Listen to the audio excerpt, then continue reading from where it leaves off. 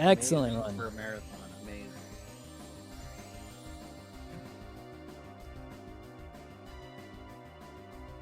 Yeah, that was a wonderful run to watch.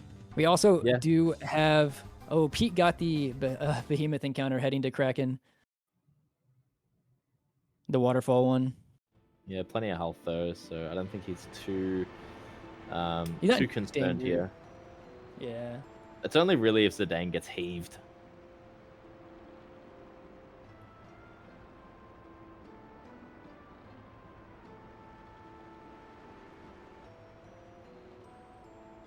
I am actually going to let you guys finish up with the last two here. I have to work in 4 hours, so... Oh, wow. I'm going to try to sleep a little bit now that we've made it here, so... No worries, mate. Thanks for joining us. Thank you for the pleasure. opportunity today, everybody, and great runs from everybody so far throughout the whole thing. Thanks, Sayo, Mutski, Handy for being my cohorts tonight, and enjoy the rest of the relay. Oh, 100%. Yeah, it was a pleasure commentating with you. Take care, big fella. Yeah, have a good night, everybody. Also, as we have some encounters, mainly being the main thing that's on screen between Pete and Magus as they go up to the bosses here, we have started the next run. Maybe if the commentators want to do a brief introduction for the runners and the run. Yeah, what's going on, everybody? World of Final Fantasy coming up next. As you've heard me before, I was here for the remake commentary, and I was a runner for the Rebirth run. I'm Woady. And I'm Stuff427. I've ran this game for a couple of years and developed my own route for it too. It's a fun little thing. And I hope you all enjoy this nice cozy run.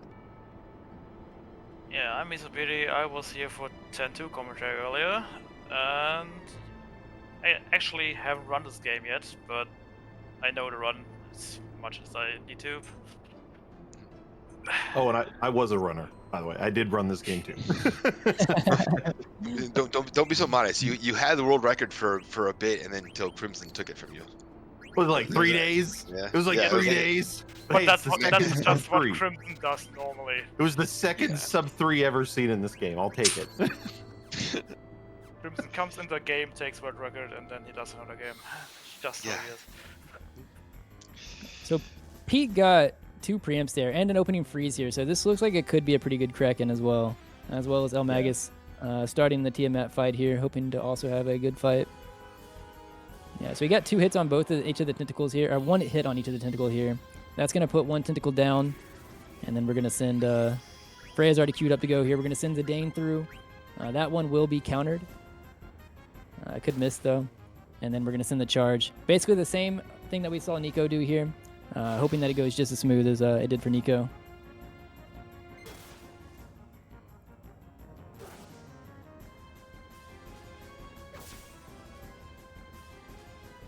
I didn't catch the beginning of El Magus' fight here, but it seems to be in good standing currently. Well, okay. As soon as I said that, he got twisted, but... One thing we'll have to keep notice is Freya's transpar for both runners. Yeah. Oh, yeah. Especially, yeah. They're both, like, right there. So the reason, actually, I guess just coming off the back of a Nekron fight, there's a better time than any to explain why that transpar on Freya matters.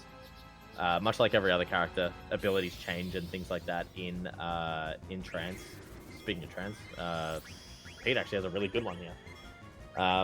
But Freya's jump becomes very, very different. It now, rather than being just sort of a single jump and then lands on the boss, she'll hover in the air and throw down several sort of rain of spears.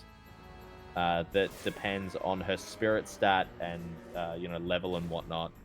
And basically the result of this is, depending on what put Freya in trance, when it put her in trance, and what level she's at, when you land after the jump, rather than landing back on Blue Shockwave 1, you may land on Blue Shockwave 3 and need to jump again, or you may land on Blue Shockwave 2 and then need to wait for Blue Shockwave 3 and jump again.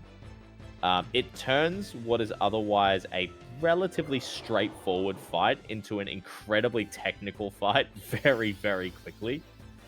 And you do need to actually check what Freya's level is, because the difference between level 4 and level 24 and level 25 does have a huge impact on oh, I got scared for Pete there. Does have a huge impact on the way that fight's going to play out now.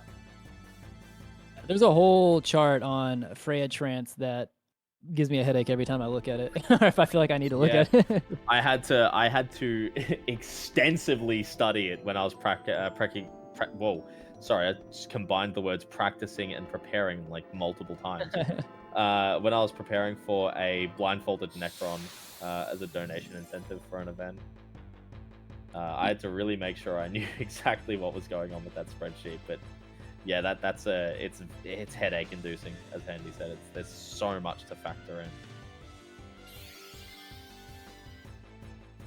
Also, I need to know how many encounters Elmagus has at the end of this run, because it has like almost doubled, I feel like, between the end of the back half of Disc 3 to here. Every time I've looked between, like, I've gone to like one boss fight from Pete or one boss fight from Nico, and I looked at Elmagus' screen, he's in some sort of an encounter. The game has not been very kind.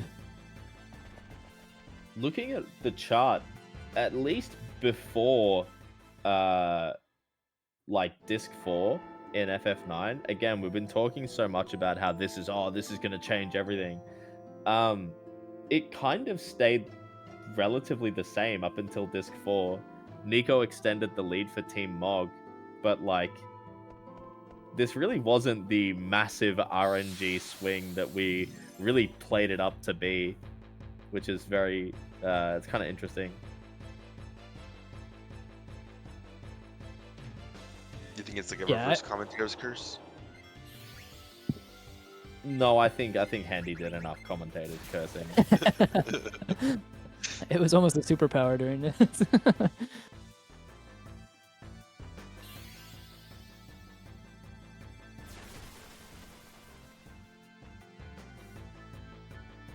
Also, we have Pete flying to the Lich fight. This fight is generally a pretty quick fight. Usually you can get it through in like 2 turns, especially with Freya having all the right equipment and being right level and everything that she needs to be.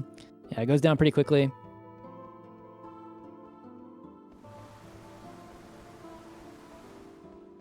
We have Elmagus also coming up to the Kraken fight pretty soon.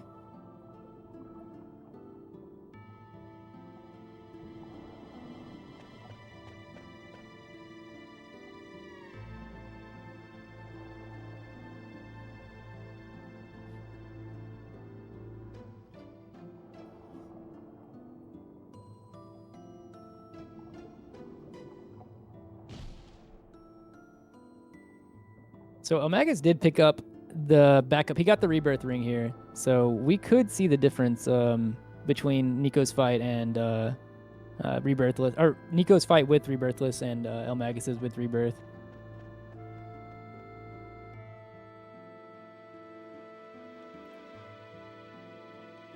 Oh, Pete got the space encounter. No one can catch a break. No. We'll see if WAF can tighten the gap a bit. Is WAF is it very RNG? Is there like a lot of swing to it? No, I would say it is more or less pretty linear, cozy, linear, and straightforward. It's one of the runs where you just want to get the fastest or highest agility mirages. That, you know, instead of calling them animals, you know, monsters, they're called mirages in this game. Really, it's the name of the game is throw items, because that's the most, you do the most damage you do the most damage early on by throwing items, and you can pretty much have at most times six items being thrown at once. So you throw one item that does 1500 damage times 6. That's 9000 damage a turn. You know, if everyone stays alive. So it definitely It is. helps. It is a very cute looking game. I've actually never played it casually either. It's The first nice. 30 minutes has some RNG to it because we have to capture things, which we'll get into when we take over commentary. But yeah, it's got nothing like major swing wise, but you know things can happen. Things can happen. It's not a guaranteed safe game. No. Also, 2 out of our 3 runners, FF9 runners, got the freeze opening on Kraken, which is what we'd like. But it looks like Elmagus, before the tentacles even have gone down, got water good, and so Amrit is on the ground right now already.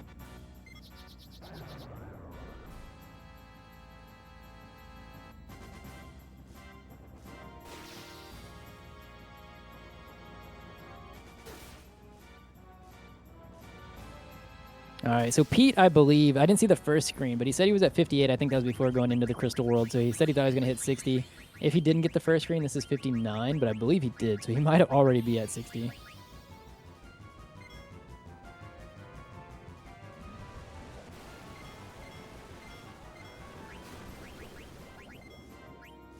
Yeah, Elmagus is having a kind of unfortunate Kraken at the moment. Oh, also, Steiner is out of MP. He had to throw an Ether.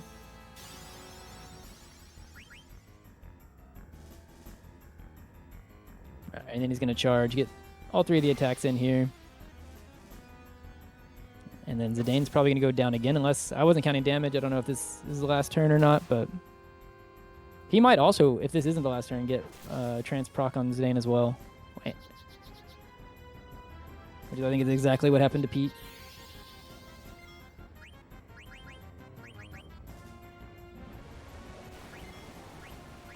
Oh, wait, no, it's going to kill. Never mind, it won't proc. What am I talking about?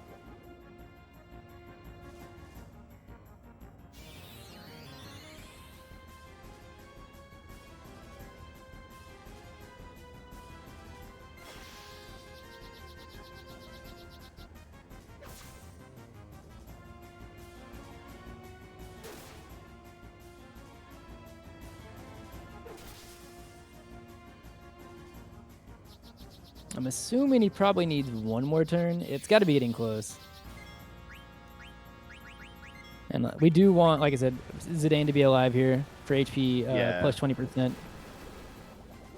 Helps him live against that opening Meteor Deathguise, which we actually, interestingly, forgot to cover. So wrapped up in everything else. Yeah, there was a lot of fights going on all at the same time. Yeah, this is sort of what I was mentioning with the sort of slowdown on Kraken. We're only getting 3 charges per rotation. Which does unfortunately play a bit of a factor, but Elmagus gets through. Yep, Kraken did go down. Also, Pete updating 61 encounters.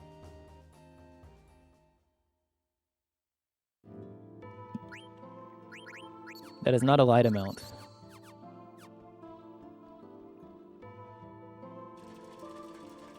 All right, time to see the Meteor roll for Pete. What's the Deathguise lottery going to be like? Yeah. Pete does have Rebirth Ring, so that opening Meteor is not going to be a huge deal if... basically, the odds are slightly more in Pete's favor. And we all know that FF9 respects the odds. Don't anger it. It can hear you.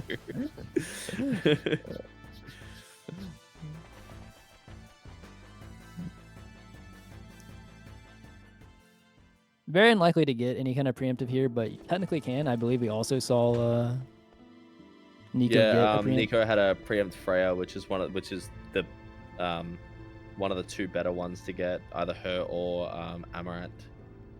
Oh, okay. Well, only Steiner dies, huh? Well, this is beautiful. Yeah, we take those. So, yeah, Deathguise has about 55,000 health. So, rounding up, Steiner dealing 10k per attack. A 6th attack is sort of half wasted. That's why you saw Nico attack with Freya to deal just shy of 7k, and Pete there throwing the Avenger to deal about 5k. That basically just makes up the rest of the damage, and rather than needing 6 Steiner attacks, he's only going to need 5 now, which is very good. Demon's Claw missing. These 50-50s have not been going well for Deathguise. Hasn't hit one yet. Yeah. Counterattack procced as well from it. That's beautiful for Pete. He's going to start reviving his party in the battle here as well. Could get spun and just negate that, but yeah. I think he was holding just in case maybe there was that or Yeah. death.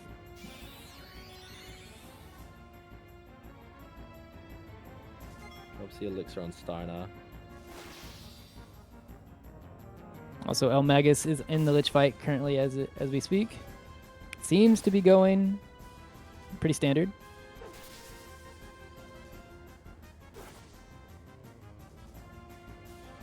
All right, so this must be the last hit for Steiner on Deathguise. Basically setting up Zidane to be in crit HP there going into Trance Kuja.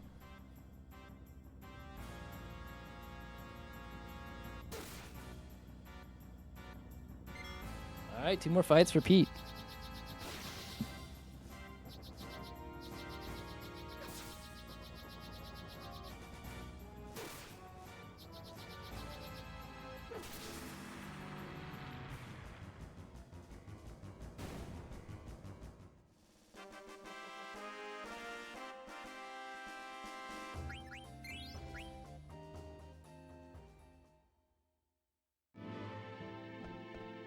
Also, El Magus is through the Lich fight.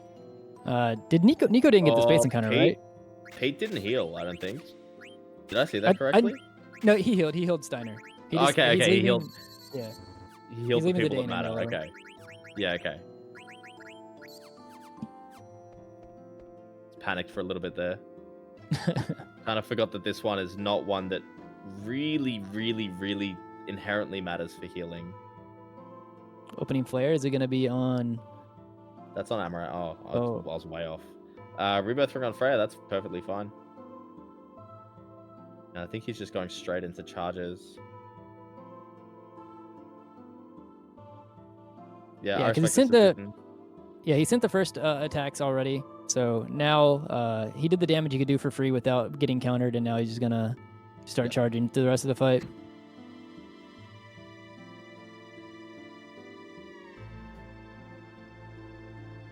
He's so Also, I close believe- to trancing too. Yeah. Oh, yeah. Also, I believe El Magus did not get the space encounter, so only Pete did so far. Or not so far in the relay. This is a tough one for Pete. I like healing someone here. Yeah, I like this a lot.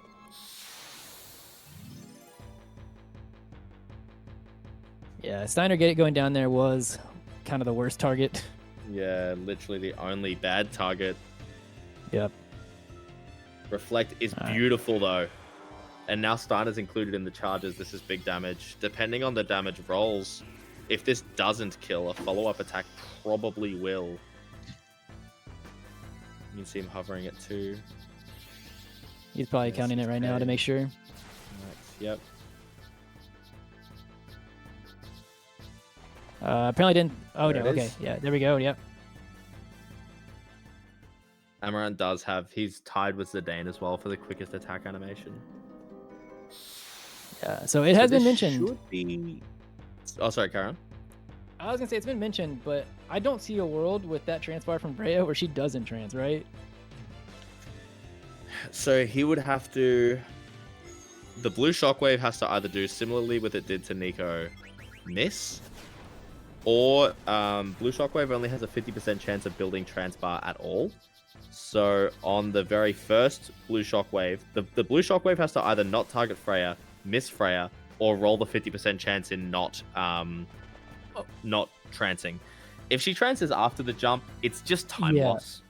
Yeah, that's fine. If you can get the jump queued beforehand, then it doesn't matter. And you saw Nico have to wait for it a little bit, but if you do have at least one self-attack queued up already, that will automatically time the jump, so you can actually just queue it up let's say you've got blue shockwave and one person left to self KO, you can actually just rip the jump on Freya immediately when you see the text that says blue shockwave, and avoid that entire situation regardless of whether or not it builds trance. But So I believe Elmagus is at 3 crystal rolled already, and he still has another screen to go. He got 2 on the first screen. Jeez. Yeah, just before this becomes a mostly World of Final Fantasy stream, I just want to shout out the Relay for having me on, the runners for inviting me on to do commentary, yourself, Super Handy, Cornfed, who left, and Mutski, who left earlier in Disc 2. Absolute pleasure. This has been outstanding stuff so far, just getting to see everyone do their thing and do it so well. Relay season's always awesome. And yeah, seconded. It's been great. It's been a blast. Commentary's been great.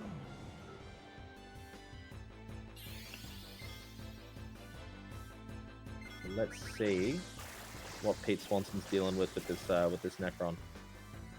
Man, Elmagus is just getting rancid luck on these, and it's not just encounters in sheer number. It's it's the quality of the encounters, and boy, it's been low. The quality has been low. No, yeah. That's such a shame. All right, Pete's starting. Pete's starting the last fight here. Assuming no protect, no trance, no funny business, this should clock in around an 8:53. What we'd like to see here is really good ATBs from basically everybody, so that you can cue everybody's attack and a jump like all together. Yeah. Nekron can actually Meteor too. So, what do we got? Protectron. Oh, that's the worst. Pete might know the strat though. If any one of these runners would know it, I would say it's Pete. There's a blue shockwave. He can cue the jump straight away. Yeah, he's good. He's good. Beautiful. Oh, it didn't even. Yeah, nice. But if he doesn't do the anti-protect strat here, Freya has 3 more opportunities to build trance. So he's going to have to either roll favorably on 3 50/50s or do the anti-protect strats. And it looks like he's going for it. So we're going to do, I know this strat. He's going to let Steiner chill and be queued up. Oh, wait, maybe he might not be going for the full thing. There's a trance. Yeah, holding ATB, I'm guessing here. Okay, no, he is. He's going for it. Okay, so he's going to revive Zidane, and then Zidane is going to do an ATB-weighted revive on Amaranth. The only reason this works is because with Tower, Zidane does outspeed Nekron, but he needs to outspeed Nekron, like, a lot. So, flick over to Zidane, very quickly get that Phoenix out on Amaranth, and he did land it, and now the charge with all 4 party members is crucial here. Trance Freya is going to help with the damage output here. I'm so happy that we're seeing this. This is really, really difficult. But we're going to charge, and we're going to let this not ATB weight, basically, because we want that protect timer to run out. And we're basically just going to out-damage through the protect. So Meteor coming in right now, Magus as well, all together. Both these things happen at the same time. Yep. All right, what did he get? And this next round of attacks should just kill, especially with that Freya trance.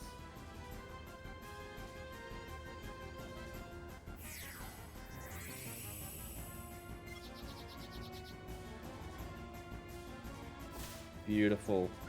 Beautiful on the start of Pete. That's time to Pete. Let's go, Hab. GG, Pete. That's Pete's got to be really stoked that he pulled off that protect strat. That is one that you don't have to do very often, and it's so hard. It's so hard to do already, and then to be practiced and prepared for it in a situation like this is incredibly impressive. Well done to Pete as well. Yeah, I was saying, and that was only like discovered like in the past year or so, or maybe 2 years ago. But fairly recent.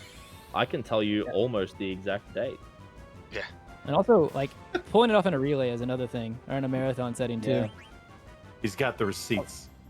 Yeah, exactly. I made a video like tutorial on it because the only video showing how it was done was like a Japanese video by Zeke. Right. I made a video like 2 days after it Yeah. came out, February of 2023. Oh, okay.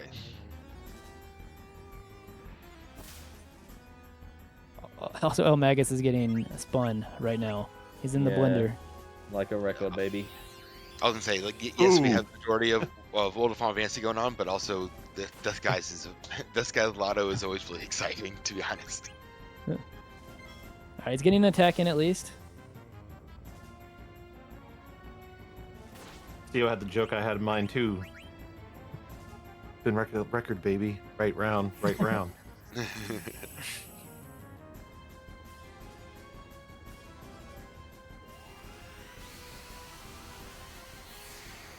so distracted by Deathguise.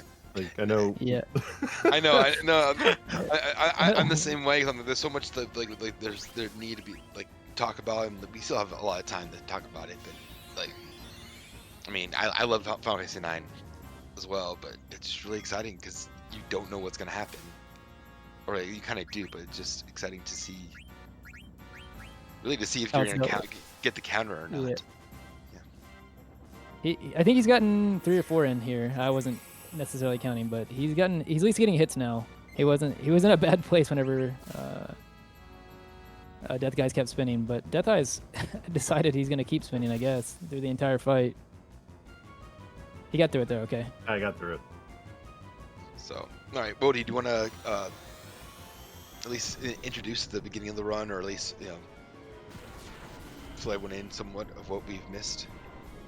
Yeah, of course. So World of Final Fantasy, turn-based RPG with kind of like a pseudo Pokemon system to it, with these things called mirages, and we capture them. It's about these 2 twins. Essentially, what's been kind of happening in the beginning is we've just been kind of getting through some tutorial fights. We've been, games been kind of teaching us how to play. So what's been happening, at least on BrainBugged side, is he's gone through the opening area, learned about mirages, learned about stacking, because the game has this combat system where you utilize like stacks, and like your stacks kind of like combine your stats together, and so we'll use things like that to access like abilities, and then we'll unstack, we'll throw items, and for now we're just mostly going through the story. But some of the stuff that's happened on BrainBugged side that we'll see soon on Hab's side is we have to capture. We've routed very specific mirages that we're going to capture. So in one of the first main areas, we'll be looking for floating eye that we need because it gives us access to an earth element, which the first boss, Ramu, is weak to. Plus, we need to fly across like gaps and stuff later in the game, because there's a lot of like world map actions too that some of the mirages give you access to. We'll also need a creature called a Black Knack, because that will give us access to Fenrir, because we can ride. It's called joyriding. Mirages on the world map, and that's just faster movement.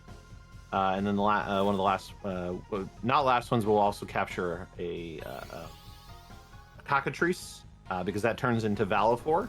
Yes, this is kind of like a love letter to Final Fantasy, so there is a lot of reference to just about every Final Fantasy game throughout. Some of the characters are boss fights. Areas are represented of from their games and stuff.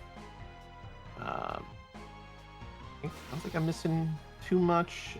It's a very straightforward game. We do a lot of item throwing, so it's just a lot of managing through throwing items. Like once we get to like a certain point, because like right now we're not really at the point where we have the money for items, so you haven't seen, if you've been watching BrainBugged stream, like a lot of throwing.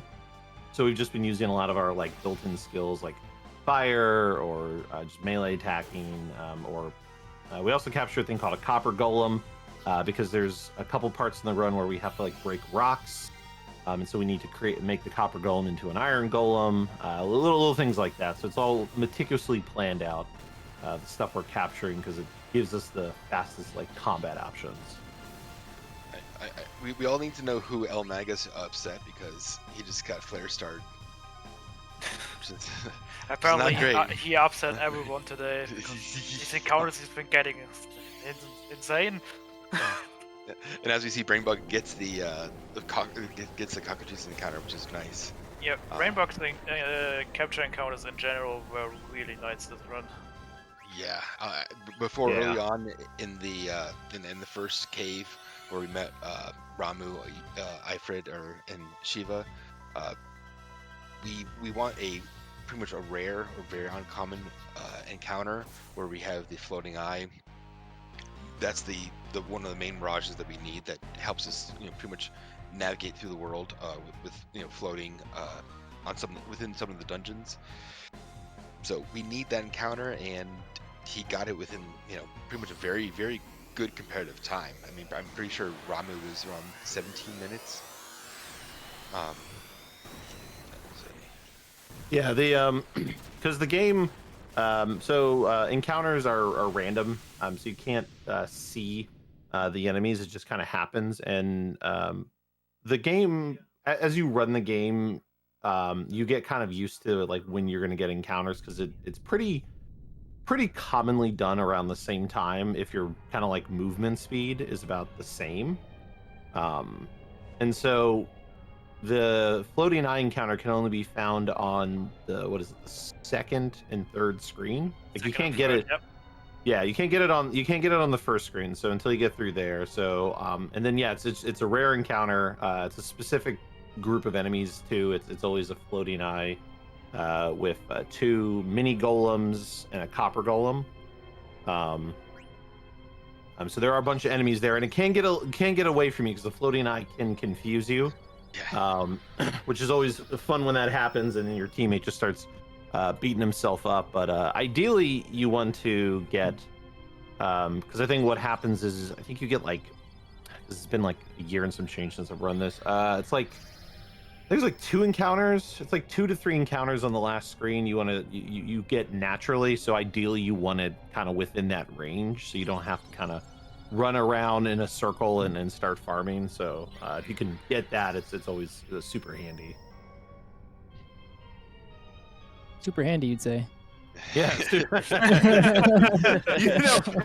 Every time I say super handy a lot, and every time I say it, I always think of you. I always think of you every time. Every time. I thought you were just adding to the dad jokeness of World of Final Fantasy. I mean, to be fair, I mean, I'd make a lot of dad jokes, so I mean, it kind of like it's just natural for me. It was a perfect fit for me to be honest with you. I don't even know what would compel me to run World of Final Fantasy. Oh, I know, it was the relay. It was the first. It was my first relay. Yeah. That's what it was. I when I became a runner, it was my first time as part of like I was still kind of like a brand new speedrunner, and I just signed up for the relay, and I was put. Instead of World of 7 Remake, because they took normal that year and the other runners were more competitive timing-wise, I was asked to do runs for WAF. Now, I wasn't a runner for WAF that year, but I did learn the run because of it. We do have, if you don't mind, me and Handy jumping back in for one last Nekron fight here. Of course. Go ahead. Magus getting a good opening with Shell means that they cannot be a protect, and that's beautiful. Yeah, he can just cue the jump straight away. Magus looking to have like the most no nonsense of the Nekron fights thus far, barring the blue shockwave miss. If Freya can get into yellow health, most no nonsense one of the lot. He probably won't even trance, honestly. But let's see how we go here. Nice. He's perfect. He's golden. Pure execution from here, basically.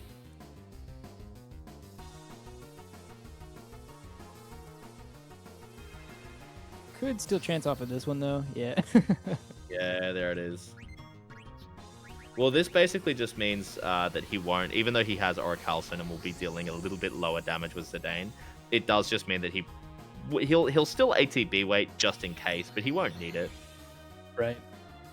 That boosted damage from Freya is more than going to make up for the damage deficit there.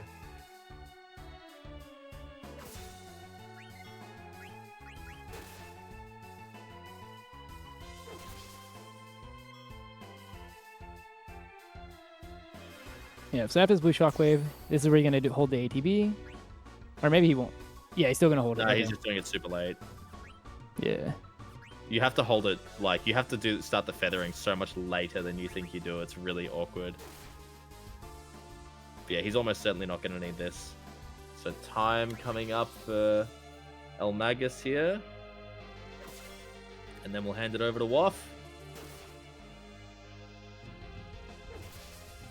GG Elmagus. Yeah, GG, that run was everyone. not kind, and he persevered through it.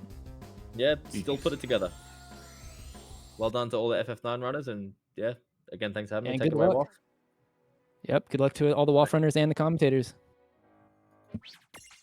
Thank you so much. Give another round of applause for FF9, everyone. We're getting down to the wire here. What are we? The last 3 games. We got World of Final Fantasy 15 and then 6. So I love a good adventure. Come on, sis.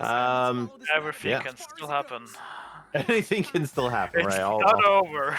It's not over. It's not over. And looks like so Hab is currently in the process of trying to hopefully get his floating eye encounter, because he's in the cave there as Crimson starts to run. Something that happened through the streams, and you'll see about 6 minutes in on Crimson's side, is there's a cutscene. There's an opening cutscene to this game.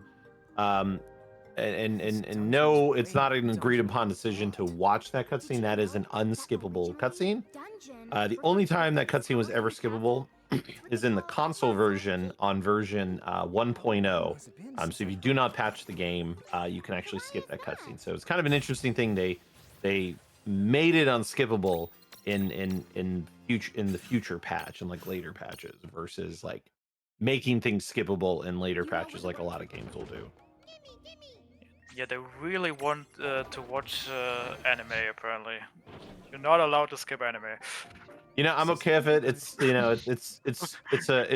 it's a break 6 minutes into the run. Everybody needs that, right? You know, you never know how many resets you're on, because this run's short enough that like you get to a point where you start just resetting within the first like 20 minutes if your floating eye RNG is just unkind. Yeah. So it looks like Hab's having to take. So something that happens. So the dream RNG in the cave that Hab's in right now is that you want to get the floating eye encounter before we come to this like puzzle box thing. So there's these like circular platforms that will come up to that like have triggering points on the world map, and the way they work is you have to put a specific like weight or element distribution on them. And so for this first one, that's part of the reason why we get the copper golem, is because we use the copper golem to trigger this platform. And so the dream ideal is that you get the floating eye encounter so you can capture the copper golem and the floating eye, because if you don't, you have to essentially take 2 fights. You basically got to take like 1 fight, get the copper golem, and then get another fight for the floating eye. But you know, sometimes it just doesn't pan out that way. But that's the dream. That's the dream kind of encounter there. Hey, Tama. Weird question. BrainBugged is on the kind of like Grand Fenrir fight. So this fight is so we did this earlier, but we hadn't seen it. But we do a thing where XP in this game is just it's distributed across kind of everybody that's alive. So it's one of the games where you do have to be alive to get experience. And what we do to help kind of like push characters to the proper level is we'll kill off certain stacks or certain characters at various times in the run. So Wait. BrainBugged's doing this wrong way. Yep. Okay, good. Yeah. Sorry. He killed off. I would say he killed off the wrong stack. Yeah. Yep. This is what we now call pulling a Crimson, because last time Rolf was in relay, Crimson did that and then realized it and did a panic reset and lost 15 minutes. So really good for BrainBugged to catch that themselves. So it could have been a little scarier, a little more team, a little more RNG towards team close race. So yeah. Looks like Hab's having so Hab's doing the thing we talked about where so this is where you have to farm the encounter because he hasn't gotten the floating eye yet. So you just kind of run around in a circle here. Oh, there it is. Yeah. So if One thing this that's- was a normal run, he would just reset here because spent way too much time here. But since it's a marathon run, Kind of just have to take have it. to keep going. Yeah, I've died there before where, pretty much because one character can get confused, they can actually attack your other character, and if all the other mirages attack that one character, it's not a fun time. Yeah, that has happened to Hub before as well. So it is an encounter you can die on. And then It the random shouldn't misses. happen, but it can. Yeah. And then And- yeah, go ahead. Sorry. No, I was just gonna say, like, so the big thing is so capturing mirages. We have to imprison them, and every mirage has a specific method to which you can pressure them, I guess, or create or get them to there's Become a fancy- imprisonable. yeah, becoming imprisonable. Thank you. I know there's a better. This is what happened when it's 5:45 in the morning for you. Yeah. I did get sleep though. I did. You did not. I got a little bit more sleep out of it because of it was originally supposed Time to, zone. I guess, 3:30 time zone wise, but then the relay pushed out a bit.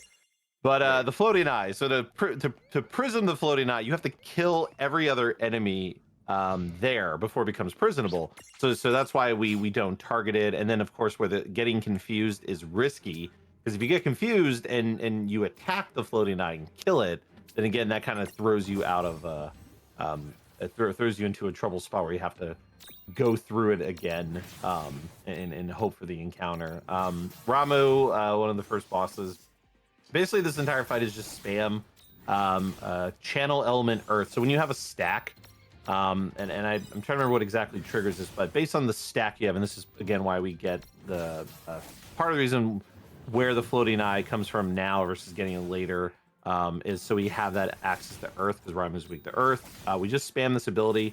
When he gets kind of weaker, we do have to be mindful of like our HP levels because he will hit us with like a Thunderbolt move. Judgment Bolt. And you either need to defend to survive it or heal if your HP is like way too low, or you can kind of like risk it. Like you get an idea of how much damage it deals, and you can kind of like know if you're gonna live through it or not. Especially if you get a bunch of crits or something, because you might get to it a lot quicker and haven't taken as much random side damage. Yeah, Hub got at least one crit as far as I saw, so. But Yeah, and we need all three the of them know the lightning. run so well that they should know which HP levels they should have to survive. Yes, yeah, and for the Ramu fight, I want to say like the threshold might be like 280, but we really wanted to say 300. Try to keep your guys over 300, or if you're around like 180 or so, like defend and you'll do half damage. But yeah, obviously the more you play it, the more you get used to it, and the more flexibility you can find for your own stuff. But just the easiest thing is just to potion yourself, get over 300, and then continue doing the earth elemental damage. Yeah, apparently my note says he has 2,562 HP. And he has, and I want to say, I don't know for sure, but I know Ramu has the least amount of HP and has the elemental weakness. Up on that hill. So Well, and we need the zapped. The zap move too. Yeah, there is a. I was like thinking like, oh hey, let me try to see if I can come up with a route for like using a different starter mirage or whatnot, and it's just I think it's such more smooth when you have zapped in your party. It is that much better. So Let's hurry up and circle around. Another thing that with this game, if the game looks like it's kind of Okay. like combat's playing at like hyperspeed, it's because of a few things. So the game, and this is an interesting PC thing, we're not sure if it's a bug or what. So the game has a speed up mechanic, but for some reason on the PC version, it has like a double speed up mechanic. So for the longest time, it was believed that it was like some sort of like weird luck or bug that runners would get. Like it was just kind of like, oh, your game for some reason happened to be running faster than other people's. And eventually it was discovered that it was literally just pushing in the R3 stick was apparently all you had to do. And so when you push in R3, it creates this like double speed that just stays persistently. Like you don't have to hold a button down, you have to click it every time, and you can even close the game, reopen it, and it just stays. And then you couple that with the holding the button down, or if your settings do it for toggling the built-in speed up mechanic, then yeah, you get like a massive boost. And so that's part of the reason why the PC version is a lot faster. I'm not sure how much faster the console version could be, because I don't think anyone's touched it since some of the most recent routing and stuff. So that route is pretty outdated. I'd be curious to see how much the time difference really is between like console and PC with the lack of the extra speed up. And I own it on PS4. I could do it, but I just can't. Yeah, I have it on PS4. There's only so many games. Yeah. Too many things to speed run. Yeah. But we have I guess we have Crimson starting chapter 3, where we are introduced to the cave that we were all talking about, along with Ramu, and then BrainBugged is on their way to, through Saronia, which is the Final Fantasy 3 area. In terms of the story, pretty much we are on our way. We start off in Ninewood Hills, which is our center area, and we can go through these gates that go to these different dungeons, different cities or worlds, of Final Fantasy, or Final Fantasy-esque areas. So we go through a forest, ride the train over to what other first town but Cornelia, and then we meet Princess Sarah and the Warrior of Light. Help them defeat goblins, which again, goblin is the first enemy in Final Fantasy. So we defeat them. We defeat the goblin, save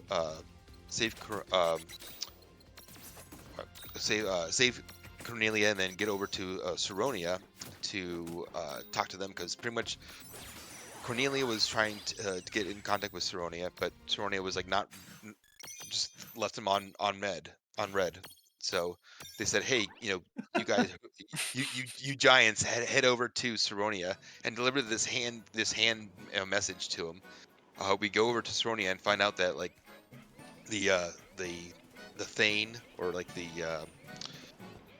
pretty much the ruler that's like sitting in for the actual ruler was taken over by an evil entity, which we ended up seeing it being shown as the man in the golden mask, or the knight in the golden mask.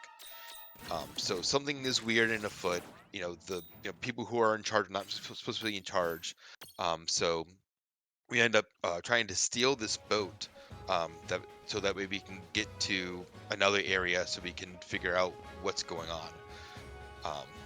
So we'll obviously meet some friends along the way from past Final Fantasies.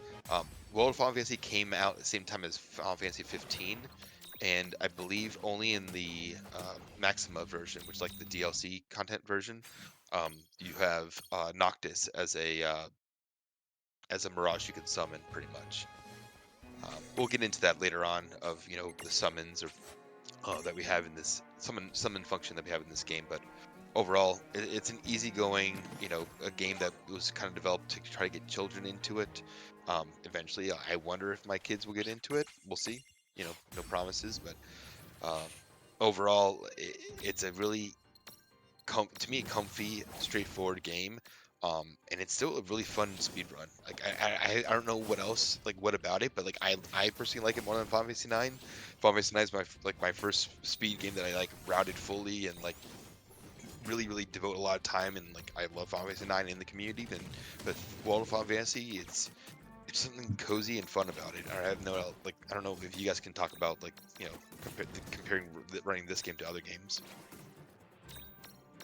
Yeah, like we're talking specifically like speedrunning, it's definitely very comfy. I will say, when I decided to go back to running the game for the first time since the relay, last year after the relay, I decided to go back to World of Final Fantasy.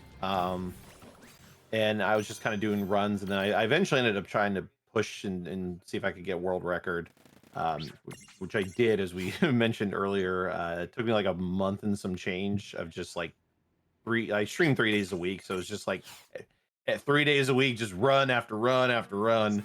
And I just whittled my way down to it, and like there was some stressful moments with the end game and losing runs and stuff, but overall, like yeah, like it's definitely like not as stressful of a run in comparison to like some games out there. Like it's definitely not as like intensive as like remake or rebirth, which I've run probably more, a lot more over the years.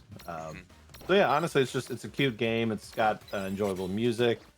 You really, a lot of people seem to have a lot of issues with Tama, but mostly in English. So just play it in, like I play it in English. Like I'm not that bothered by them, but most people seem to play it in Japanese because they find the voice of Tama like a lot more endearing, I guess, to hear. But no, I highly recommend it. Like honestly, it's always nice when we get new runners. There's actually somebody recently has been running the game and putting up runs, so it's always nice to see. Even pre-relay, a lot of times it's like post-relay. People are like, "Oh, maybe I'll give this a shot and might get a new runner or two." But yeah, it's a fun game. It's definitely on the cozier side compared to some of the things that I run. Yeah, and go ahead. No, I was going to point out what Crimson had to go through. Yeah, that's what I want to say right now, because he has to grind for his flying eye encounter, and he got it. The problem was, while he was on it, he got confused and killed it. So now he has to run around in circles again and search for another one. Yeah. That's the bit of RNG we have, and yeah, this is the first like RNG hurdle that we're encountering right now. So we'll see. And BrainBugged, you got the ship. It ended up being a ship for the evil knave or Thane that was in control of Saronia. We took the ship and ended up crashing, and we befriended this friendly Adamantoise, and they're taking us to the Dragon Scars, where we're going to really it's my favorite dungeon, or second favorite. Favorite is the Crystal Tower, but overall, like we're going to an area where we'll get to see some dragons. Okay, then let's. yeah, meanwhile we have another flying eye encounter on the screen. Hopefully this time it works out. Oh, one thing also to point out with Imprison, some mirages will counter you if you miss the Imprison. So, like, not just if the floating eye decides to do that, it's it's even worse because you could be in low health and all of a sudden they counter you and you die. I had something like that happen to me on the next encounter or the next mirage that Crimson is gonna try to. Well, not the next one. The one after the Black Knock, where we get the Black Choco Chick. That Choco Chick can counter you, and I actually died to that counter before. And you can redo it. It's an actual secret location after the Goblin fight. But overall, it's that is most likely the I guess second most important mirage that we catch, since the first one is probably Floating Eye. Hey, why don't you find out? Just to get through the story, you need to have that floating ability. But Huh? What's when that light? when Crimson gets to Black Choco Chick, we'll talk about him, that mirage later, and the different things. The reason why it's really important or whatnot. Yeah, Crimson's finally on Ramo after getting his flying eye, and BrainBugged just did some item shopping, because now we're gonna see some items being thrown out. Yes. Looks Which is our main source of damage for basically the whole run. And Hab took one of the less enticing encounters for cockatrice, where you have to something we hadn't really talked about, and it's kind of been happening. So stacking. The thing with stacking is like you can unstack things, like destack things.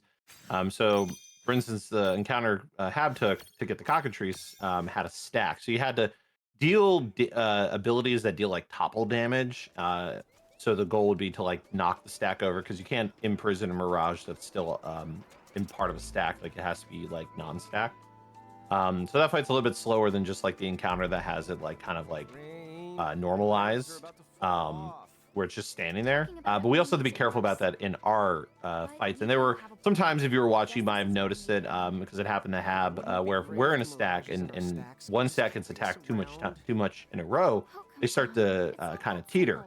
And if you know, you see a little bar and it's like goes yellow and red, and then if you keep getting hit, you fall over. When you fall over, you do get stunned, and that does leave you kind of more susceptible to attacks and damage. There's a fight way down the road where that can happen a lot due to an ability that the enemy will spam when we get to that fight and talk about it. And then also Hab is getting to Yuna here. These are there are most fights that involve existing Final Fantasy characters are unwinnable fights for the most part. I don't think you can win any of them. And so we just try to die as quickly as possible. So we either just defend or we attack ourselves, just do whatever we can to make it so. And that's kind of why we switch stacks, because that was the other gameplay mechanic is we swap. At times you might see us swapping between like big and small. So until we get Joyride, a lot of times we're going to be running around the map as a tall person because you just cover more ground when you're in your tall form versus when you're in your what was the in-game term for the smaller chibi version of these characters? I can't remember. I just call them chibi forms because Yeah, why it's not? like they're Why not? Lilikin. Thank you. Yeah, Lilikin. I was like, there's a term in game for this. So we don't run around on the Lilikin form as much. Now, when we get Joyride though, then where we can ride like Fenrir throughout the map and stuff, then we just do that. But yeah, you'll see we're running around in tall form for the most part, just to cover more ground that way. But also the stacks are different. So that was also the other thing is we switched to our tall stacks because if we were in, because we would have less HP, whereas if we were in our small stacks, then we wouldn't. Or no, sorry, we switched to small because right now we don't have small stacks because our tall forms have the stacks because we don't have the big mirages yet. Yeah, the large, medium, small. Yeah. Yeah. Is that the mirages she mentioned? You know, it's like BrainBugged is on the grandmother dragon. Yeah, Mega Red Dragon, and we can see the difference between the two the different stacks. You can see how we have Rain as the large stack right now. Eventually, they both will become their Lilican forms, and we'll utilize a. I didn't realize BrainBugged had a slow there.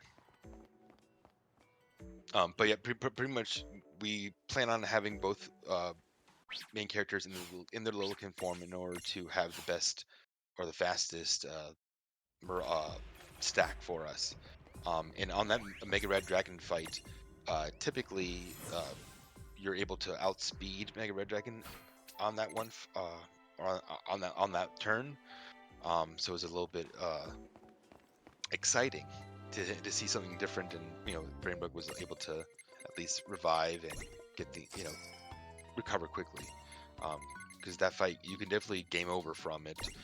Definitely something to save from before, because if you don't do the damage a certain way, you'll get Flare Start or Flare Start Plus, and unlike Final Fantasy 9, it actually does elemental damage, and with enough damage, with weakness, since you have Black Choco Chick on one stack, that stack is weak to fire, so you're already going to be KO'd from that, and then you are on a low enough level, you're not going to have enough hit points to survive it, so just not a good time, really risky. What if we don't have a mirage that can learn that? Hey, he got through it, and one really cool thing about World of Final Fantasy that makes things really easy for us as speedrunners, the revive function with Phoenix Downs is, instead of Phoenix Down for one character, it's for one stack.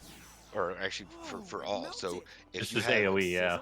yeah, it's an AoE heal or AoE revive, crazy. So there are some times where you're down to one character and all you're unstacked, so you do one Phoenix down and now you have all 6 available. And then if you have good, placement in speed and RNG, you can get throw 6 items before the boss, enemy attacks. So really helps us out. There's no way to turn. Yeah, meanwhile Crimson got his Black Nekron encounter pretty quick. Yeah, he went for the him and Hab went for the area 2 encounter drop. So it was recently confirmed that the previous area that they were in has like I think it's like a 50% is what the number was, chance to get a black knack. Yeah. But like in the last area before this boss fight, it's only like I think like 25 or 30. Yeah, it's like 25 or 30% from what we understand. Yeah, I think it was 1/3. If I'm not. Either way, the one screen has a much higher chance, and it's kind of worth it to take a couple of more counters there. Yeah, and like at least in marathons and stuff, like for the relay and whatnot. If you're doing like PB runs and especially if you're pushing for like world record and whatnot, then you just kind of have to take the chance of getting it because you'll get 2 encounters on the last screen naturally before the big golem. So you just kind of hope that if you haven't gotten it by then, within those 2 encounters, you get it. Yeah. And so Crimson KO'd the lawn stack in order to have Rain, who had the Choco chick stacked on her head.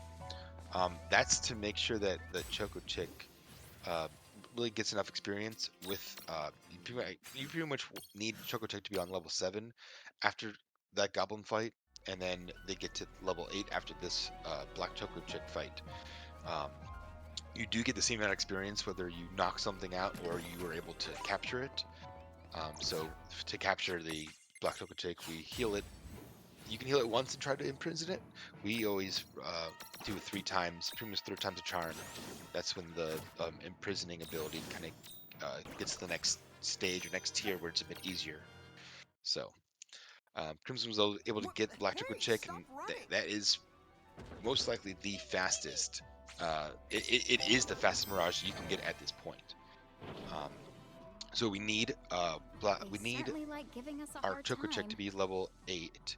So that way when we transfigure it or change it to the black version, Black Choco Chick at level 8 is able to have enough sphere points in order to grid it to learn the ability Flee. So once we learn Flee, it's a guaranteed Flee. There isn't a check that's needed to it. You're pretty much 99% guaranteed. I can't say it's 100% because there's a time where I remember hitting Flee before and it did fail. And then you do it again and you're good. So that stack helps you flee from encounters, and obviously we don't want to fight everything. That's just going to take too much time. Yeah, plus the Black Choco Chick also has a couple things that will be utilized. It has unstacked haste, so in some of the later boss fights, as you get towards like the late game, we start unstacking the mirages more commonly, and so when it's unstacked, it goes a lot faster. So it does usually get like 2 turns before a lot of mirage, like within the time it takes the rest of the team to get like 1 turn. And it also will have the haste spell, which will cast at times on like the DPS stack, because there's like a turning point in the run where one stack becomes more of like a support stack and does a lot of buffing, while the other one kind of focuses on like damaging it before the other stack joins in on the damaging, because it's like there's a bunch of setup with like protect and shell and stuff.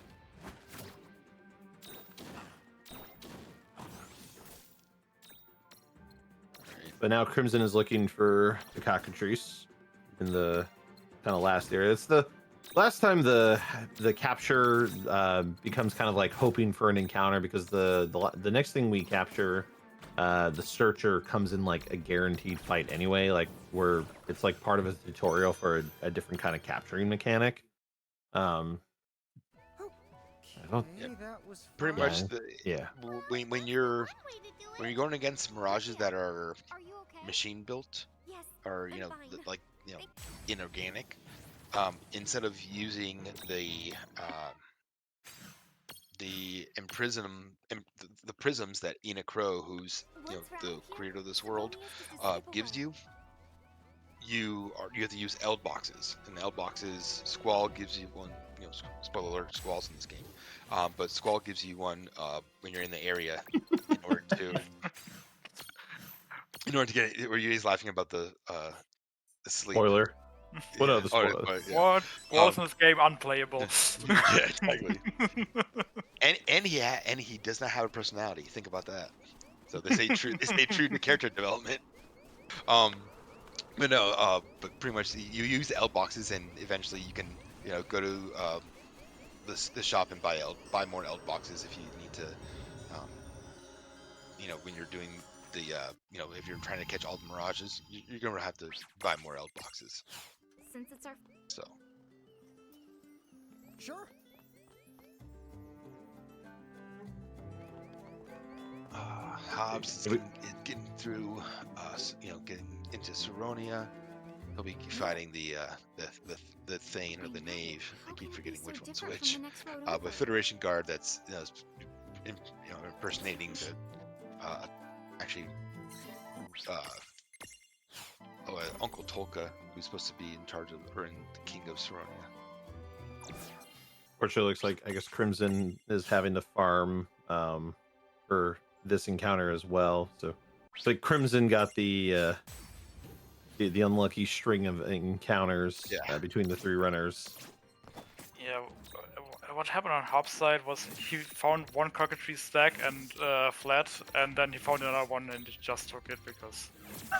And then, funny enough, the next encounter was the better one because it was the 2 solo single one. But hey, that's WAF RNG in a nutshell. Yeah. You kind of like, all right, do I take this encounter or do I risk the next one being the wrong one?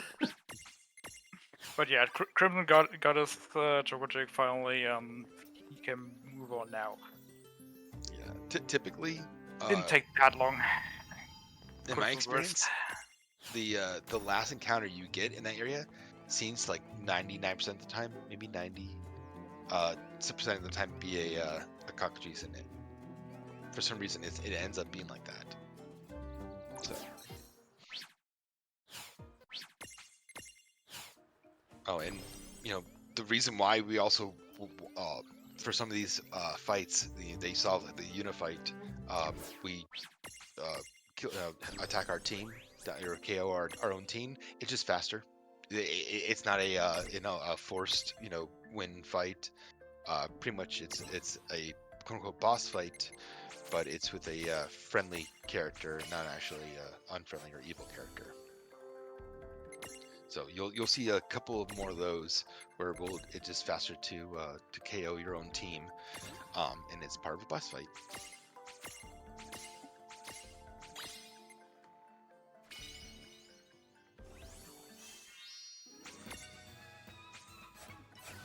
And Hob is doing the menu to get Grand Fenrir, and with the transfigure ability, or concept, we go from the black knock to white knock, and that's where we can get Fenrir, who is in the fastest tier of Joyride. Yeah, it kind of adds to the Pokemon aspect of this, where it's like we capture the Mirage. So we capture like the baby Mirage, and then because of the game requires them to be at specific levels to access that part of the Mirage board to grow them up, basically. That's where like we have to, and then like sometimes you also have to like find and defeat them. So kind of like we capture the Black Knack.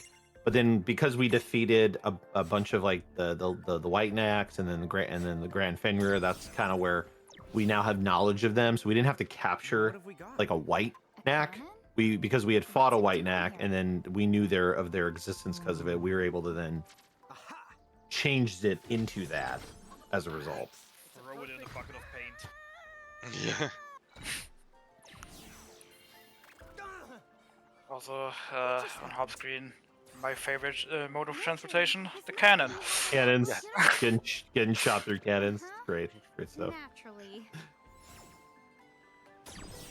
The s- the- I was gonna make a stupid joke about how much they save on their gas mileage. You know, just being shot through cannons instead. You know, I'm concerned because they're riding Fenrir and we're talking about gas mileage. Like, what does that really allude to in this case? I Where's the gas coming from? don't know. Just trying to add some 21st century, you know, technology into the world of Grimoire. That's all. I was going with fart jokes here, but Oh no, jeez. I guess. Hey, I guess that makes that is the fuel for the cannon. Natural gas, methane. yeah, exactly. Let's see. They're all in so many different. Oh, here we go. So BrainBugged is now in the Final Fantasy. Essentially, it's the prison part from Final Fantasy VIII. Yeah, because every Final Fantasy needs a prison section. Final Fantasy needs a prison section. And we're in a desert prison, so how could it not be Final Fantasy VIII? So yeah. So we've essentially had our mirage. Like we've essentially lost access to our mirages at this point. This is kind of a danger. This is kind of a weirdly dangerous part of the run. So this first fight, you do have to lose it. So this one, it's just kind of, you just die pretty quickly. But then the next fight, because you still don't have your mirages, is against like a single searcher, in conjunction with that kind of like conversation like about L boxes that we were talking about.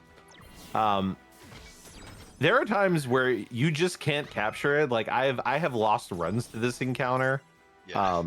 You're just like because all you have is your single character, and all you can do is throw the box, and sometimes you just don't capture them, and then you're just getting pelted, and then you just die. It's the most it's not the most common thing. Actually, considering that we were just given the match technology where the game kind of expects us to, add it to our team, but Right. since we can technically do it without it, we just do it without it in speedruns. Also, there's Brain a got- yeah. Oh, yeah, weird. went That was a pretty weird well. graphical bug there. I was so Yeah. confused. I was like, "Where are his characters? They were gone." Oh. But yeah, so pretty much, yes, in order just to go faster, like we don't, stack ourselves onto a magic tech armor. Could we? Yes. Marathon? Maybe. But Rainbow got the good RNG there, and really just because this area is full of those searcher mirages, and they have a bit of a sensor on them. This is definitely I would say probably one of the most, if not the most, careful dungeon where we are very, very careful and precise with our footsteps.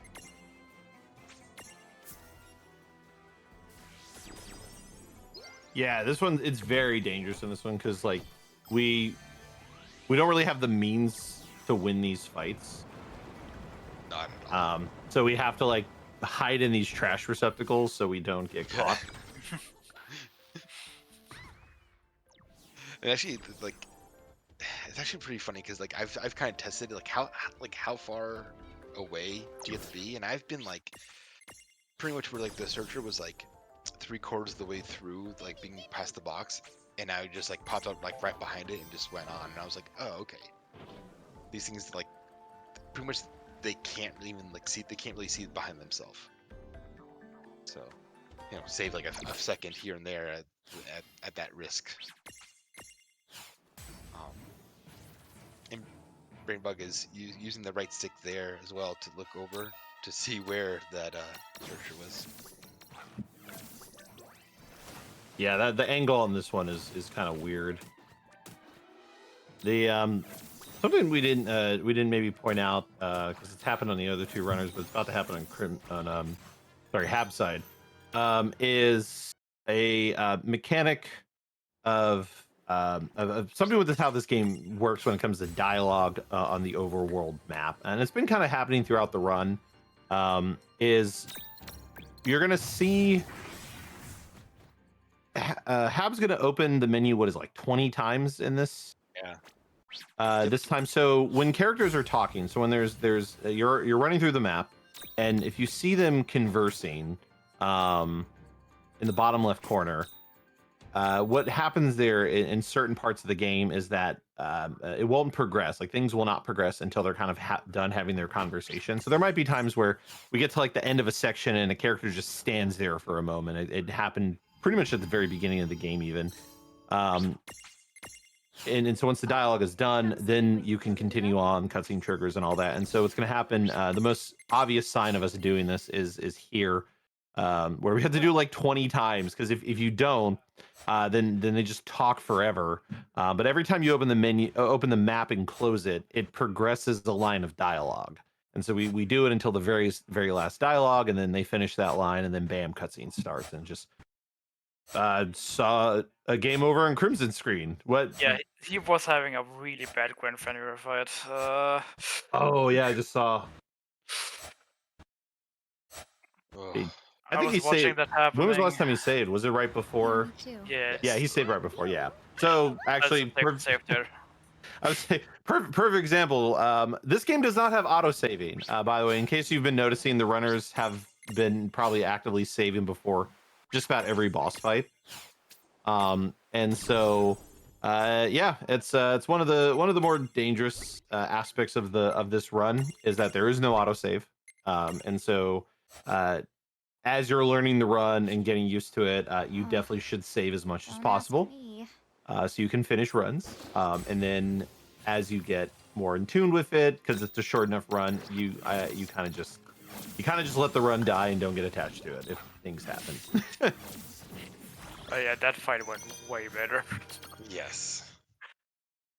Because his stack that was supposed to die died way too early, and then he got toppled on the other stack, and then it was basically over. And BrainBugged's getting through the longest or biggest menu of World of Final Fantasy, where now that we're back with our mirages, swimming around over there. the whole reason why we got into prison is we were purposely put into prison.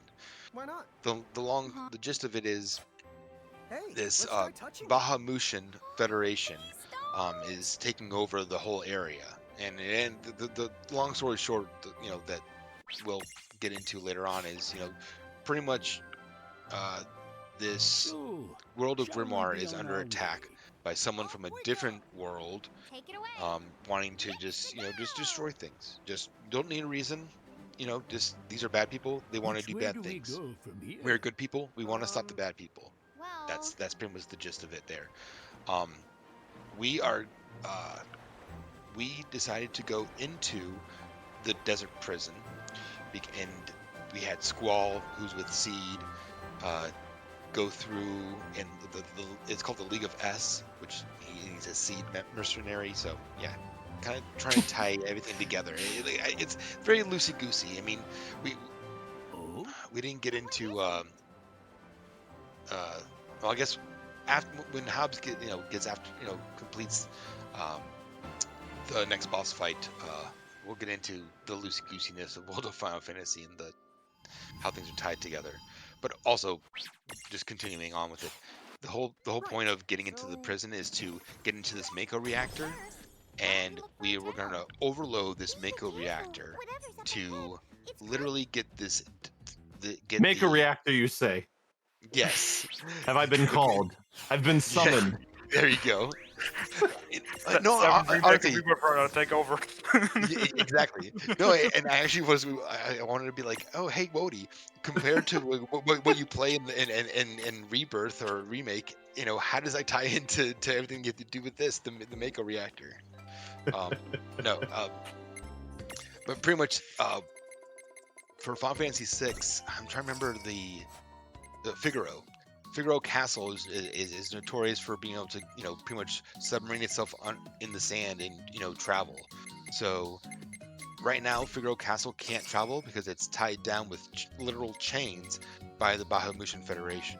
So what we're gonna do is override the Mako reactor, or that's the theory, and bust through the chains and literally have Figaro become an independent state as they have always wanted to be before they got taken over. So that's the whole long story short again, you know, of why we're here. But we got our mirages back, and now we, you know, updated them all. We pretty much have our final party updated because now we have Valfor as our large member for the rain stack. I think this is like the longest menu in the run. Unless something's Yeah, changed. yeah. Because I know, like since I stopped running, I know Crimson had routed a bunch of like new tech and stuff that was kind of discussed, and like found like a bunch of time save like with some different like late game strats. But I think this is still the longest menu we do in the run. Right. Yeah, the late game, well, the way Crimson has it, it's kind of broken up into two menus. So Tama, At least could you tell us I more believe about so. exploiting resistances? Kaboom! And it'll be exciting to get into that, you know, towards, you know, the latter part of the run of the new changes and just how good some spells are. You may have no. Dude, it all makes sense now. What? The Oh no, elemental I'm coming up resistance to stuff? Cerberus, the worst boss of the run. Oh, thanks for the segue. But yeah, as Hobbs generously pointed out, as he's hopefully not gonna. Nah, he's fine. Got a little scary there. But yeah, a lot of these little Red Dragon fights are very scripted. They're not really scary because we have dragon scales, and dragon scales do 1500 damage base water damage, and they're weak to water, so they do like 2200 or so, and pretty much one shot them. As we enter into Cerberus area, we get this one of two quote-unquote glitches or exploits. Just like in Mario, when you get hit by an enemy, and if you have, you know, a mushroom or whatever you power up, you'll become invincible for a few seconds. So if you flee from a static, you know, enemy like that, you can actually clip through them. We'll end up doing that in a few hours, or probably an hour or so from now in the Crystal World, Crystal Tower. But that Cerberus tutorial was really just to show you what these Mega Mirages can do, and when you obtain a Mega Mirage, it's pretty much a summon. The Mega Mirage comes, and Lon and Rain are stacked on top of it, like one on the other side, and you can fight together in that new sense. It ends up being unavailable for the final boss, I believe. And they're kind of weak to start off with, but you have to like level them up and train them and do all that fun stuff. So it can get grindy, but it's a nice, just kind of a difference with the game. I guess we'll have to give it That's a what nice it little thing. wants. Unfortunately, we don't need to use it, but it's still good.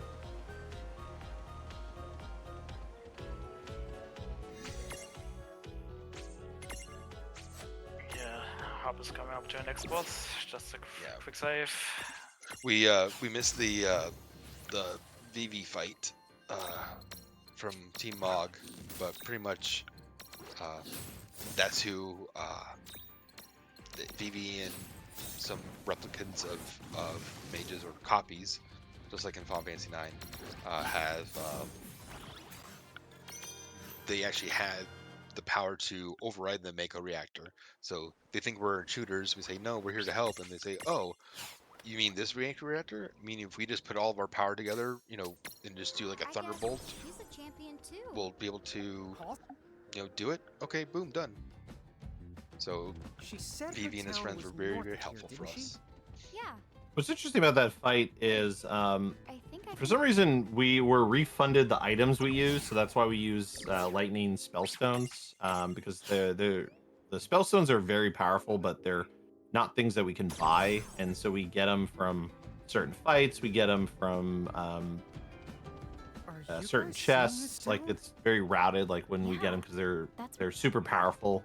Because there is a boss fight down the road where we're gonna need him to help us get through it as quickly as possible. And on that fight, we'll use 2 lightning spellstones. And for whatever reason, because it's not like after we like try to capture Vivi, the fight just ends because we realize that he's not a mirage and he's just a character. Like he's actually like a character. The game just refunds you back your items, which is handy. Valley 7 is east of the here.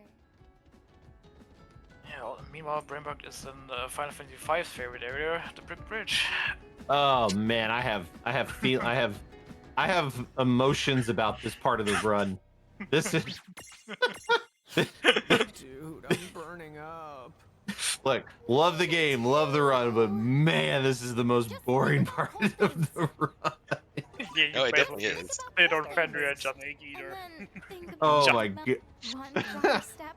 Oh man, like you're gonna see here, it is just running straight.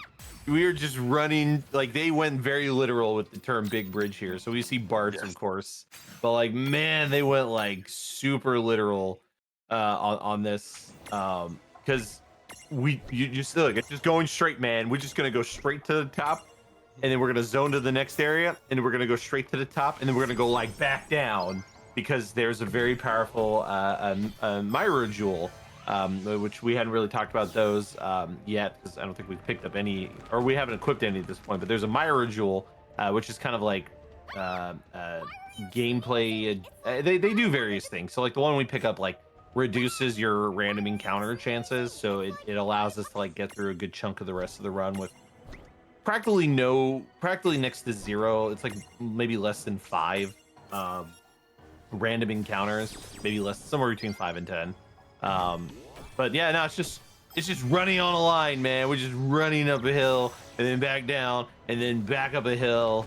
Plus I've had a lot of runs die here because on the last screen there are these like portals that are going to try to like attack you on the pathway, and then there's these like little like side paths you can take to avoid them, or like these jump pads. And the item routing is so tight where if you get caught though, you can't flee from the fight, and so you have to use items. And at this point, like our items are getting kind of low, and so I have definitely done the fight and like worked my way through it, but then it has made the next boss a little funky. it has made things a little awkward in like the next fight you have to do before you get to buy more items. Yeah, I mean, like, I guess in theory you could, travel to the shop and, buy a bunch of lightning marbles just to, stock up on those items that we'll eventually have to buy more of. But, it's just time loss because, it's faster to not get caught. Just don't get an encounter. But we are so weak compared to the enemy that, and the thunder spellstones are so powerful. It's if you have to like waste a lightning spellstone, it's really detrimental. And honestly, fighting those does not sound fun. Like, do you know what you did to kind of get through it, or was it just spam and just throw whatever you can to get through it? So I had to use the last lightning spellstone. So what essentially happened was I had to use a lightning spellstone, which means that I didn't have the lightning spellstone for the King Tonberry fight that you get to later. And so I had to use lightning marbles on that fight. And it was just kind of awkward though, because like it was kind of like a mix of like weakening the big guy, but then taking out the little guys, because the lightning spellstone takes out the little guys like immediately, and so it just gets you through the fight quicker. But yeah, I mean, luckily you should only get caught like the one time, I want to say. So at most you would only get like one accidental encounter. Now I did have a thing happen, and this is the most unfortunate event, is so on the big bridge there are these platforms that can transport you to the other side, like arrow platforms. and I accidentally Technically, stepped we on the one can, that but shoots you to the let's left get this side over because with. there's the chest that Oh, we pick yeah. up. And it shot me over, and then on my way back, I shot back. You can't see where the thing is coming at you from, and then I got caught that way. Yeah, it's not fun. It's, and I want to say, like, I believe, I know I've made that mistake before too when I was looking over at the other items on the left hand side, and it was just like, man, that's so stupid. Like, it makes no sense. Like, how are you supposed to like avoid that? And it's like, okay, well, if I really wanted to like get all the items or whatever, like, you'd have to prepare to fight that because it's 50-50. You don't know. So Nope. yeah, it's Luckily, it's not the hardest thing to Maybe practice we and shouldn't kind go of this get way used to after all. doing. mhm. Plus, there's a way to play it semi-safe. Like if you just like go for it, you can like hit the jump platform kind of at like almost the last moment, like right before you get kind of caught. Yeah. So like kind of okay, so this is it right here. So yeah, so this you want to go for the second one, but like you can see it's like really close. And so in theory, you could just stay at the first one, jump, and then continue on if you're that concerned about it. And then but yeah, if you do it properly, you can generally like BrainBugged is basically textbook perfect what happened there. But yeah, I tried to fight these with just lightning marbles, but like the damage is just so small in comparison since they die. I forget because they have a lot of HP. Yeah, no, yeah, and you're so weak. But hey, we're getting through. Crimson's getting close to doing the Cerberus skip. Hob is getting through this swamp area where we obviously have Shiva Ixen. That's doing this little frozen path for us, and I guess it's a 13-2 reference to Snow and the large flan. Yeah. Yeah, it is. The So, that little funny thing. well, what's interesting about that section too, so that's another example, kind of talking about like proper movement and like encountering. So we actually, so in that area, in the swamp area, if you are too close to the sides, there are like random encounters that can happen of like getting kind of ambushed by enemies. And so so we do stand kind of more to the left, because it's again a case where if you get caught, you can't flee from it, and then like you'd have to like fight the encounter, and again you're kind of using up your items, and the extra item usages can make things a little awkward in some of the fights, but for the most part, like there's a few leniencies for like an extra, like maybe one unintended encounter, but nothing like too crazy. Now Meanwhile, BrainBugged got through his Gilgamesh fight. I love how Gilgamesh looks in this game. It's just basically Yes. ahead. How can you have a big bridge without Gilgamesh? Of course. Yeah, but in this fight you just throw items at him and that's despite it. the harsh desert climate, mirages here are full of life. Like Crimson's most of the getting ready fight. When did we step into Still. a documentary? Yeah. Crimson's getting ready for the docu Mega Red what? Dragon fight. During a cutscene after this fight, we meet Tifa. And then we get her champion jewel, which means that we are allowed to summon her.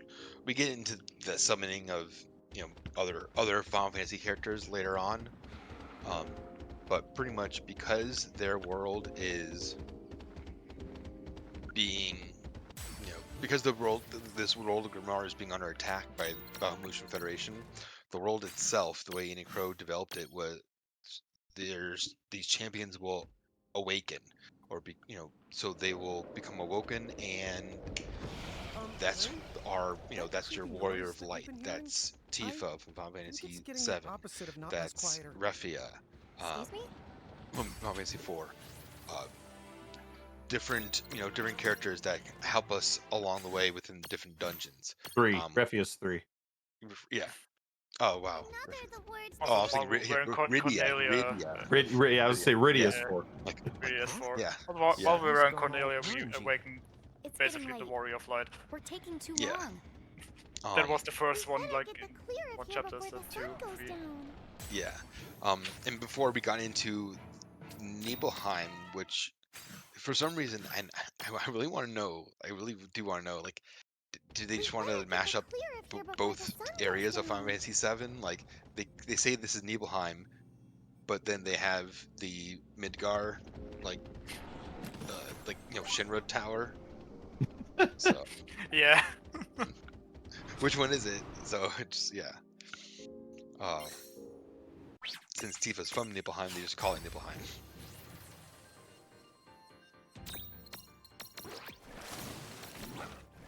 While BrainBugged is talking to Cloud. Yeah, we from after the so we go through the big bridge to go up into this tower, this town of Dark, and actually ends up being called the Tome Town of the Ancients. But for some reason Aerith isn't there. I wonder why. But what is there is the train graveyard, and that's a lot of movement. And I know I got lost in here at some point. I don't think Aerith's not even in this game, I believe. I wonder why. Now they do Depends on the timeline. Yeah, might have to do something with Hobbs' music that may occasionally play. Timeline is accurate. Cloud is running around saying that he's looking for someone who killed someone dear to him, so the timeline is accurate. Funny thing is, while actually like routing and trying to reroute some stuff, there's an area, there's a miragewel from that. It's in the area before BrainBugged' large golem smacked the thing out of the way. There's a ramp you can take, and it's pretty much like it costs you an encounter, maybe 2 encounters, and the time to go get the item and back. It's not really worth it, but you get an agility plus miragewel, which when you equip it to Alana Rain, just increases their agility or speed by 1 point. It's not really, to me, like, it's not worth it in that sense. Spend like 2 minutes just, for one thing of speed. But the route that I adapted from, I didn't want to say from Sarah's original route, I do an intervention, which we'll get into later on, with a character that's from one of the Saga games, I believe.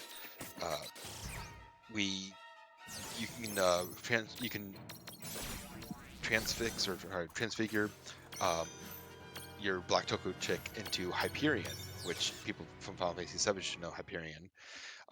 And Hyperion has some faster speed, and when you grid that, it gets you a new plus speed too. So I found like, whoa, wow, I can get more speed doing this way or that way, but it's just cool to find different items in the dungeon and just to figure out, kind of mix and match. Is this worth it? Is it, is this worth to invest in, to try to add to your route or anything? Does it add any benefit to anyone's route in general? And it's just cool to know more about the game and, just work through the what ifs.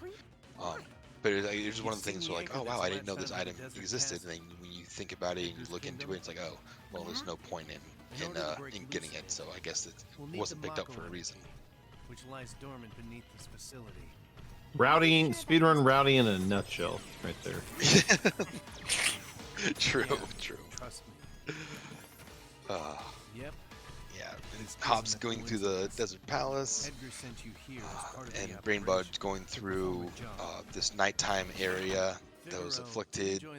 Pretty much, essentially, in the story, a vampire came through the area and infected everyone, and they're trying to figure out how to reverse it. And they think, oh, if we kill the vampire that started it all, Vampire Prime they call it, then we'll see if it works. Um, Our target, Mako Reactor Zero. and the whole reason why we're actually going well, through that makes some of these sense then. dungeons, Right. early on when we were in hoping that Cornelia, you Princess two would be able Sarah to said, keep "Oh the hey, mirages at you bay. two are the giants from the hill," Except, as it according looks to like your powers the have been prophecy. suppressed. And there's Well, a Crimson we don't prophecy really and know. an I mean, we've never been Azure suppressed prophecy. So before. one red, one blue. But they're useless now. And I'm afraid. we're operating under the Crimson prophecy right now. People are saying the Azure prophecy we have is to do- correct. People are saying the Azure prophecy is wrong. Vice versa for Crimson. So we don't know what to do. But these books that you can kind of pick up along the way say you need 4 elemental keys. So It's possible, pretty but much I you can't have promise you. water, earth, Now, fire, and Enough talking. Let's press on. darkness. And so being in the nighttime area, we get that dark one. And then we got the fire one from the fire cave that had that that big bomb. We got we will get the water one later on. That's the last one we get.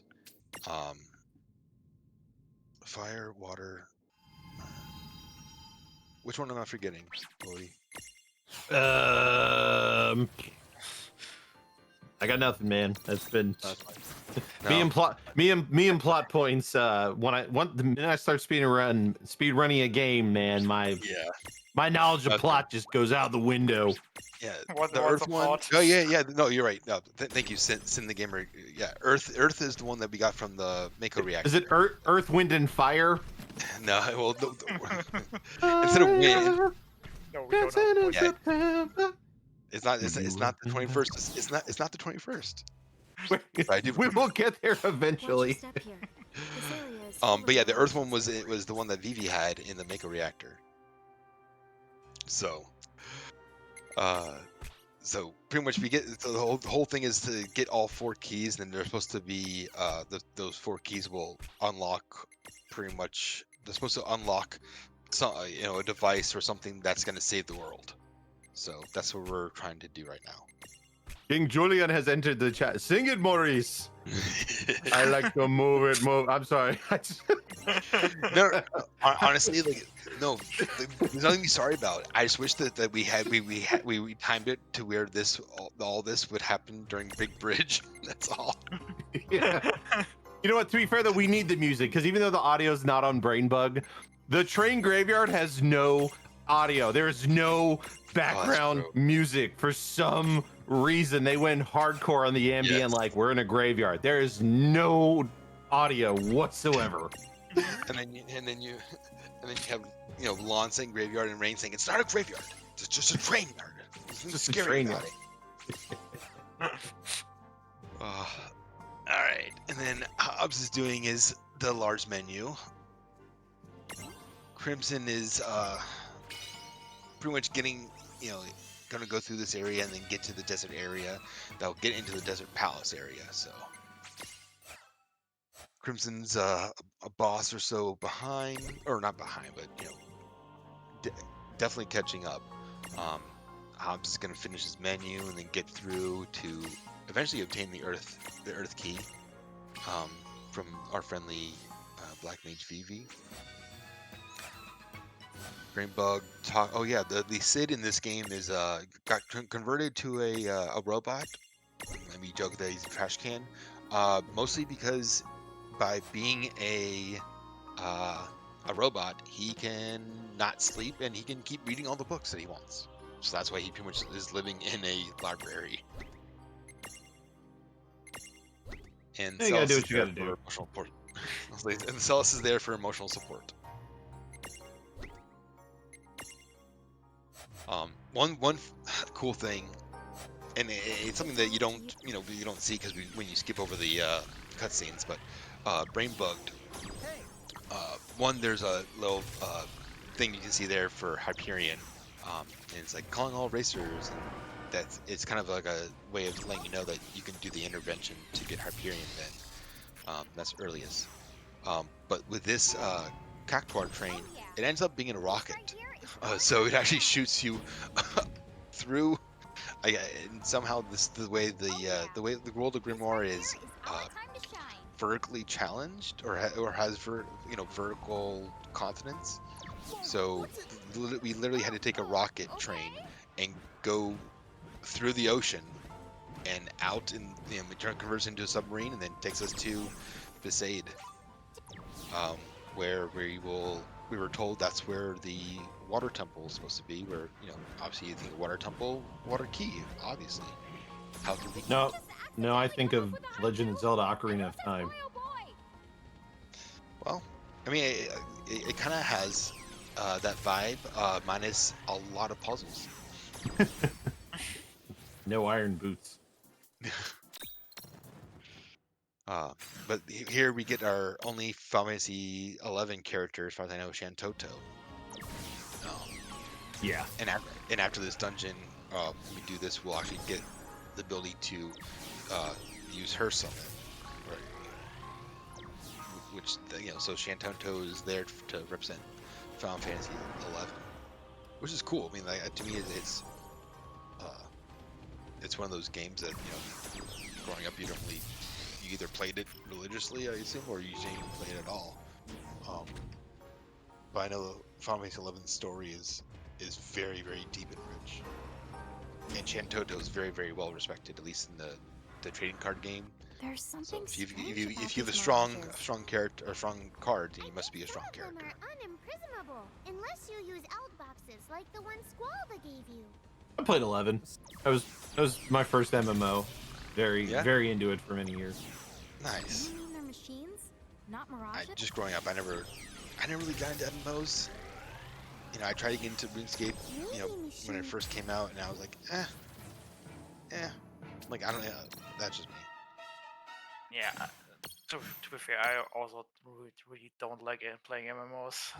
Just get bored so easily. Right. It's a time investment. You do lose you do lose time to play other things, because like having played a lot of Final Fantasy 11, I definitely found that spreading my time between other games was challenging.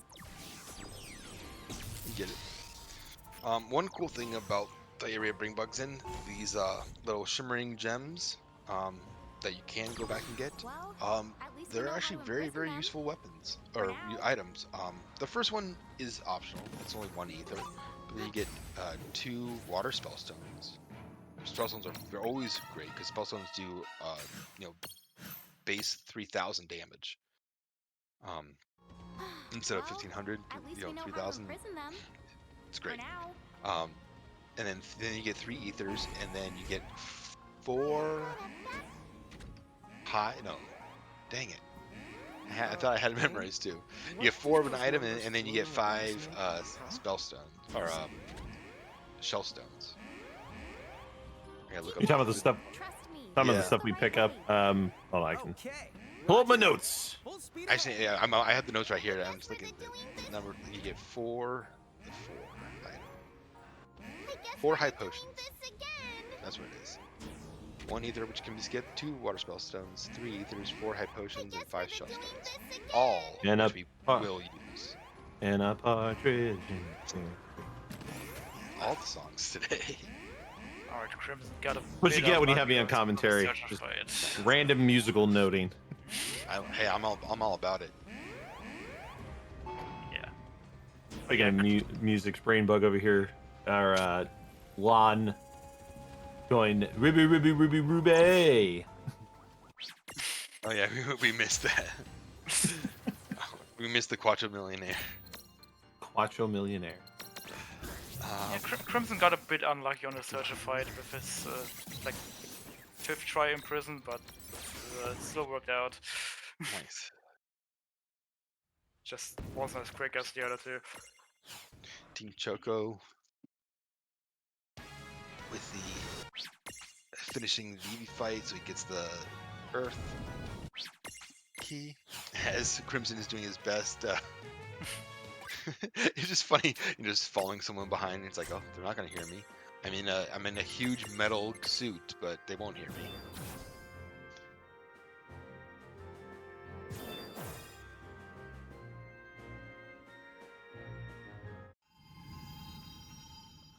So Big Bridge, and then It's Team off to the Mog is west, getting over right? to the My Quattro first Queen. colossal So crossing. This is we gonna go over be to colossal so crossing. part of the story. We go to Shantoto and say, hey, we need to get into the temple.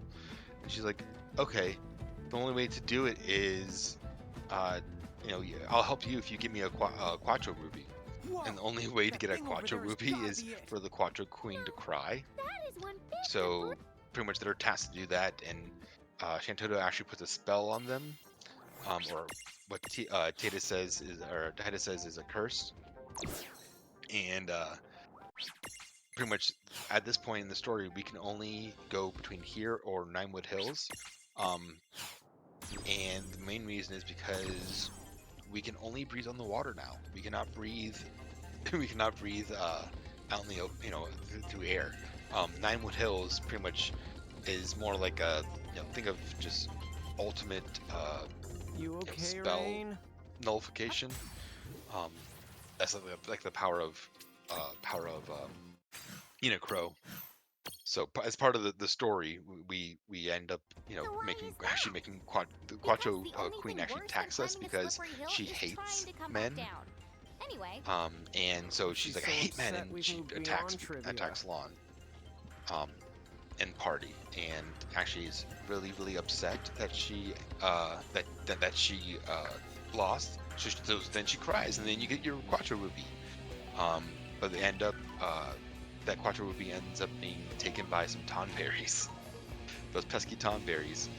So now we go to track them down and get the Quattro Ruby back, so that way Shantoto can help Now your us. turn.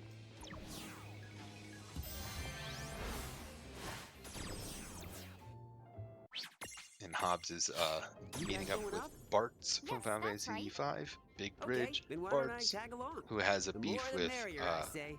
a person named Gilgamesh. I guess Gilgamesh has been talking smack and saying bad things about Bartz. So Bartz is here to even the score. That was the whole reason behind them.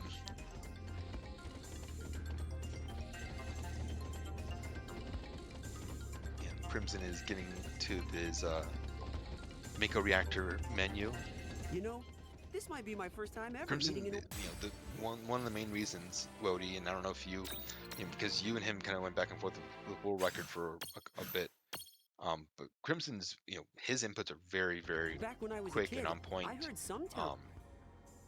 I don't know Oh, if it's like a I timing wonder what thing happened to them. that's exclusive way, to Bart, you wouldn't World of have Final happened to be a Fantasy, with summoner. it being, I guess, Me? 60 No FPS way. menus or whatnot. But Boko here is just a really good is there friend. anything that you have, the little trick You that know- you've done to try to have a faster menu when you were grinding it? Yeah, don't go too fast. Because so Now that you mention I've talked about this on my stream when I was running this game. Final Fantasy VII Remake ruins you when it comes to fast menuing, because the menuing speed in 7 Remake as a speed run is buttery smooth. It is. You can do like half a menu in that game before the screen even adjusts to what you're doing. How do you how do you know that? Well, I mean, just from doing the game, because like there are times like I will start a menu, like I'll hit the pause button. I'm already like halfway through the inputs I need. To where like if I'm watching another runner, and I was trying to take notes on their menu, you have to watch it like 0.5 speed, and even then sometimes it doesn't show it on screen.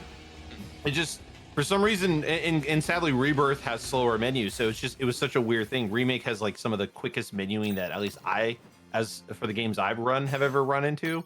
And so it actually made it harder for me to get used to menuing fast in World of Final Fantasy, because there's this like weird delay, especially when skipping cutscenes. And it's just something I had to get used to. I had to not go too fast, but you just kind of had to find the right kind of like you get used to it. It's hard to like quantify into like words, but it's just kind of like once you learn the menus and you kind of know them, then it's just kind of like knowing when the game will register the input, and then so you're just not like you're just not going too fast, so it doesn't like not register the input, but fast enough that like you're still kind of getting through it efficiently. And so it's just kind of knowing the windows. It's hard to like explain, but yeah, like Dessa points out in chat, like there's Remake has like no delay. Like the best example is there's a menu where at the beginning of like one of the chapters where I just put on one materia. I can like do that menu at times where you don't even see me do the menu. I literally just pause and I'm already on pausing. Like it just goes that quick sometimes. Jeez. I wish 10 had fast menus. So yeah, remake has ruined me for menuing because like I find myself trying to go too fast and it just kind of it kicks me in the butt later. Right. Yeah, BrainBugged is doing some item shopping again. You know, because items very important in that run. Oh.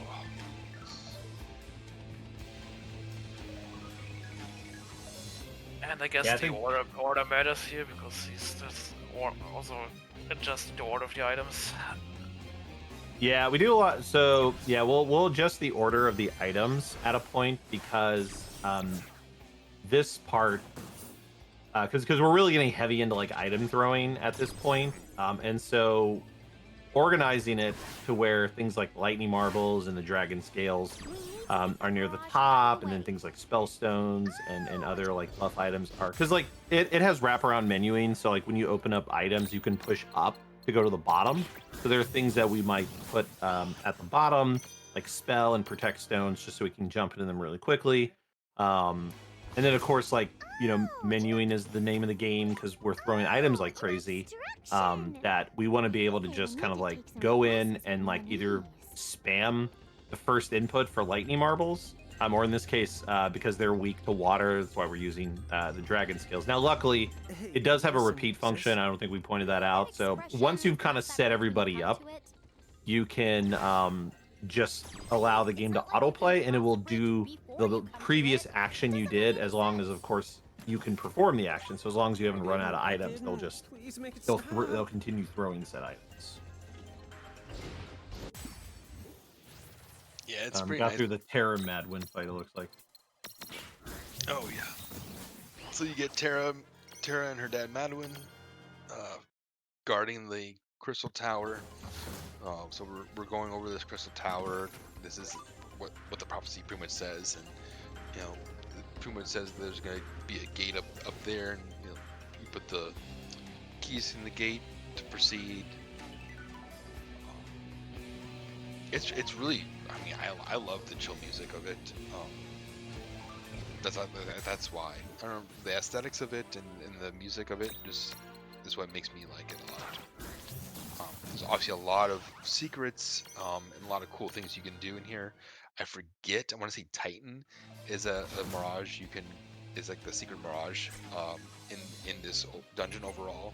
And in the maximum version, there's secret dungeons within there for post-game stuff too. So there's a lot of cool, lore or just gameplay within this one dungeon in particular.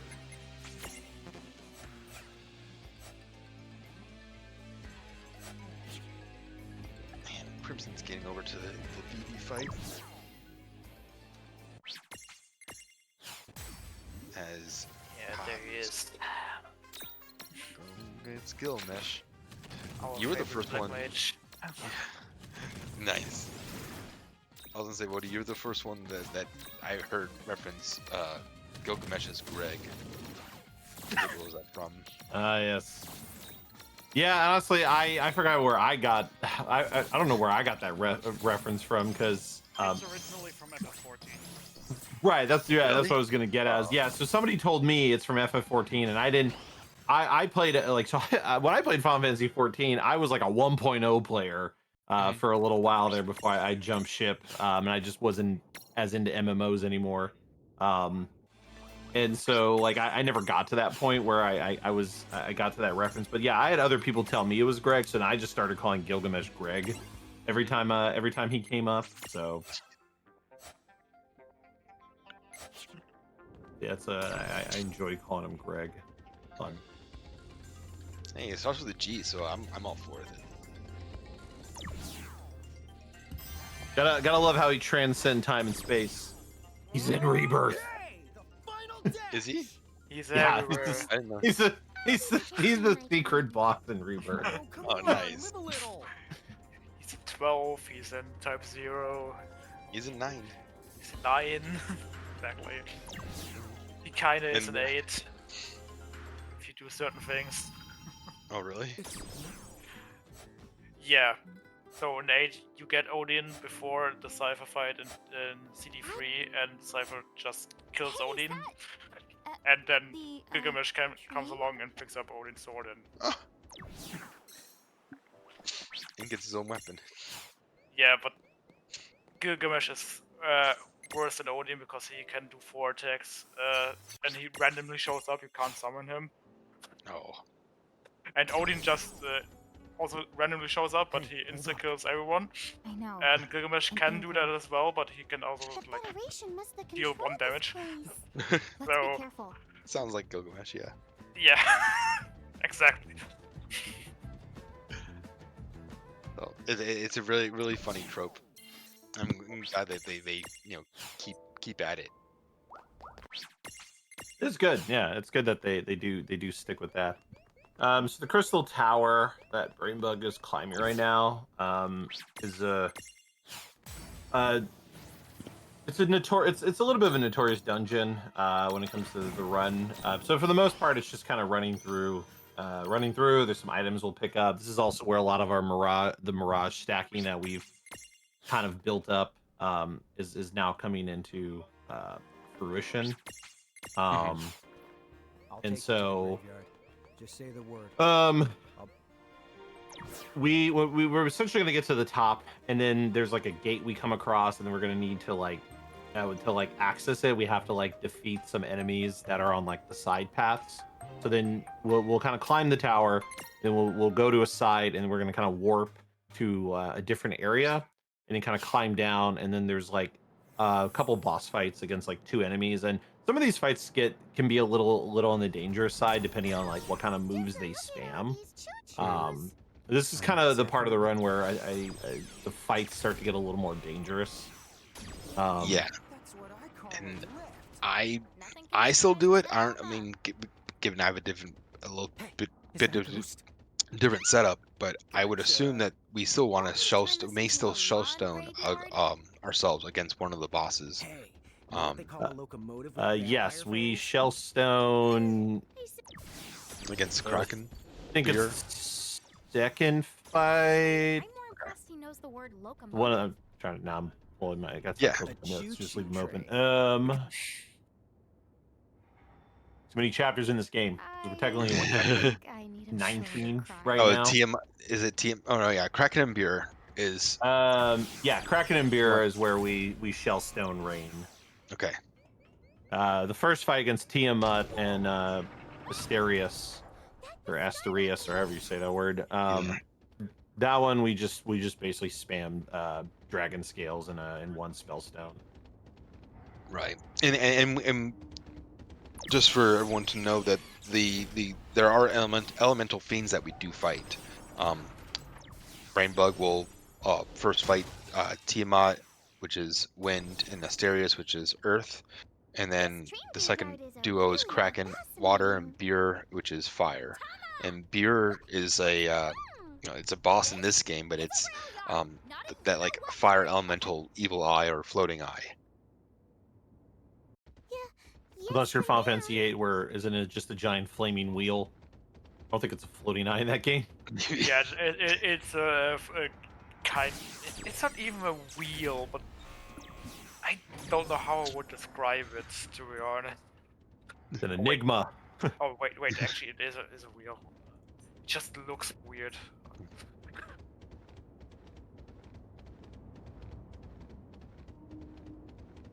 And yeah, All it's right. like BrainBugged is headed down towards the first group of encounters. And Crimson just got the encounter module that limits the encounters. As he enjoys his electrifying romp through the big bridge. Yes.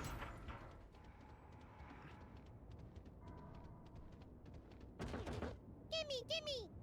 Hobbs is going through the train graveyard, going through the Gimme Golem. We didn't hit on the Gimme Golem, but pretty much most dungeons have that that box, and if you try to get through it, it blocks you, and you have to give it a certain item. So it's in most dungeons, there's a secret item you got to get in a chest, and then it'll be an item that's used to get pass through the gimme golem. And it's kind of cute when you interact with it. It says gimme gimme. So again, kid friendly. It's something that when I hear, I have a 5-year-old son. When he hears it, he enjoys it and he laughs at that. So again, this game is trying to get younger people into Final Fantasy games and have something more friendly.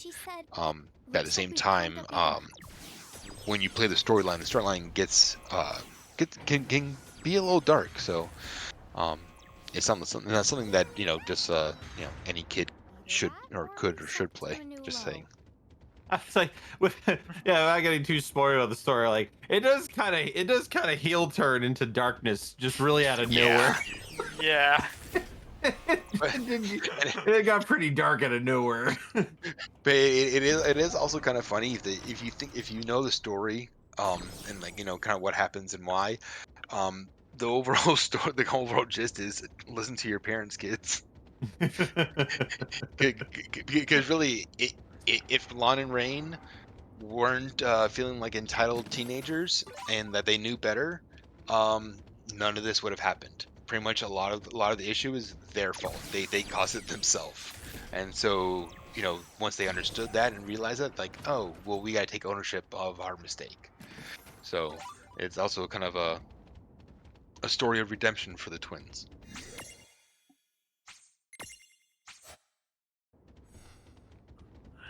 Yeah. Crimson getting through the big bridge stuff. Yeah, and BrainBugged got through his Tiamat and Asterios fight. And now he's on his way to Kraken Brewer.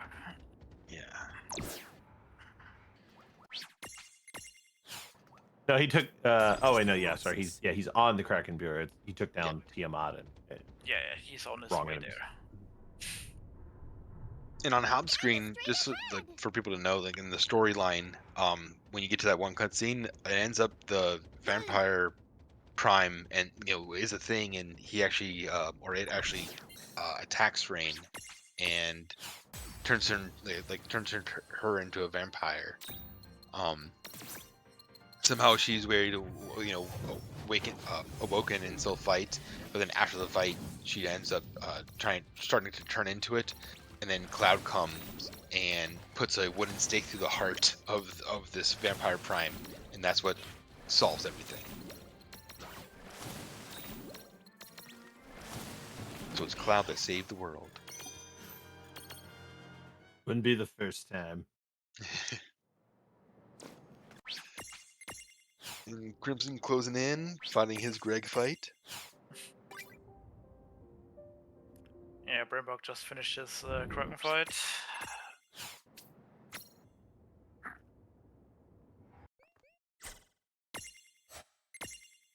It's gonna save again. Nice. Good fight. Yep. And now, BrainBugged is coming up to the infamous Brandy one.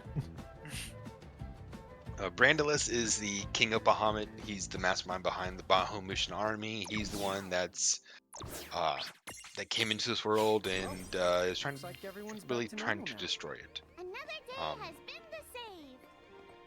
Alrighty then. Next up is. This What were we after again? fight's pretty wild. It's definitely a fight that can kind of go crazy out of nowhere. So the general strat of this is that we need to where are my notes on this? Okay, so we essentially are going to haste. We're going to haste Rain Stack, and then we need to Star Curtain Rain Stack because essentially we use Star Curtain. So whenever Brandalus uses magic, it will reflect and thus allow one character to stay alive because the magic will typically take us out in most cases. We also use silk threads or spider silk, spider silks to slow Brandalus down. Now it does wear out over time, so it is something where you kind of have to pay attention to like the speed of the idle animation and kind of know when it's run out and when it's going. because you basically have to manage in this fight the star curtain on your Choco chick, and then the spider silk on Brandalus, and then the problem is Brandalus can do dispel, which wastes the turn for Brandalus, so it's kind of nice. But then there are times where Brandalus will like spam it a lot, and you only have so many star curtains. I think we have like 6. I want to say 5. Yeah, we have 5 star curtains. And actually, so Hop's going to pick him up right now. Oh yeah. So yeah, we get him there in the pseudo. Is it Final Fantasy? Yeah, I guess. Is this supposed to be 10? Or what town is it supposed to be? Yeah, the Aid. Yeah, it is and that's the Aid. why, Yeah. And that's why in the audio he goes, I just want to laugh out loud. Ha ha ha ha ha. Which, if your movement is really good, you cut off the line right before the laugh. And Hobbs purposely took the couple seconds so people heard it leave. But looks like BrainBugged did get through the Brandy fight. Yeah, it's a fight that can get away from you because if Brandy spams Dispel too much, you can run out of star cards, which is always unfortunate, and you're kind of flying by the seat of your pants. And of course, like the spider silking, because like you basically need to like throw lightning marbles because it takes like 24 marbles to finish that fight, and so you just kind of have to hope for either single target attacks. Does this mean we can't Really single target attacks, so you don't have to also use a bunch of Phoenix Downs and stuff. Hey, I didn't know you could breathe underwater too. We got through it first try, which is always something you want to see. Yes. Okay, but then why didn't you It's definitely one of those fights where it's like if you die, it's like dang it. Okay, it's not like it's common or uncommon. It's more like it can happen. So it's like okay, like could you take it safer? Yeah, but it's like what are you saying? If you're just spamming Dispel, it's like you can't get your team safe. So, I guess that means we won't be able to travel anywhere else. and BrainBugged is getting to so now in terms of the story, the League of S and Seed, Balm Garden is really more of an airship, I guess a traveling airship, that you can travel into. It does allow now I believe we have where you can travel anywhere in the world now, and what we're doing right now through the cutscenes, after we beat Brandalus, and thought that we saved the world, what we ended up doing was, I guess, detonating or instigating a device that brings in the evil machines called Cogna, and these Cogna are work with Brandalus and just cause destruction. And so we went through this rumor area where we read a bunch of different things that are happening in Besaid, Tometown, Figaro, a number of different places. And so what we're going to utilize is this this is like a time travel area where time is paused, and we can help individual champions complete their fights. So yes, we're gonna be fighting these bosses, but we're pretty much fighting these in an alternate timeline that can influence the current timeline. And through World of Final Fantasy, we have these mini games that are extremely optional, and we don't need to do it to progress the story. So we're not going to do it, and we're just gonna move on until we have to fight certain bosses. And I believe we're going to be fighting them a certain way, and this is a newer tactic. We're going to fight them a certain way and get all the experience onto one Mirage, the Searcher. And the reason why we want that is to get Searcher to level 44. At that level, you can maximize or pretty much complete their Mirage board, and when you maximize it, you get an additional buff. So for that, we utilize the auto potion function That with the there's an ability that the searcher has, or sorry, the death searcher has, that we transfigure into, that keeps it alive. So pretty much you have something that like normally keeps you alive, then you have auto high potions, so that way you don't need to waste a turn to heal yourself. So pretty much getting into level 44 as soon as possible, it would allow us to do the most damage and pretty much get our final team together as soon as possible. It was something that Crimson developed. One of an older runner, Visage, Fel Visage, said, "Hey, I think this is something that would work." And then years later, people actually got time and looked into it, and we were able to develop an early death searcher at Please don't ask at this pretty much a full as fun as it is 2 or 3 sections before.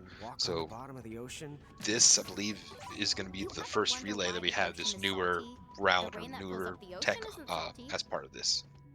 Yep. Well, there's a reason for it. whoa, that's Alright. nice. Crimson should be finishing up his train graveyard soon. Ish. Whoa, Getting closer that's on to the, on, on the boss How about fight. you tell me about it another time? Team Choco getting closer to Quattro Queen. Okay.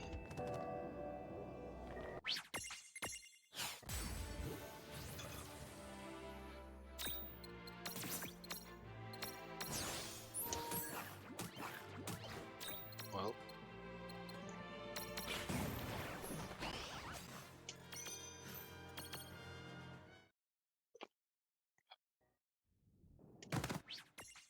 Sorry, guys. There's a lot of cuts and skipping going on right Well, now. no, it's fine too because no, I went to go split, do the split, and the splitter froze on me again. Huh, that's weird. Yeah, Ah, it's the second time wow. it happened, but it's fine. Do you think she's going after those Tonberry she mentioned? So, BrainBugged is on a pretty infamous fight in the speedrun, the Supra Ultima, Supra Elitema. I don't know how to say it. Sis, Super Ultima, yeah. It is Super Ultima. Okay. So this fight has kind of an interesting gameplay mechanic to it. So Of course this you're not boss moving forward. You're moving. has a lot of HP, and it actually can be refought, and it just retains where its HP was. Because I know we talked about before how like there's no auto saving, but there's also technically That must be it. no dying unless it's like areas with these like red chains. So usually boss fights will be like these like no zones where like if you do die then the game does game over. But like if you're just running around in most cases and get caught by an enemy, then you die, you just get spawned to the previous like save point or air like you were in essentially. And then you just kind of run back to where you are. So that's why like we'll die in this fight and then we just respawn and then go back in and redo it, since this is not one of those like no areas. So the gimmick with this fight, and this is kind of where we've been holding on to our spell stones. And again, this is a thing where the game refunds us back the items when we die. So we use the spell stones because they do 3,000 damage. And then the math basically broke down to is we need to throw what is essentially the amount of 50 items. And spell stones count as 2 because regular items do 1,500 damage. Spell stones will do 3,000. So the general idea of this strat is we basically unstack both stacks, and then you just throw all your spell stones. And if you run out of spell stones, depending on I guess how many are alive, you can just start throwing the regular ones, and then you die, and then you redo it. But you want to count throughout, and then when you get to about like 48, like kind of within like 2 throws, is when you want to throw like earth hammers. Essentially like an item that we don't have a ton of use for, but we have a few from like just automatic drops and whatnot, because we want to keep our spell stones for other fights that are coming up. So on the last encounter, we're essentially just going to throw like lightning marbles or earth hammers, like just really whatever the person decides to do.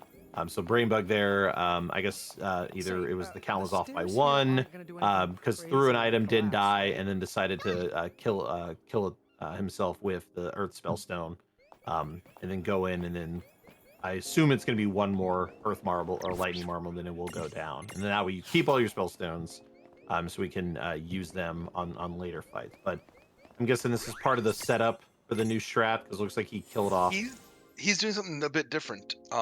Because from what I've seen from the notes and done myself, you do War Machine and and another one first, and then and you get Searcher to obtain both of those experience all onto Searcher to get to level 44. Then you do the menu to pretty much get the board completed, and part of the board for Death Searcher is Gravity, and that's the main reason. That's the main spell. That's our damage dealer. That's the only way we can do over 9,000 damage. Pretty much it does like around 25% of the total HP, but with magic buffs and additional damage buffs, we can do like 30-40% off the bat. So within like three turns, we already gone down to like 80% health down. So that's the thought. So for Super Ultima with that gravity strat, you can complete it in 2 turns.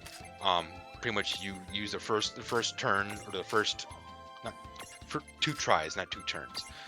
Pretty much the first try is to get down with using all the you pretty much gravity and then elixir, because gravity is about 10 AP to cast, and you only have 12 AP to cast any spell. So you just pretty much 5 or 6 times you do gravity and spam, and then you do 3 spell stones to where Super Ultima is now down to like 3,000 or so health. You KO your team using a spellstone because you get it back, and then the second time you do like 1 or 2 Earth Stones and you're good. So Okay. we will see that time save for Crimson, maybe for Hob, I'm not too sure, but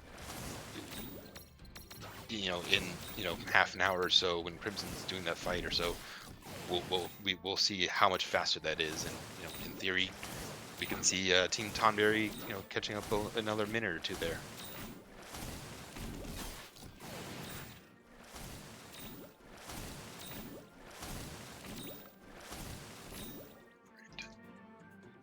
BrainBugged finishing up on the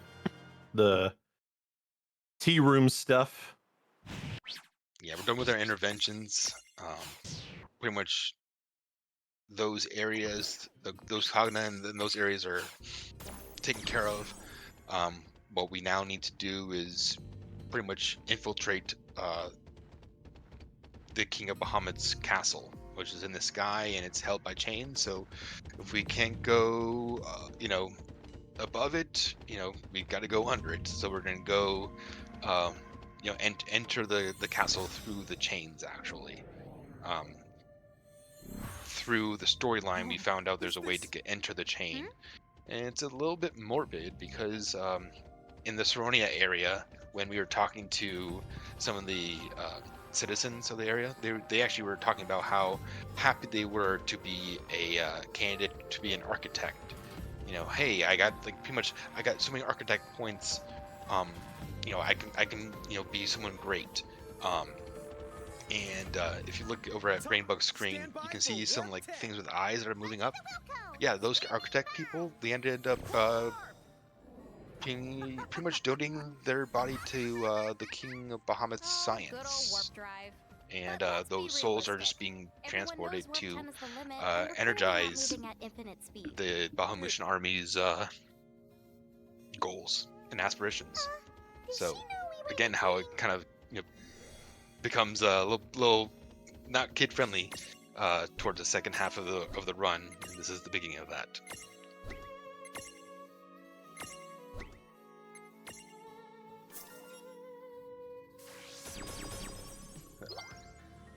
He's going through the chains. Crimson's getting ready to do the Quattro Queen fight, and then Hobbs going through the little switch puzzle. Make sure you we have enough. We have all the weight and elemental Are we required near the to get through. Because I think my legs are about to fall off. I hear you. I'm about ready to. Hey, wait! And one thing that you see Rain's character on that fight, that's Sis? when we use the Faith ability, which is Is given something to the wrong? long stack by using No Searcher. trivia, so I Faith guess actually that means she increases isn't upset at me. magic Hello, output by 25%. And what's up? since for some reason the items are, they are elemental, but they're considered magic. So when you use an item that normally does 1500 damage, you add 25% boost to that. It's So I believe it does I guess I sort of get 20 the feeling I've been here I think before. 2250 or so. Well, it does So look like that's how we get a bit of a boost right there. We It use must be Faith déjà to vu. boost our Deja magic vu? items, Is that like which is doomsday? pretty nice. I'm sick and tired of this place.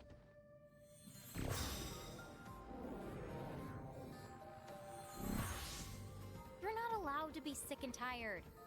Okay, then I'm just tired. And now You're gonna have soon, I believe Hobbs going to be encountering the a Hey, forced I'm just fight, sticky.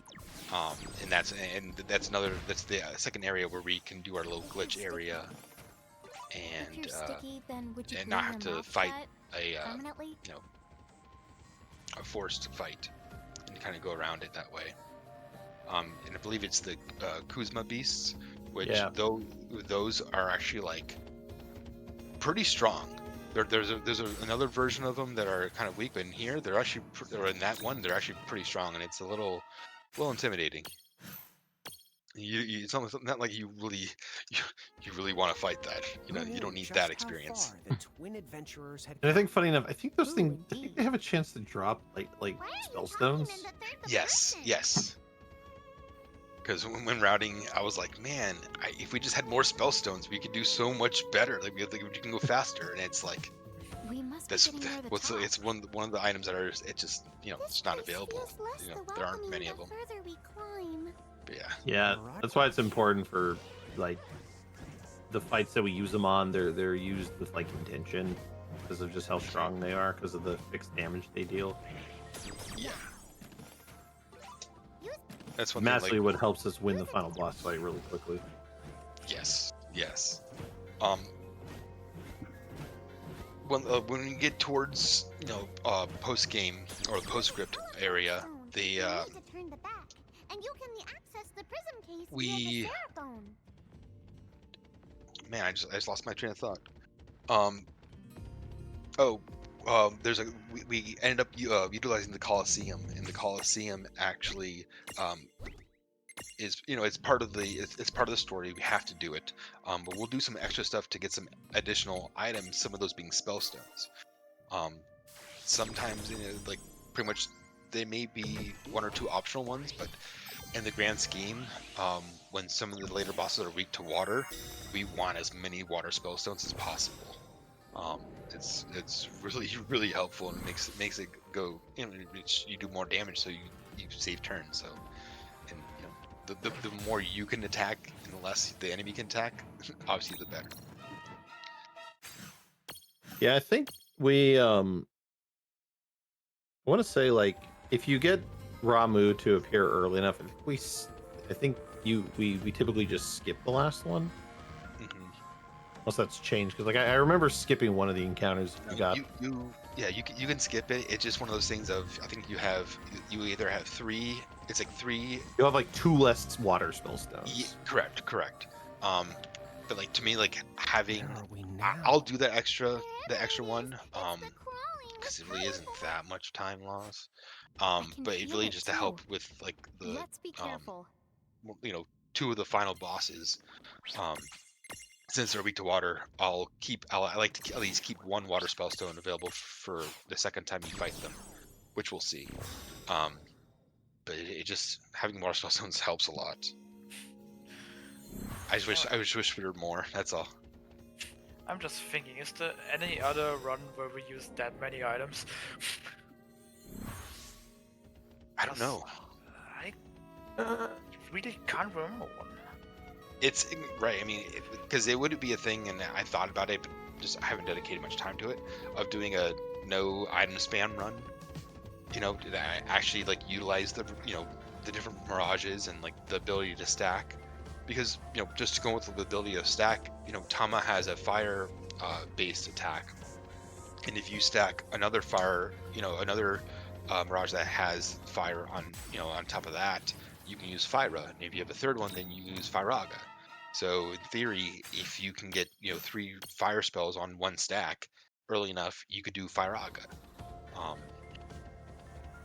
Which sounds great and all, but either way, it's the fact that the Fyraga may still do like 1,200 damage, and you use a bomb core, and that does 1,500, and it's like it's done significant less damage. So just also get the 3 mirages with a fire attribute first, and items are just way faster to get. Right. Plus, you have to manage, because obviously with magic spells, you have to do your MP. Mm-hmm.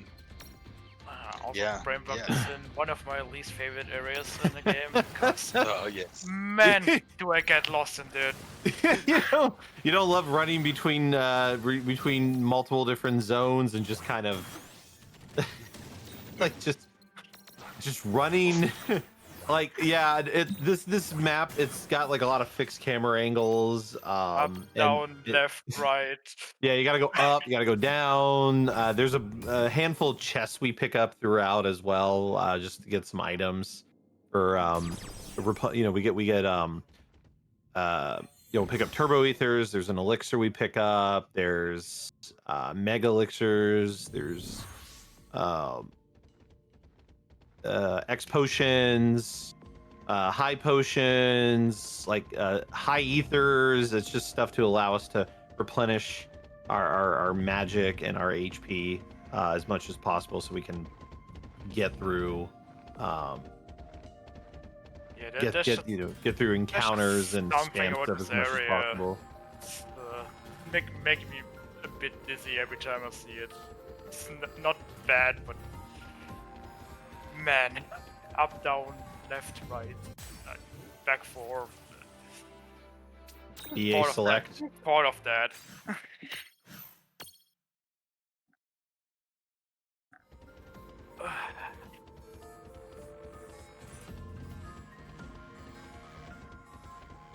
Yeah, also Crimson in Crystal Tower.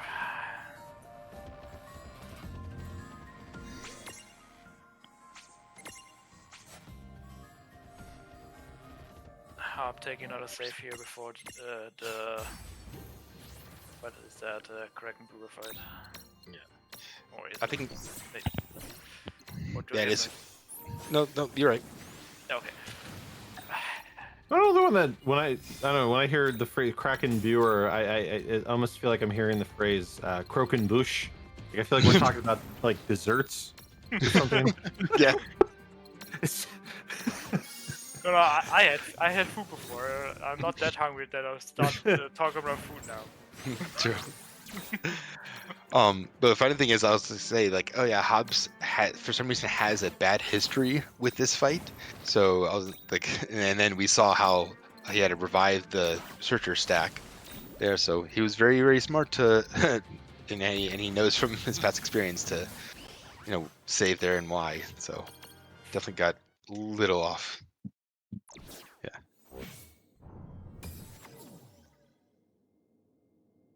But he's got that one, so he has one more to go. BrainBugged going through Castle X9, which, in case you guys wanted to know, or if there are any chem majors in here, the whole design is after bismuth. I don't know if it's crystallized bismuth, but pretty much the way it looks is supposed to look like this. So if you wanted to know, now you do. Yeah. And more importantly, when it goes to the game, it does seem confusing, but it actually is more linear than you think. And there's a lot of really, really good items Obviously, the more items you stop for, the more time it takes, so it's not efficient to pick up everything, which might be a little bit, you might be hesitant to like, not pick up everything, but either way, there's a lot of really good items that we will pick up along the way, and it just it's one of those like, hey, we have the it feels like a final dungeon, and you have all these like great late game items.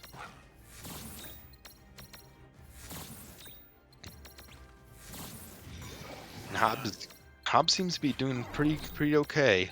A big thing for this fight is obviously not just to balance. Okay, hey, Dispelga, I gotta put reflect onto one of my teams, but watching and managing the Brandalist's speed. He can be very fast, so having the silk or spider silk to cut the speed in half. That's the thing that kind of separates the good runners from bad runners, but like there's something you learn from having enough experience. The timing of when to put the timing in turn order really is probably, I guess, the main learning curve when it comes to getting really like getting closer to getting sub 3 hours. It definitely can stack in your favor where you put the silk, you put the spider silk at a good time, and then 2 or 3 of your characters outsped the boss, so you got those in before. You kind of create your own strat as the game goes along and whatnot. And one thing to keep in mind, Hob needs the Searcher to stay alive for this fight. No, he needs the black Choco chick to stay alive for this fight. But Searcher was dead, so he lost out a little bit. He didn't get any experience. Yeah. You don't get much from this fight, but it still is needed. So in theory, if we were to do the early Death Searcher and early Gravity strategy, he would probably need to do an extra fight in order to get Death Searcher to get Searcher to level 44. We'll see what they do, and also, pardon me, but I kind of want to hope that Hob does the older strat. They may be more used to that in general, but it'd be nice to see Crimson make it even more time up for Team Tonberry. And I say that, and he dies in Crystal Palace. So now he needs to travel back, and he's going to be to the bottom, the very beginning, and he has to go through it all again. Wait, what happened? So he had a really bad encounter, and I guess got confused by some frogs, and okay. Yeah. So it was a random encounter that got him. Yeah. A random encounter? Yeah. I was thinking that he was on that he was I wasn't too sure if he was in one of the elemental areas or not. He might have been. That's wrong, because you typically get one each there, but you normally are able to flee from it very quickly. Yeah, he might have been in one of the elemental areas. Yeah, I worry he has to go all the way up to the top, and just you do that all the way, and he'll have to go through that Kuzma beast glitch fight again.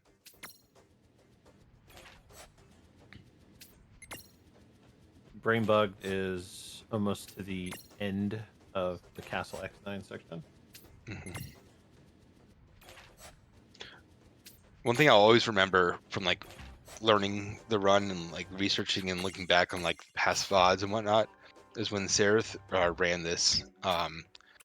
At the time, the route had doing a menu here with Fenrir to get the haste mirage rule So then you can, give haste to, Lawn or Rain to cast.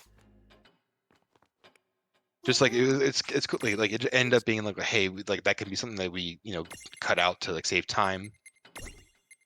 But it's just cool to see the evolution of the route and like how some older things may not have aren't relevant today, but it's still to kind of like understand where we came from, and oh hey, this is you are able to do this, although we've routed away from that. What now? So on BrainBugged, we've got the first encounter. We're fighting the Plumed Knight and the Gold Knight. So for this fight, we cast Faith, which will boost our like magic damage, which the items will scale off of, so they'll do a bit more damage, and Haste Rain. And then from there, we essentially focus on taking down the Plumed Knight first, who's weak to water. Because Gold Knight, I don't believe is weak to anything, or at least nothing that we have items for. Yeah, he's weak to light, but we don't have like holy, Yeah, we don't have any like holy items. So we use Dragon Scale, 2 Water Stones, and then Dragon Scales on Plume Knight till it dies, and then from there we'll just spam like Lightning Marbles. Takes about 10 to 11. And we have to be mindful because it may put up a magic shield, which will have the damage that we're dealing with the items, and so we will use. We picked up 2 Holy Torches earlier, and so we'll use that to take the shield away, and then just continue kind of throwing items, and then we'll just want to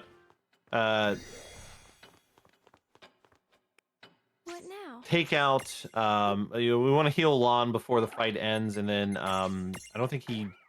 Maybe it's different now with the change in Searcher. I know we used to kill off Rain's stack because we wanted the extra experience for you're right, Searcher. So I don't know if that was just unintentional or because like only one was dead, or if that's just like slightly different now because of the Searcher route. Because the Searcher like 42, we need to be 44 to make Death Searcher. And then the King of Bahamut fight, a lot of the same in a way to the Brandilis fight, because basically Brandilis like becoming Frieza, and its final form, it's like this isn't my final form, and so like busts out these wings and everything, and so we cast Shell on Lon, so the magic damage that King of Bahamut will do will not hit as hard. And then of course can do Dispelliga that we'll need to renew if it happens. We'll also haste up, and then from there it's just really throwing items. And using spiders. Yeah, and then also doing the spell, the spider soaks, of course. But we got through the fight, and that essentially is the end of the game because we just skipped the cutscene of the credits. So then we have to load our save file, and then it opens up the like post-game continuation, the post-scripting stuff, and then that's where the run continues because we got the fake ending. All right. Hobbs is. Say the BrainBugged has left in his run. I want to say half an hour. Yeah, because from here it's a bunch of like fights. Postscript is pretty much like that. It is a overglorified, or like pretty much not overglorified, but it is a pretty much a boss rush from now on.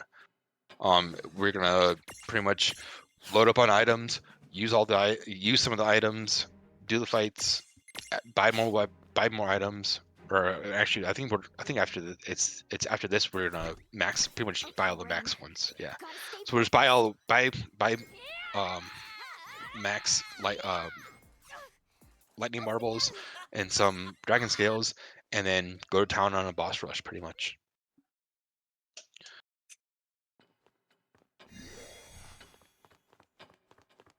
And Team Tonberry before on the War Machine fight, they are trying to do the newer strategy where we get an early Death Searcher and get early Gravity. So they were successful in doing the getting all experience into Searcher on that last fight. Now we're gonna try to do the same thing on this fight. This one gets much more finicky, to say the least. Yeah, I'm curious about this. I'm watching this kind of thing. 'Cause I hadn't learned the new part yet. So this is gonna be interesting because So here he should get rain stack down. He just wants to do it safely, and yeah. See that this is the issue right here is the speed that you have a searcher. Like he needs to stack back up. He needs to stack back up. yeah, okay. And then So he went heal. Okay. defend. Yep, defend. And now he wants stack. See, this is the issue. Yep, and it's a 50-50 chance. So this in theory, if everything went perfectly, this wouldn't result in time loss.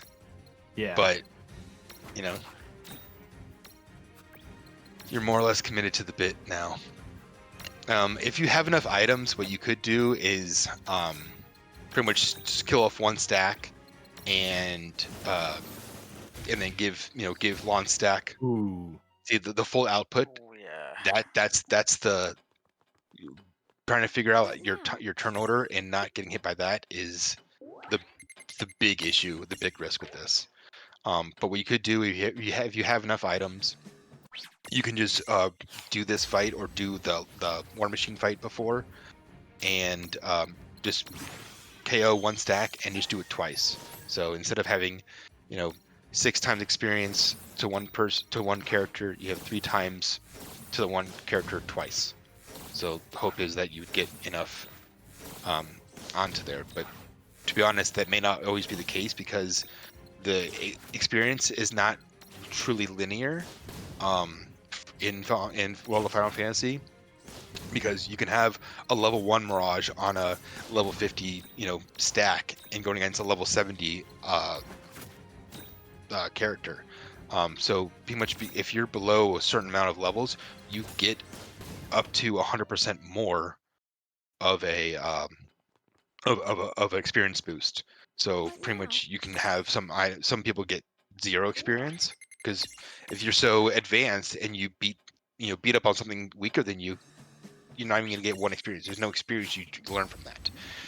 So pretty much going from like a low level and you're fighting against something really high, you can get 200% of the experience you would normally get if you're on the same level. So they kind of give you that added boost to help incentivize learning, getting enough sphere levels with different mirages, so you can mix and match and say, okay, I now have leveled this guy up, leveled that guy up. So it's something that's like kind of a quality of life upgrade for World of Final Fantasy. It is really nice. And Hab is struggling on this fight. Yeah, that's the War Machine fight I heard so much about before this run, I guess. Yeah. And we BrainBugged is getting good RNG, I believe, because pretty sure he's all done with the Coliseum stuff. Yeah, it looks like it. Did he get Ramu? He did. Nice. Yeah. So, what's going on in this like post game to kind of like get to the real ending is that we need to collect 7 essentially of these like well-known summons. I forgot what the story purpose for what is, but like we basically have to like partner with these 7 like mirages, and so we need to capture Shiva, Ifrit, Ramu, Diablos, Odin, Leviathan, and Leviathan. And then that will allow us to then unlock like the true ending path. And so Shiva and Ifrit are easy to get. Ramu is random. So Ramu is like a mirage that will just appear randomly after you do the Shiva Ifrit fight. And there is a way to like guarantee it a bit later. But we hope for it to just kind of pop up on its own without having to just keep doing random mirage fights. And so that can have varying levels of time saved, time loss when that happens.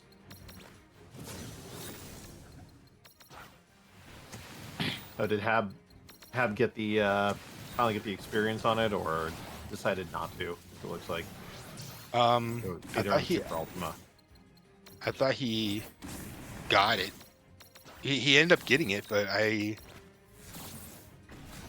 guess because I guess he didn't realize that Searcher was dead on the King of Bahamut or the Brandalus 1 fight. So that experience was missing. That's why. Oh, okay. Okay, so it was the fight coming back to.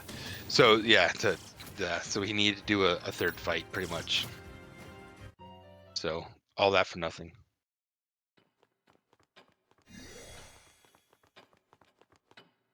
What now? Looks like, and then we do a lot. Hold on a second. Oh, I'm sorry. No, I was gonna say the order we used to do these fights in after the Coliseum was basically like Bahamut into Odin into Leviathan into Diablos. I believe now with the early the early strat, or like I think the way it's changed now is that I guess Leviathan is like now done first. So the order is a little bit different now with the early gravity, early death strat.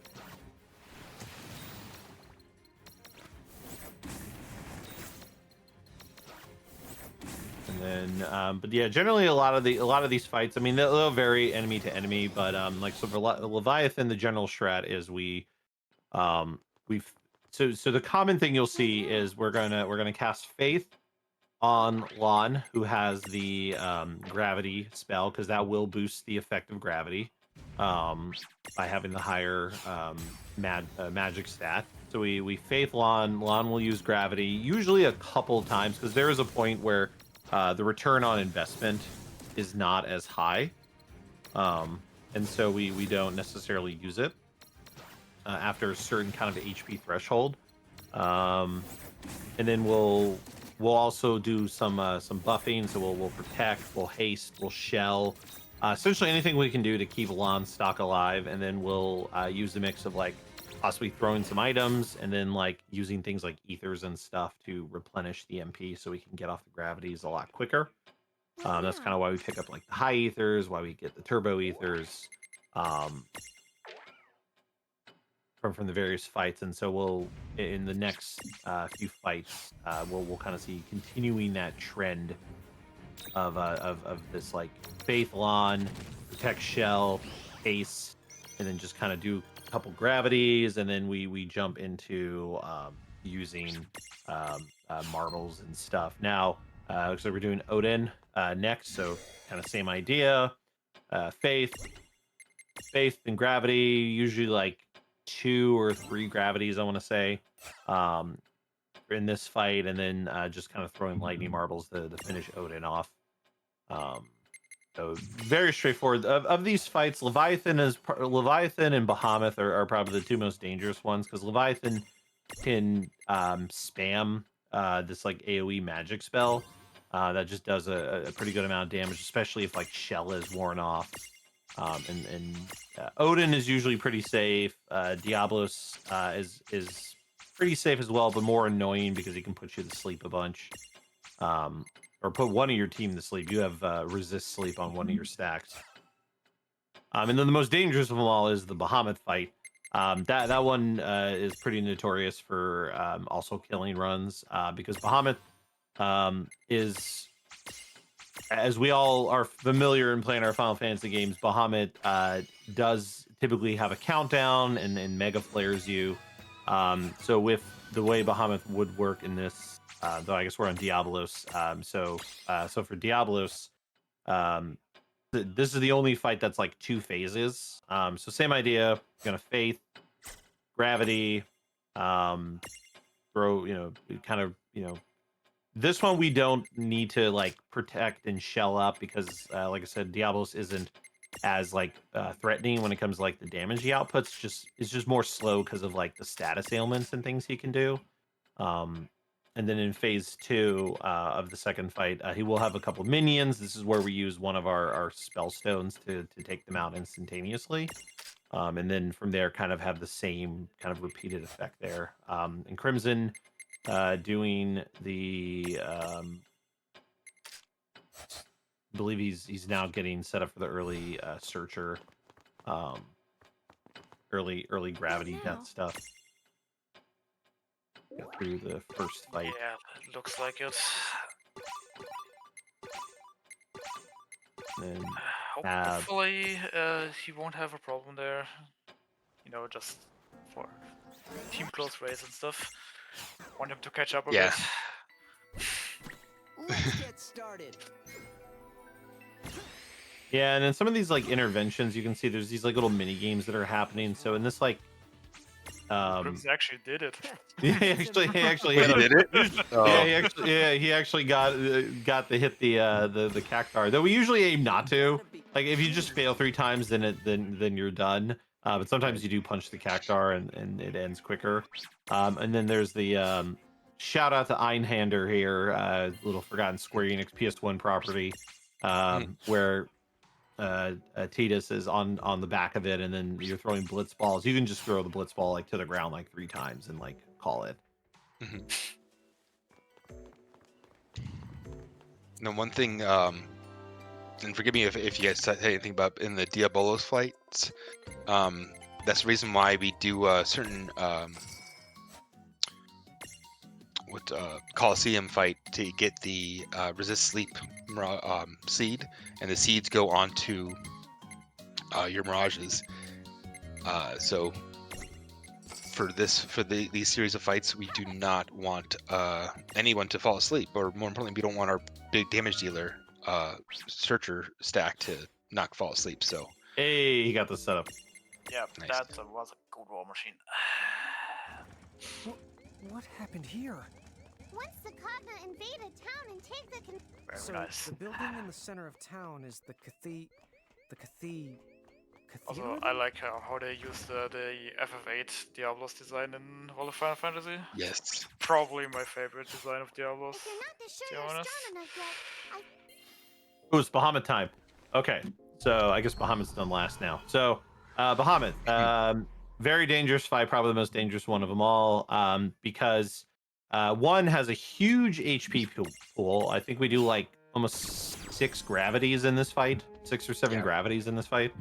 The thing about Bahamut is, so it doesn't do countdown early on, and I can't remember if it's like an HP based trigger point or something, or like certain number of turns passes. But what we want to usually see with Bahamut is just a bunch of basic attacks. We typically never want to see him do touchdown, because with touchdown, what happens there is it's a mass AOE move, but it also has like a top lane effect that can come from it, and so like right there you see well, the one stack died, but if it's spammed too much, it can like knock you over, and then that does stun you, and then if the timing is really poor, you can't heal or recover from it, you might die from it. And so that it can happen. There are times where you do the fight and he'll just spam touchdown like turn after turn after turn, and it just kind of like really all falls apart from there. And then at a certain point, like the HP threshold will, or like whatever triggers countdown will start. And then once that happens, you basically unstack everybody, and then you're just spamming lightning marbles like no tomorrow. And then you're just kind of, you know, praying that between it's essentially 7 turns, because the unstacked Choco chick being haste usually gets like 2 turns beforehand. So you're just hoping that with the amount of lightning marbles that you're throwing, you're gonna take him out, and BrainBugged did take him out. So very, very, very good fight there. I believe that was the last one. So now it's time to head into semi endgame. So now that we've partnered with all these. Yeah, we partner with all these mirages, a little bit more story triggering, and then we got to go find Tama, right? Tama goes missing. Tama becomes like Cube. well, Tama. So the fake ending was the reason why it was a fake ending is because Tama decided to donate her 9 lives in order to rewrite the reality, the string of reality. That's what happened. But within the string of reality, Rain remembers everything. So like when they get transported back into the area where they, the cathedral, they go into the chain road, where Hob is now. Rain's like, wait, let's not do this yet. Let's go get better mirages. Let's go get back to. Let's go get Ramu, Shiva, Ifrit. Let's get those guys. Let's get Bahamut, Leviathan. Pretty much what these were called. These were called the Pleiads, and they're like the 7 most powerful. And before when Lion and Rain and their parents were alive, they were like those Pleiads worked for them, or like they were in control. So it was a very harmonious thing like that. And so pretty much Rain, that's the whole reason why we have to go through the Colosseum and everything like that, just because that's where they're at. And so if there's a way to get Tama back, that's what we're looking into. And the girl who forgot her name, who's a character from a Saga series, she pretty much says, well, if you find something, if you get a piece of a soul from the same family as Tama, and the Kyuubi that BrainBugged is going to go fight is located here. It's in the same family as Tama. So that's why when we defeat it, we're able to string together and get Tama back, and then do the very end game. So really, BrainBugged has at most 15 minutes left. Really, I would say about 10 minutes left. If everything goes well, should be about 10 minutes from this point.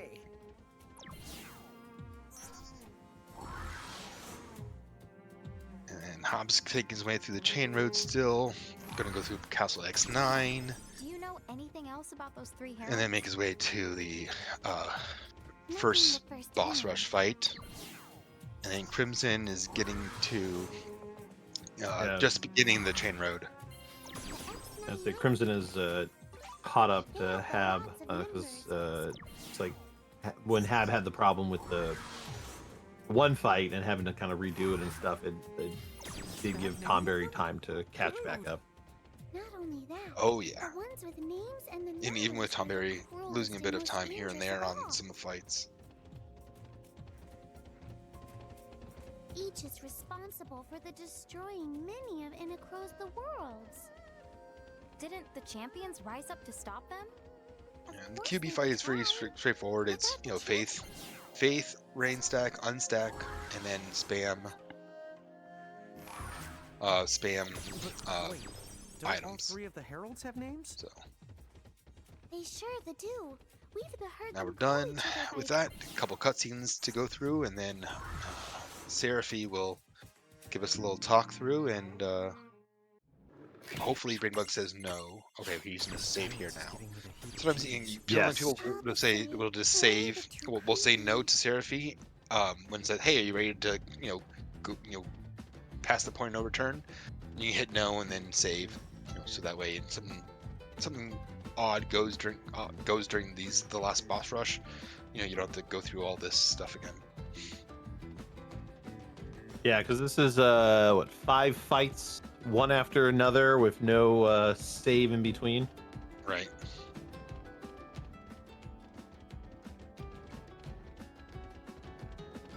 So, So this when is great go ahead. equalizer of PBs and in races sometimes if True, yeah. mishaps happen. It's just... So the first fight is against Segwardis, also known as the Gold Knight. Essentially, so this is a solo fight between Lon and Segwardis. So this fight for the most part is pretty straightforward. We'll do gravity first turn, and then we're gonna usually haste ourselves, and then we're going to summon Titus 3 times. We do hope that there'll be like a crit in there, because then it'll just deal a lot more damage. After we do it 3 times, then we just spam lightning marbles. A couple things we have to be mindful of is disaster, because it does put a bunch of status ailments on us, so we use Remedy Plus. Also, that right there, Magic Shield, can be annoying because that's going to reduce the damage. If we have any Holy Torches, we could use that, so that way we don't have to use more lightning marbles, because we only need about 5 lightning marbles. If you do get a crit and stuff, it can be a lot quicker. You don't need as many items. Round 2 is Rain versus Plume Knight. For this fight, we're going to shell and haste ourselves just to give us some defense against the magic attacks that come from the Plume Knight, and then of course haste just so we can help ourselves get more turn. We can also use Faith, as we see there, to just make sure our attacks deal more damage. We're going to use basically water spellstones until we're out of them, since this boss is weak to water. And then from there, we basically just spam dragon scales, and then of course we just have to keep an eye on our buffs, because buffs typically run out, I want to say, after 6 turns. So many mirages here. So yeah, so we reapply buffs. Keep an eye on our HP, because if we take too much damage, we do want to make sure we heal up a bit and not be too close to dying or dead, because we're gonna basically roll right into another fight. So we do X potion kind of near winning, just so we can have as much health as possible going into the next fight. Also to keep ourselves alive and things like that too. So that's fight 2. Fight 3 is Pelennor. It's basically the Plume Knight and Seguardus combined, if I remember correctly. They like form as one. Or just a beefed up version of Pelennor, because spoiler alert, Seguardus actually possessed or like took their father's soul or body and like took their power. And Plume Knight took the mother's. The mother, yeah. And during a cutscene, Pelennor or the Plume Knight says, like, my body is much more difficult to keep together than yours. Like, the mother was more powerful than the father, and it's much more difficult for me to keep them controlled. Keep that energy contained. So. I honestly don't know if it's them combined. I honestly thought it was just more of, this is Pelennor, this is, the Plume Knight enhanced kind of thing. That probably makes more sense. I forget the story, so. Right. Let's see. But it is getting close to time, because we just got done with that Plume Knight fight. Now we have King of Bahamut, or X9 Bahamut 1, the first phase of it. Then we're gonna have a second phase. Just how far does this go anyway? And Crimson's going through the Chain Road. Sorry, We've got a Mega Elixir or Mega Ether there. It's actually an item that we actually pick up because it sells for like 12,500. Some of those big items that we get from Castle X9, we mostly pick it up and sell, and use so that we can get max lightning marbles and just have as much, just enough gil, to have all the stuff we need for the end game.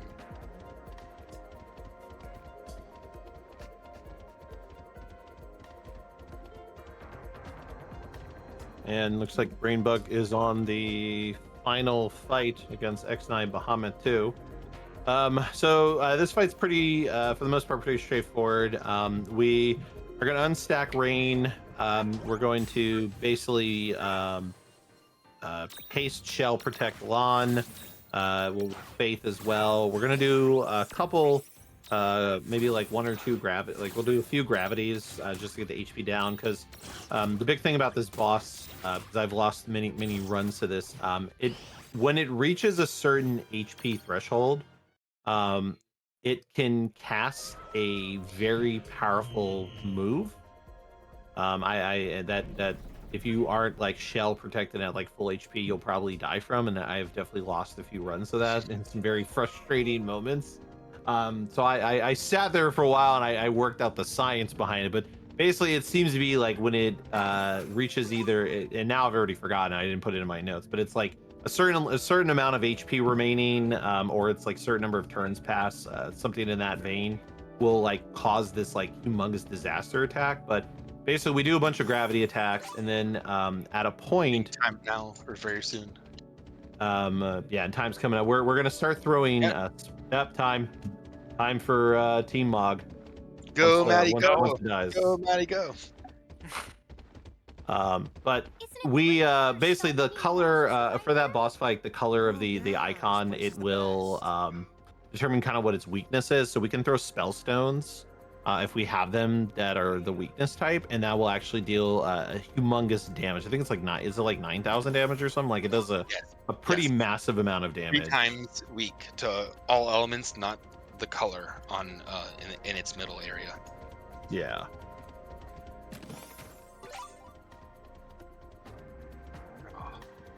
But our other two teams are just it's very good run from BrainBugged, very good run. Our other two teams are just doing the run through Castle X9. So if our Final Fantasy 15 homies wanna jump in and introduce themselves real quick, I'd say go for it.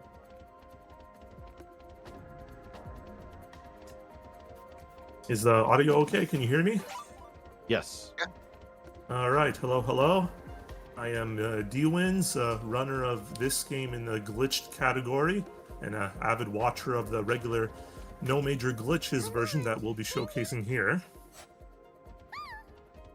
And I'm RainbowUnicornPhoenix. I mainly do 16, but I have been learning 15 on the back end as well, the no major glitches run. That's all that it was. Good stuff. Good stuff. Thank you. Yeah, they're both Castle X9, so they're definitely gonna. Some of this may come down to Ramuh RNG. In this case, Ramuh may be kinder to one runner or the other. There's also the Bahamut trolling, so it's gonna make for a very interesting, team close race for these two teams.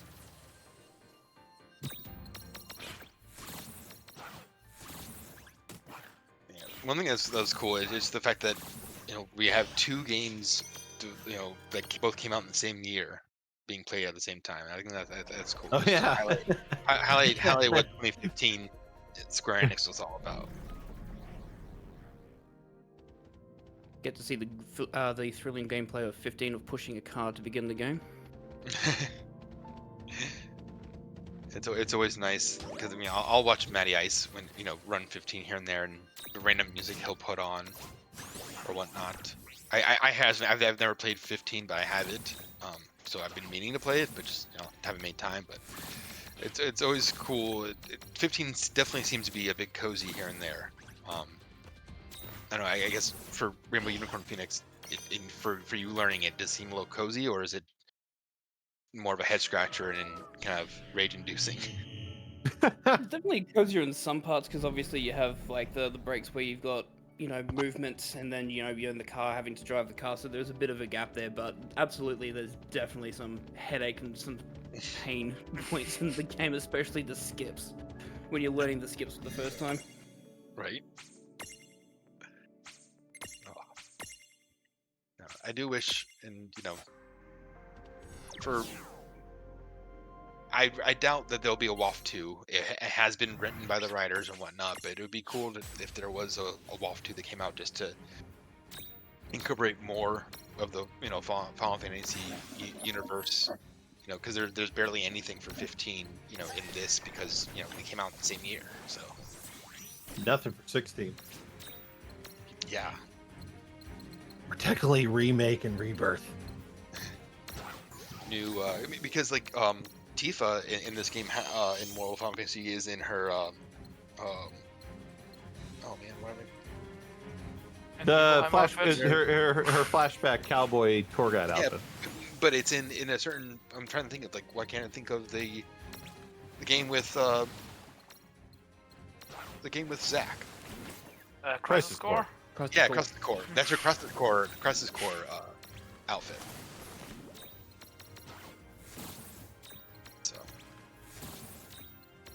And for what's worth, so one thing that we didn't touch on when BrainBugged was finding Saguardas and using the summon function to summon Tidus to do the blitz attack, there are some buffers that are given from these summons, and Tidus gives plus to evasion. Tifa, when you use her, gives plus to strength. So I actually use Tifa more than Tidus, because you still get the same amount of attacks. You get 3, and then you buff up your strength, and in theory, it could save a turn or 2, depending if you get a crit or not. But yeah, this one like just a little differences that could make you go faster, or don't really affect it that much. But let's see. All right, Team Choco's is on King of Bahamut. I was surprised. I thought Crimson was gonna pull ahead before.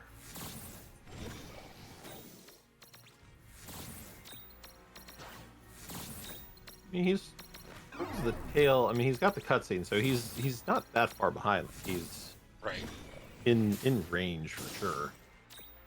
Right, and like I definitely agree with Ramu RNG. I was more surprised how quickly Hobbs was in this fight. Everyone was trying to catch up to Team Ma, that's all.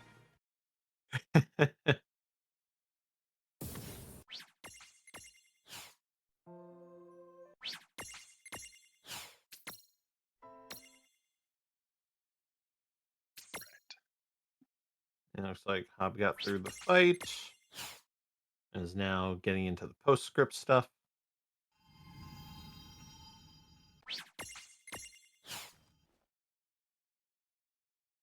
Hey, let's go wait on the deck. And Crimson is getting ready to take out the final carbuncle. So kind of like throughout Castle X9 here, we had to fight these like carbuncles. Because every time we defeat one, it unlocks more of the map, so we can progress further. The fight's pretty straightforward. They all die pretty quickly from just throwing lightning marbles. The last one has more HP than the rest, so it does take more. I think it takes like 6 lightning marbles to actually take out, but for the most part, yeah, just kind of throwing lightning marbles to get through that fight.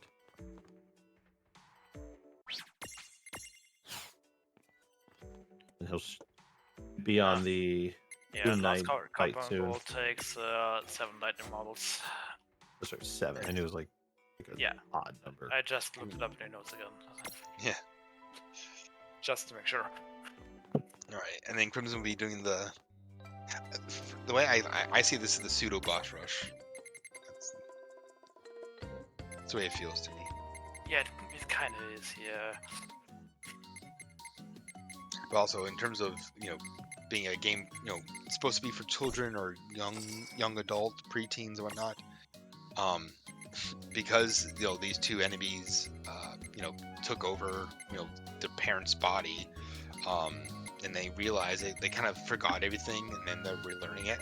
So to relearn, oh hey, our attitude and entitlement, thinking that we knew everything, led to our parents dying or losing our parents, and like the final cutscenes with parents helping Rain and like overcome this battle and whatnot. It's like they're all crying, and it's like, man, if I was like 8 to 12 and like I was playing this game and I like said something mean to my parents, like, man, that would really have affected me during playing this game.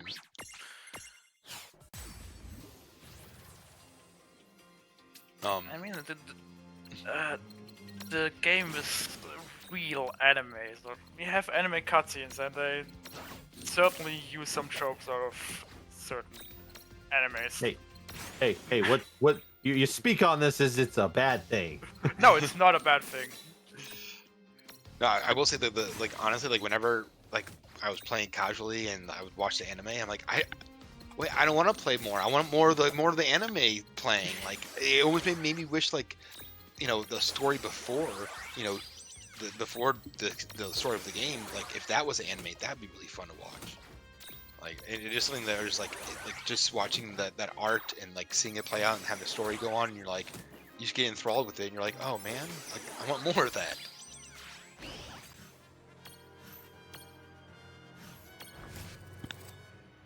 And also for 15 commentary, How soon is the first split? Or you guys have that taken care of, right? Right. Okay. One moment. No, it's fine. I just. I'd say about 12, 13 minutes from here. Okay. Actually, no, it's Loki, isn't it? So about 20 minutes, actually. All right, perfect. Because truthfully, we got about 20 minutes in theory, based off of PB and whatnot. I'm thinking 25 minutes for Crimson.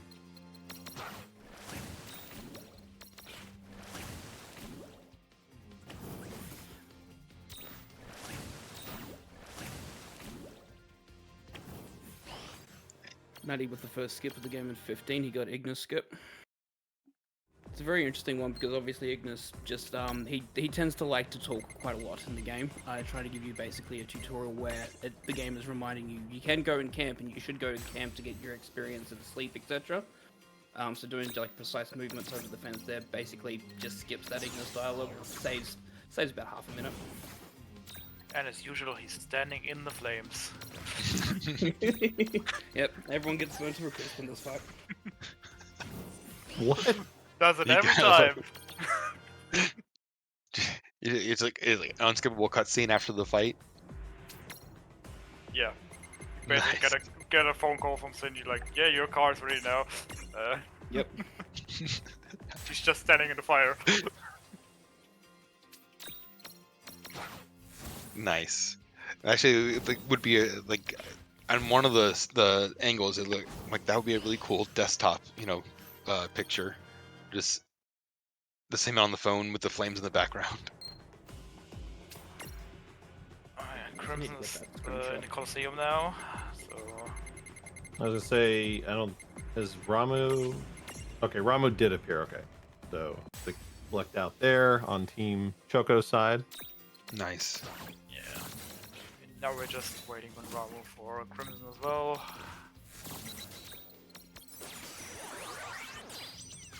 Classic. Red fruit, free, Ifrit, and Shiva fight there.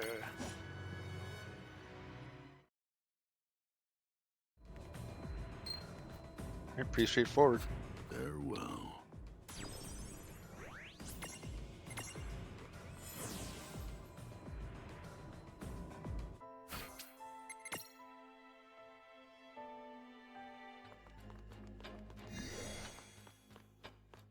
All right, so Hobbs is all done with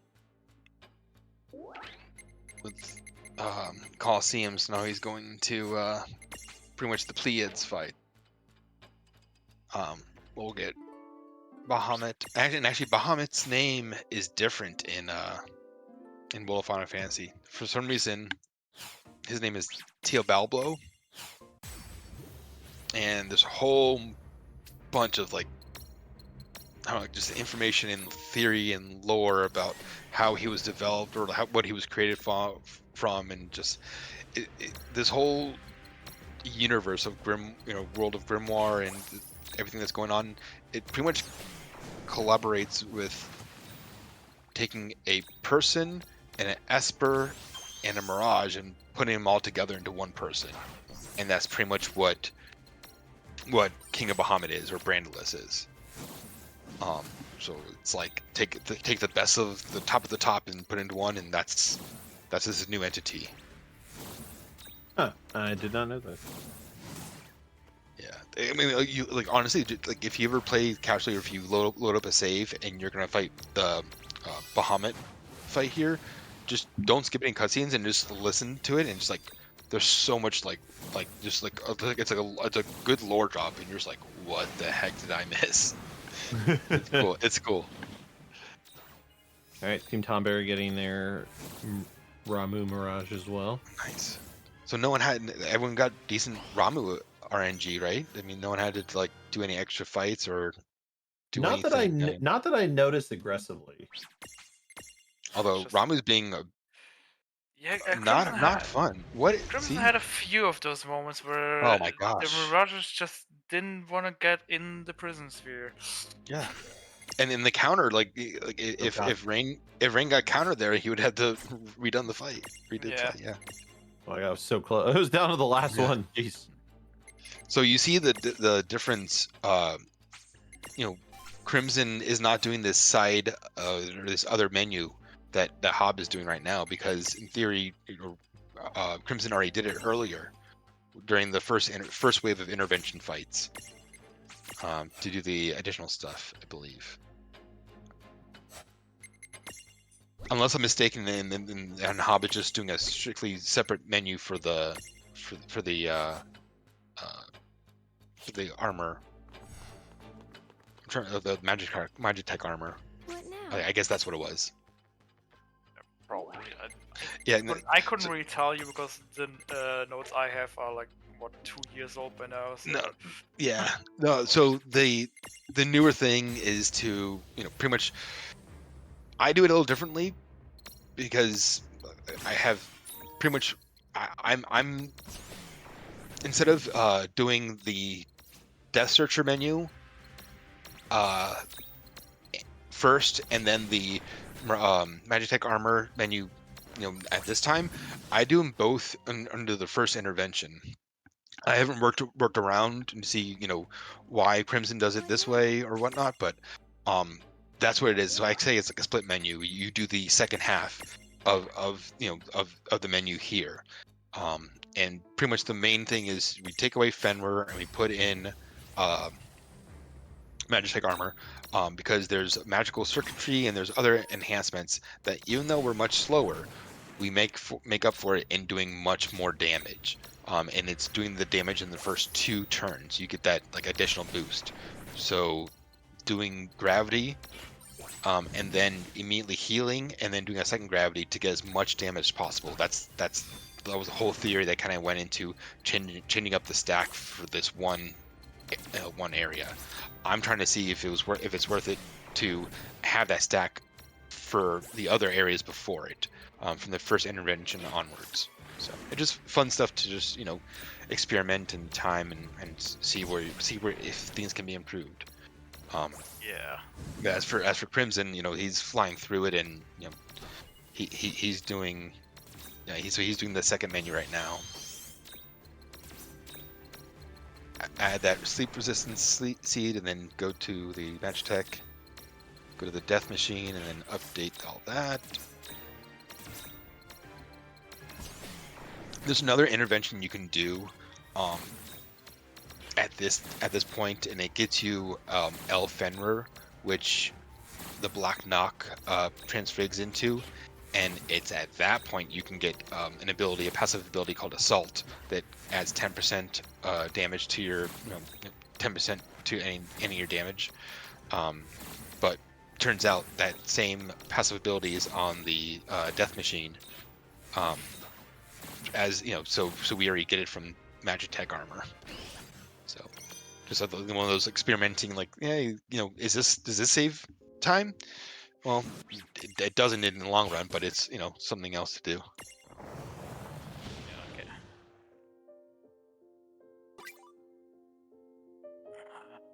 Looks like Harvest through his Bahamut fight.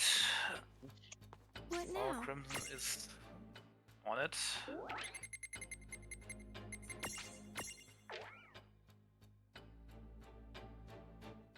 It'd be really exciting to see if Tonberry and Choco converge. Yeah, because they're doing their fights in a different order. Yeah. Oh yeah.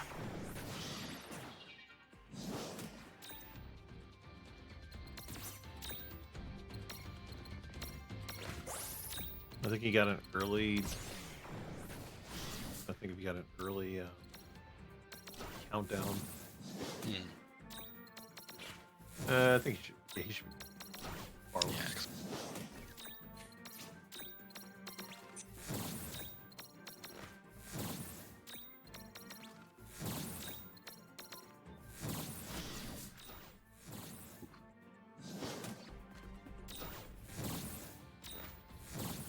And I want to say, I want to say Hob leaves Leviathan for last. And Crimson, and I forget if you already did it, but I know Crimson, when experimenting with he does the Odin newer last, I version. believe. Okay. Crimson has it where you fight Leviathan with Fenrir in order to not get outspeed. I don't know if he is going to do that or not, or not. But there was something that early on it was being worked on. It was okay. We'll do Leviathan fight normally with Fenrir, and then we'll do the then the other fights with it, just because Leviathan has some big AoE physical and magic damage. Yeah. And just being too slow, and even with spending a turn or two to put haste on it, it was very clunky. And the whole the goal for this game is to be as smooth and as pretty much as scripted as possible. So it's, at least that's the way I see it. It's like, okay, this fight is, you with Faith, it's two marbles and 2 spell stones, or it's whatever combination is needed. But get it down to, okay, you need 10 of these marbles for these fights. If you have any less, it's game over. If you have any more, that's even better. Just trimming the fat.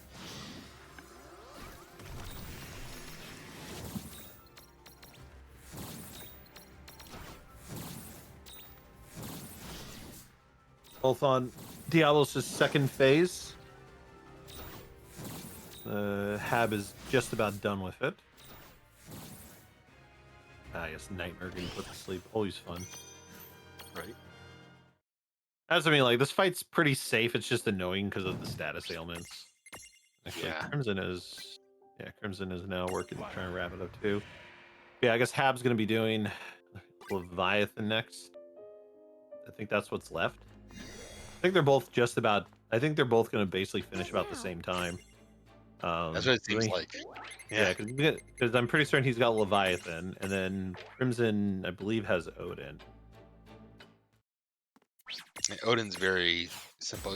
Like, really, Odin, you just have to watch out for the Gungnir fight attack, but really with a Protect Stone and enough Lightning Marble spam, you're good. Actually, Hab still has Odin as well.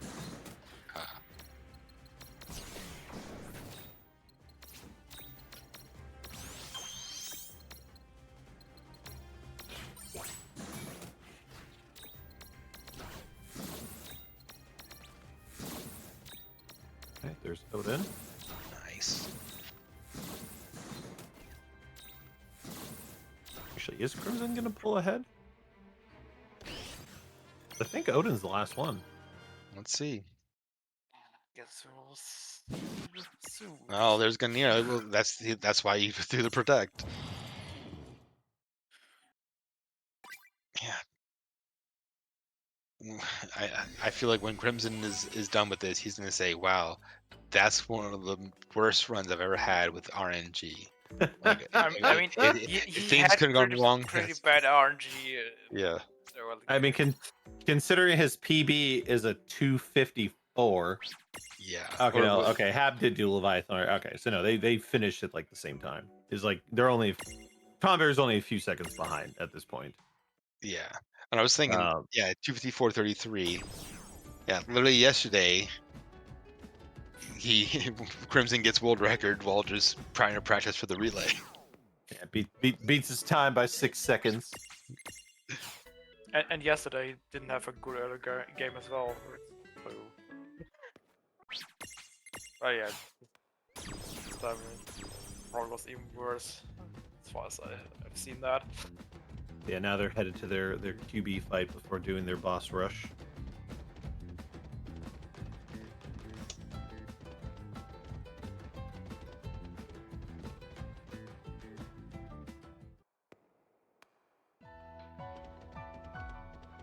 Yeah.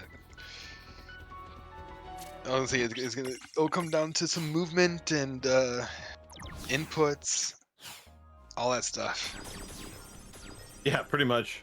It just team close race. That's what's exciting about it, especially for when 15 starts and all the stress that comes up with that. It's. Won't that ruin all of our I don't know how you could not stay excited. That's all I can say. Right. Get hyped!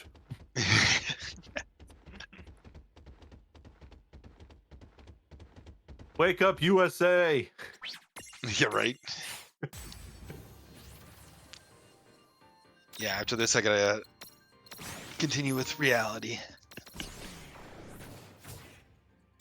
Okay.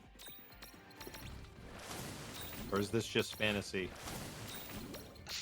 Connor and I was about to landslide. say, Steph, if you had the rest of the day off, you and me could hit up that German restaurant. Well, I technically have to work. And Did- you know, it's right by my work. So Did you tell work that today is the relay and you're busy and you can't make it? well, if we started at 3:30, I wouldn't have to worry about it. But because I do have something going on with my vehicle, I told my boss that I was gonna be coming in late. They just don't get it. Unreal. All right, rain check on the German restaurant. I'm gonna go back No, to playing games.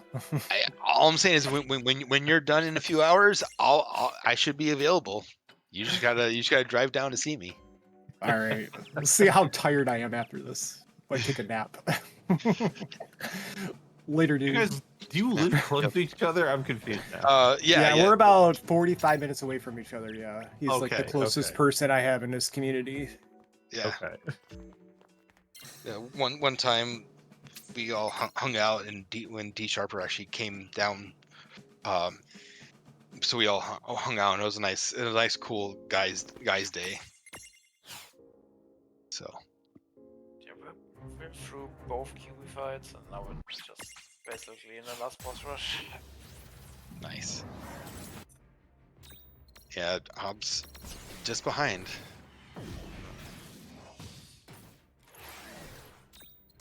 Any crits? Yep, there we go. Nice.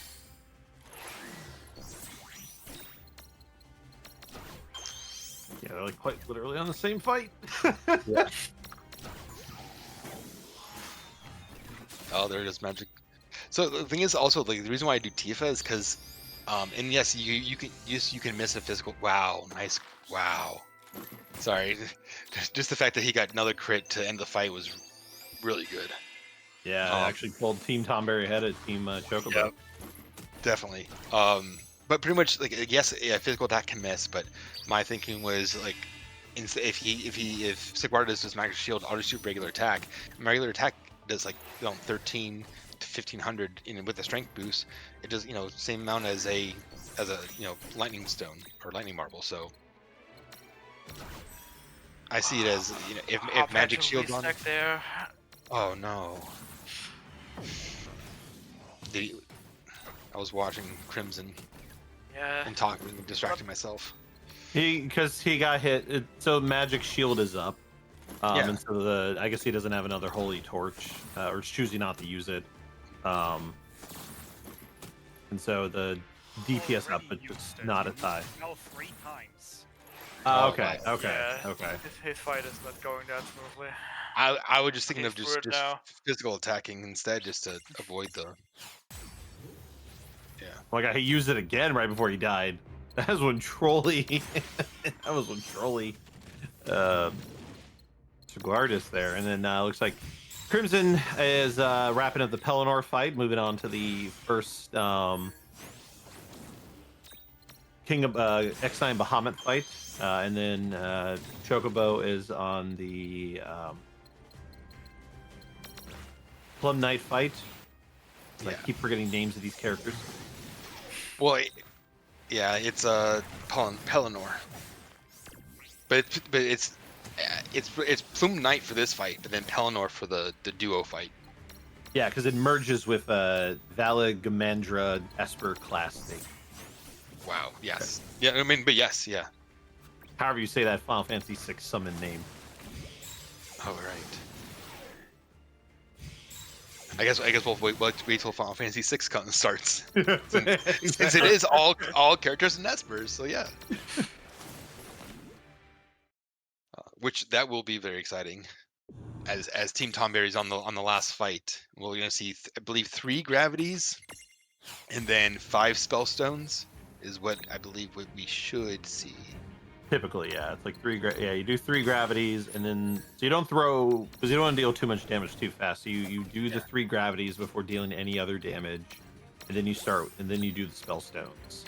Yeah, and you don't want to throw a spellstone that has the same color, as the gem in the middle of X9 behind it too. So you saw we'll go from red to blue. So yeah, you have to pay attention to that because sometimes it does catch you off guard. But should be coming close for Tonberry. Force it. I'm- Send it. Let's say then. There we go. GG's. GG's. GG's Tonberry. Good luck, Team Tonberry. All right. Go Tonberry. And probably about, I guess 3 minutes, 2 to 3 minutes for Team Choco. Knocking on wood that nothing else goes bad, and I totally didn't commentate cursing.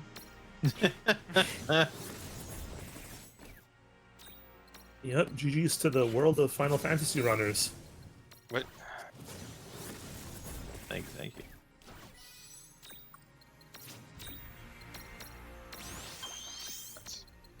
I hit the split and it didn't go through. That's the second time it happened.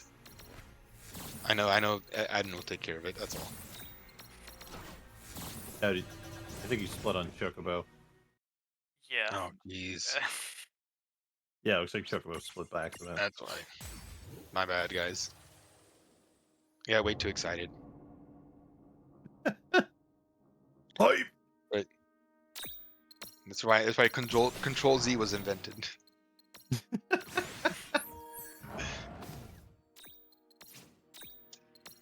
All right.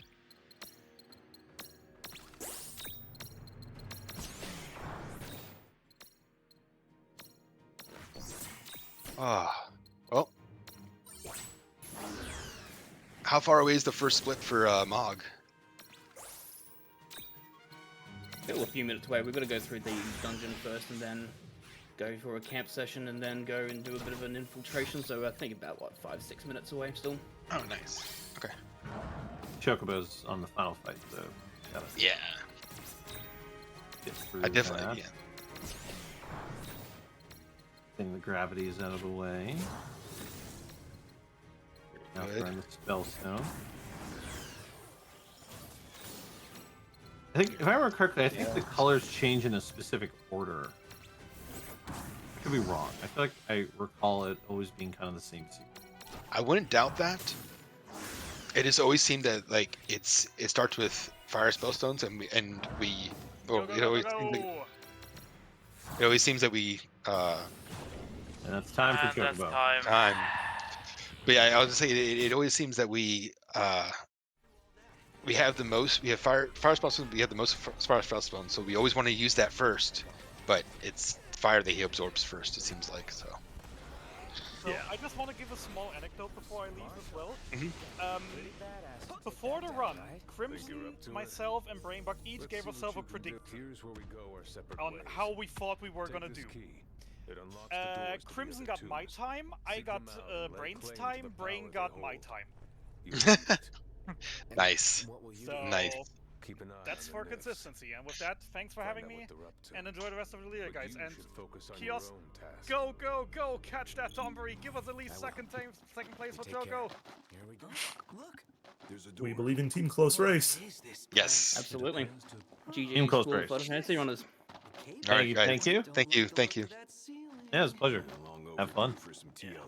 Have fun. I'm gonna pass out now. So I didn't get any sleep. Very fair. I'll try to be back before it really ends. But for now, good luck on 15. Give it up then. Yeah, well, this is 15, aka Final Fantasy Boy Band World Tour Simulator. And like any good world tour, we always start off with our car breaking down and having to get it repaired before we actually begin our adventure. Yeah, by breaking down, apparently forgetting to fill it with petrol.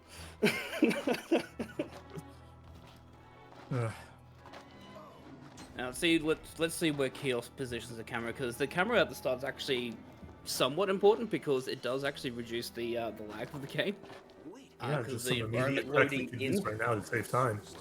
Yeah, because there is a bit of lag with pushing the car because the environment does load in, and you also kind of don't want to have like all the cars spawning in as well. So you'll see the runners either do one of two camera positions. One is the front of the car, or one is the rear view of the car. Aquila with the first menu as well.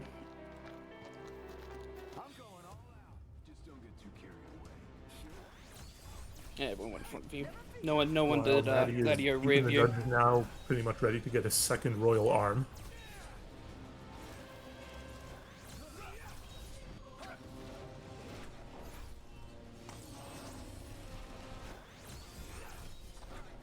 And the soundtrack playing here, Stand By Me, is still pretty sensitive to being muted on Twitch, so probably best that we don't hear it. I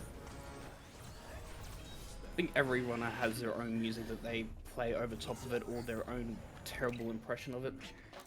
Do you want me to sing an a cappella version of it? You can if you want to. I don't. I don't at all. Look, last time I prepared a kazoo version and it was not broadcasted. I was disappointed. In the spirit of team competition, I'll join you. If it makes you feel better. Welcome to Team No Fun.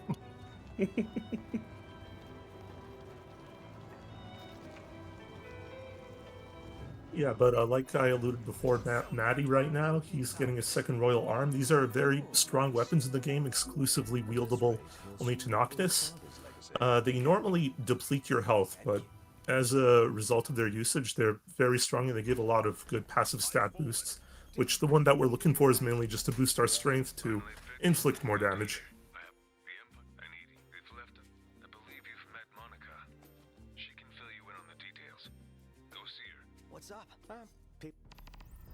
Aquila right now is just going through these general Scorpion battles.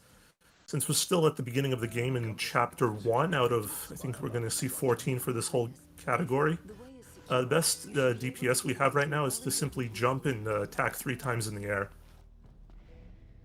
That should one-shot each of the Scorpions here. We do have a weapon called Ragnarok, which helps us with the Warp Strike. Which does, considerable amount of damage. The problem is that it consumes MP every time that we want to use it. And yeah, with a limited amount of MP to begin in the game, it's just good to start off just by using a Warp Strike to one of them, and then, yeah, as Dee said, just 3 hits on each enemy.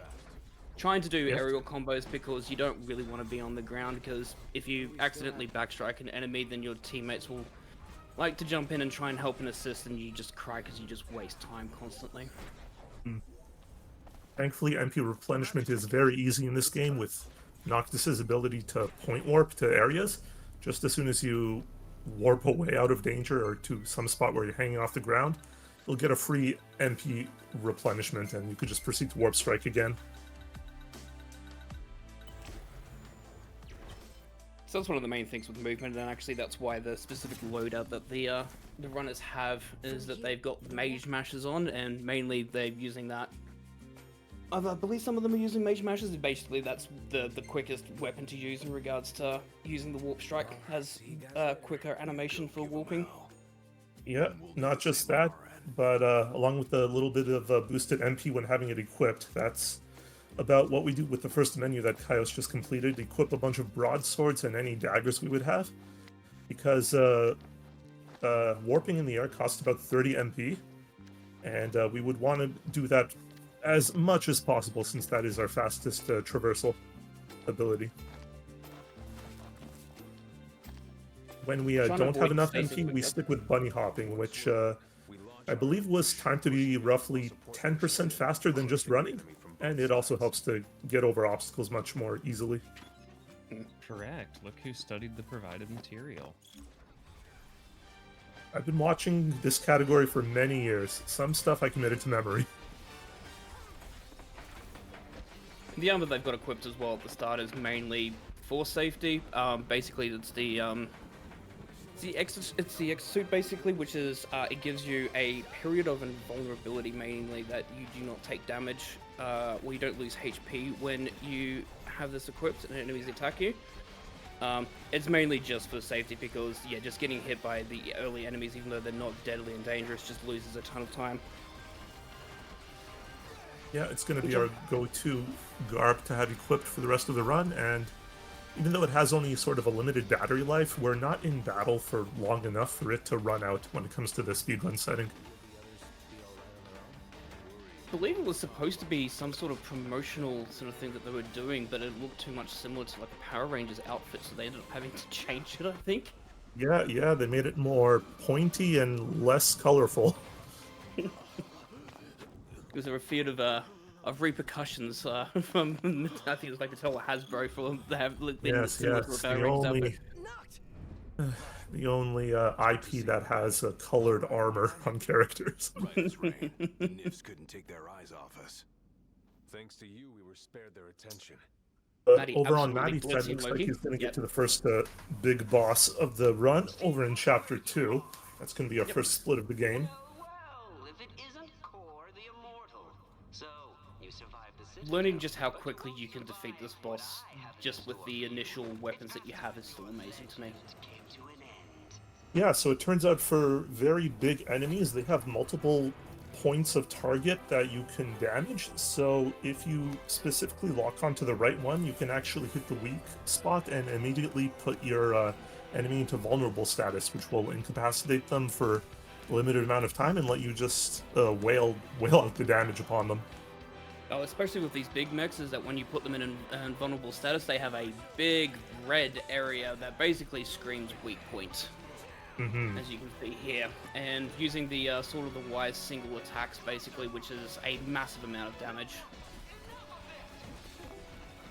Alright, there goes the weak spot, it's vulnerable, and just have at it. Jump attacks with one of the royal weapons. Should be good damage. If we're lucky, he'll get a few crits. But not mandatory. While they're waiting around, they just like to pick up random items on the ground to sell down the line. Impressive. Seeing you in action puts my mind at ease. Yes, because there's quite a lot of shopping that we do, mainly for sheep's milk. That's going to be the big items that we're constantly going to be buying. Yeah, that's something we didn't cover when they're going on their long drives. But I think the first split is good for Team Mog now. Rainbow, do you have that open? No, I do not. That's fine, I'll give it a try. 3, 2, 1. Yeah, we'll see what happens.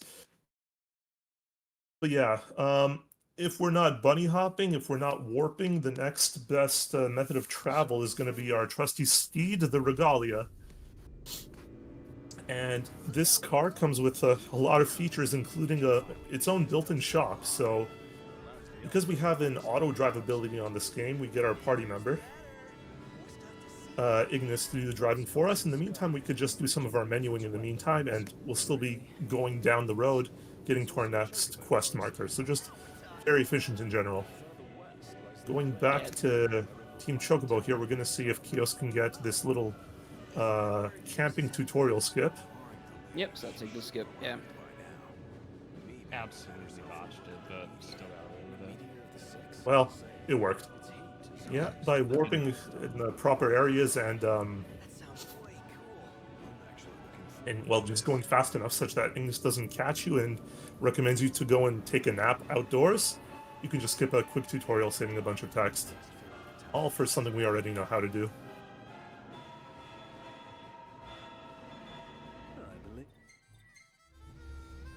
And the first mini-boss of Chapter 1 as well. Super straightforward. This is where you get to see how powerful Warp Strike and Fire is. Basically, Warp Strike and Fire just absolutely rinses through this boss. The key thing, though, is that we want to make sure that we have Engine Blade at the end of it. Because we do... Engine Blade, which is one of the first weapons you do get as Noctis, has a unique ability that if you do defeat enemies with it, you pick up energy. Did you see that sign? Chocobos!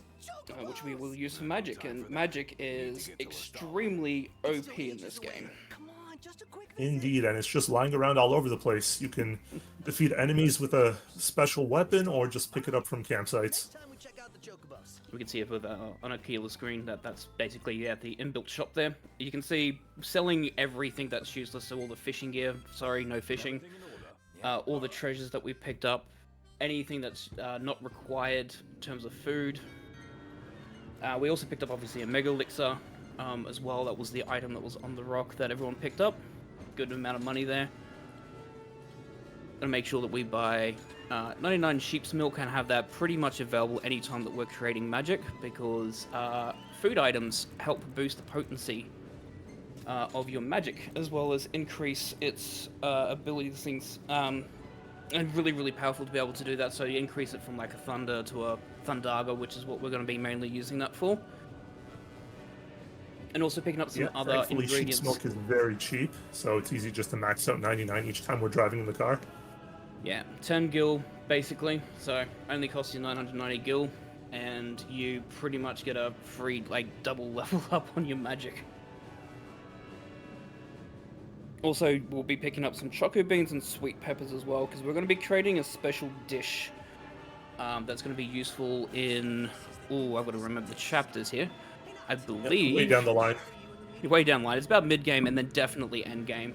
It's going to be called Plump and Pungent Tofu. We'll talk about that when we eventually do that. Because I think we only eat 3 meals. One is toast, and then 2 Plump and Pungent Tofus throughout the entire run. It's the first selection in the food menu.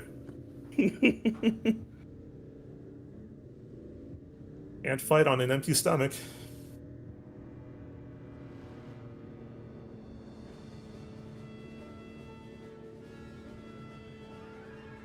Matty just going into chapter 3, where much of the world opens up at this point, but I mean, we know where the main quest markers are. We're just going to proceed with those.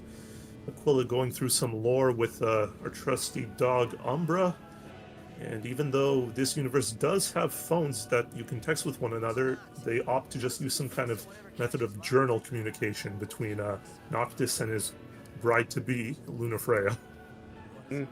Umbra's second best dog in Final Fantasy, that's my hot take.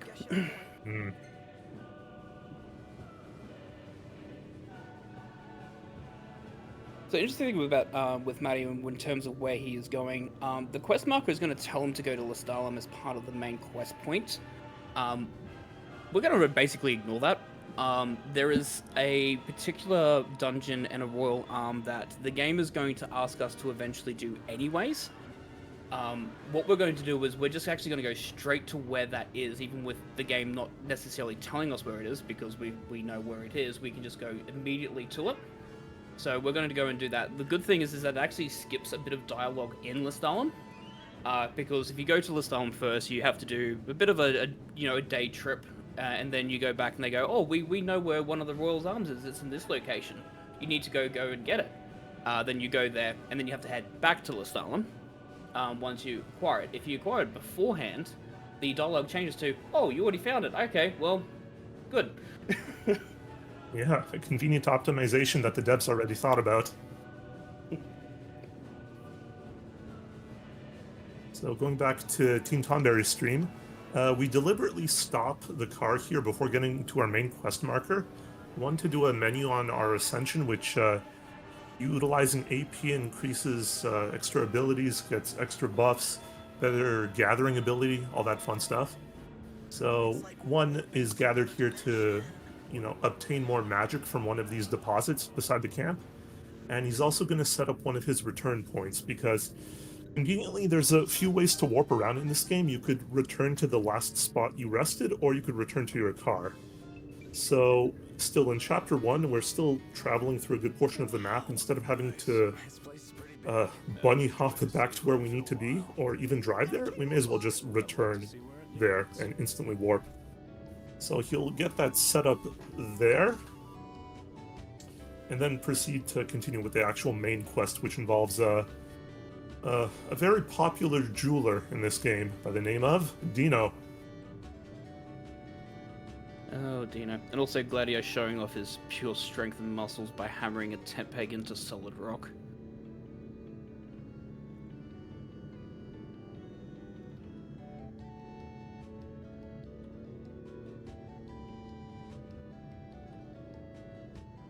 Interesting thing about driving is that obviously you can set and forget the driving.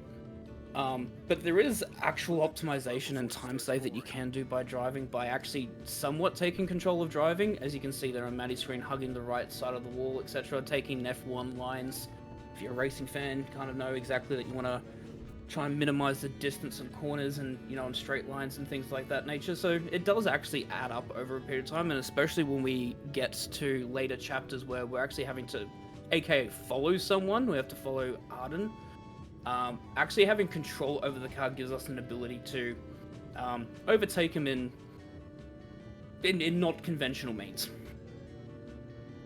Yeah, even if you are as Ignis automatically driving, you have some controllability with the control stick.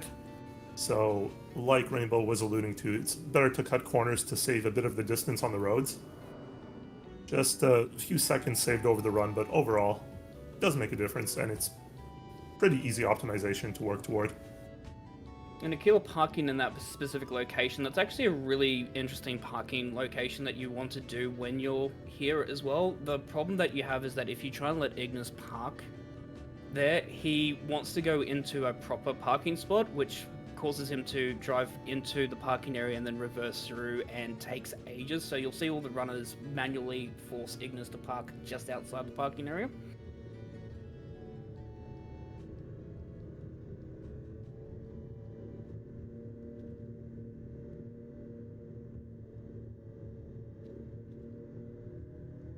To make our way to the docks, we're supposed to be catching a ferry over to get ourselves prepared and ready for our wedding for our bride-to-be, but it appears that there are no boats available. This blackmailing Brooklyn Final Fantasy character named Dino is informing us that there are no boats, and basically he's blackmailing us by saying that, yo, you don't want people to know that, you know, the prince is out gallivanting around, right? So why don't you do me this favor and I'll make sure that we don't write about you in the papers. So you're forced to go collect a stone from. Yep. Which I've always questioned, because, like, how do people not know that Noctis is the prince, and they would be able to see him anyways? It's not like he's undercover. I mean, well, to be fair, he does wear an exo suit for like half the run, so maybe. Yeah, lore-wise, I think he was largely sheltered, so his face isn't really well known to the public of the continent. Very true.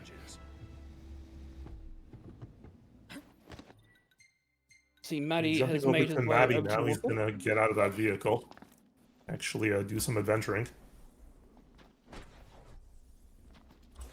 Going to try and pick up the Mega Elixir here, which is a bit of a tight window for this particular item because there is a giant Naga that's there.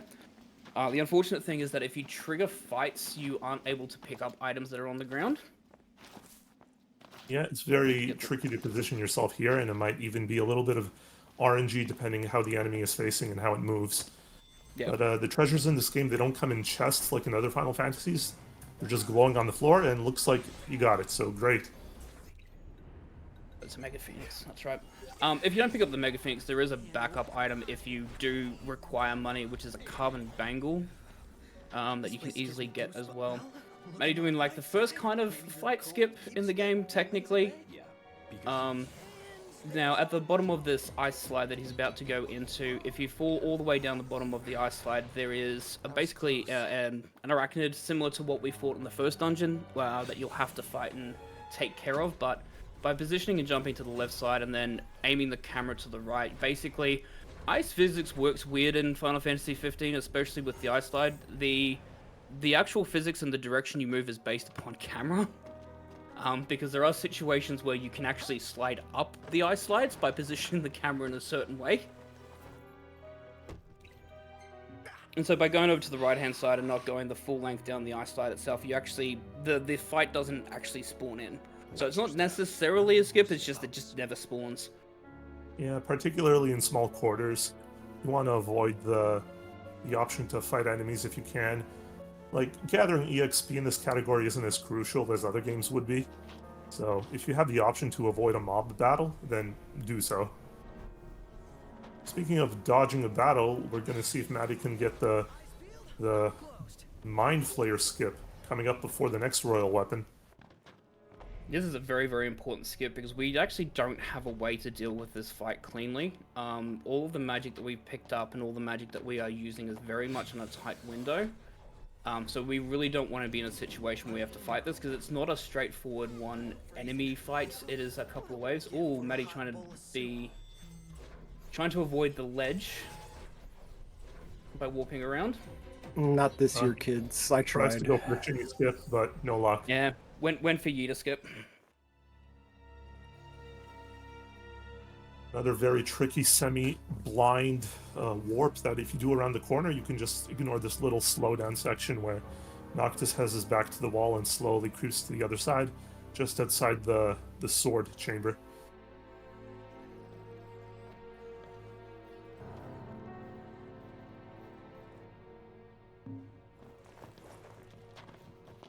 Getting himself set up. Alright, if he's positioned correctly. Got it. Yeah, well done. So how that skip basically works is that there is, especially for the mind flayers, they actually take a bit of time to actually spawn in. And so what we're trying to do by jumping around basically the outside is to not activate the fight spawn until the last moment possible, and then as the mind flayers are spawning in, even though they're spawning, the fight technically doesn't trigger until they're fully available. And so by doing that, the fight is still technically loading as you get to the door, and since we're not in a fight, we can access the door and just immediately bypass that fight. It's getting hot out here. Just need to pull in somewhere cool. Yeah. Any chance sleeping in a nice room tonight? Yes, I'm certain we can secure suitable accommodations nearby. Yeah, Matty just proceeding to use a bunch of fast traveling mechanics, returning to entrance when you're at the end of a dungeon, returning to car. You need to get your vehicle, and once you've driven past the parking spot, you don't even have to take the whole drive back. You can fast travel it for a very fair price. I think it's like 5 gil. Yeah, that sounds about right. I think in the Royal Edition and Windows Edition, it did reduce it because I think on the base game it was like 50. I suppose it's actually good to notice that they are running Windows Edition / Royal Edition, which did a whole bunch of like updates to the actual game itself. It completely reworked the Endgame as well. Where basically they added in like a boss rush at the end. We have to fight 3 of the previous kings, basically. All things considered. We have included DLCs as well with the Royal Edition. Which does make the So speedrun a if you lot haven't helpful. played this game since its release date, which was, what, 9 years ago on the PS4? Certainly worth picking up again. Absolutely.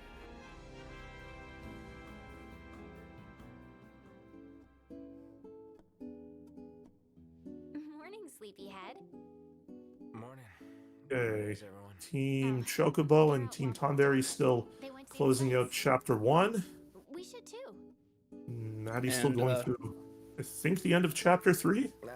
Yeah, poor Matty has to do the day trip with Iris. It may be a good idea to take in the sights while... For our first stop, we'll check out the marketplace. Follow me, right this way.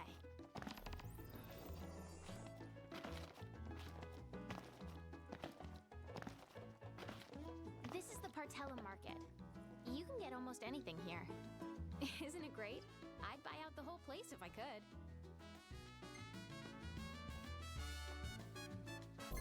Yeah, often enough we can just simply escape the mobs like Aquila was just doing simply by running and bunny hopping away. Very few instances where they're mandatory to defeat before moving on. And just using the warp strikes where possible, just to get as much distance and close it as much as you can. Fresh produce straight from. Thank you kindly. Important shop actually enlisted on there. We're actually picking up some Kedia ginger, which is going to be the last requirements that we will need for the plump and pungent tofu. Yeah, critical foodstuffs for a upcoming camp.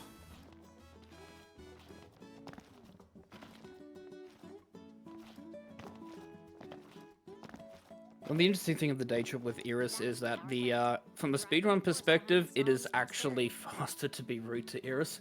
But get this. Yeah, not just Not her, but lying. most conversations in the game. Yeah, most conversations is you be a snobbish prince and you just are rude to everyone, and it's mainly quicker, mainly because you get AP from it instead of experience.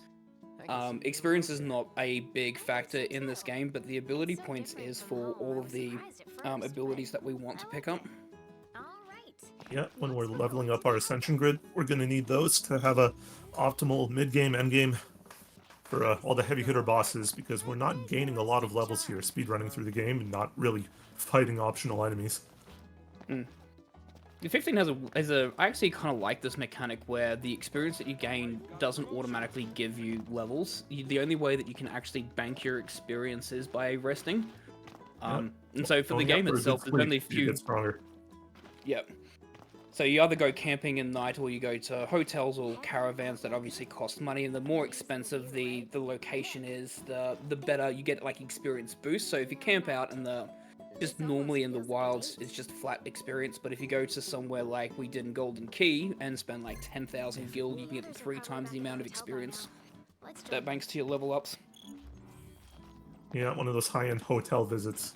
If you rest there, you can really hoard your EXP for, well, as many days as you want. The game doesn't really force you to go to sleep, but if you really want to max out your levels in the quickest way possible, that's the way to do it. The game doesn't force you, but the characters sure love to complain that they're exhausted.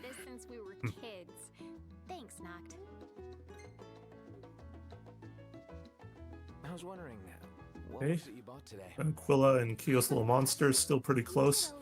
Starting off Chapter 2 in the car ride section. Yes, so Aquila is, I'm sure Aquila's going to go the back passageway because it is quicker. So if you follow, oh no, they're going the normal route. Alright, so Kios might do the second route. Because there is something interesting with this one, is that you can obviously follow the road to go to the parking spot, but there is a slightly quicker route, which is where you take the off-road just before the exit. And by going through the pathway, you can actually park closer to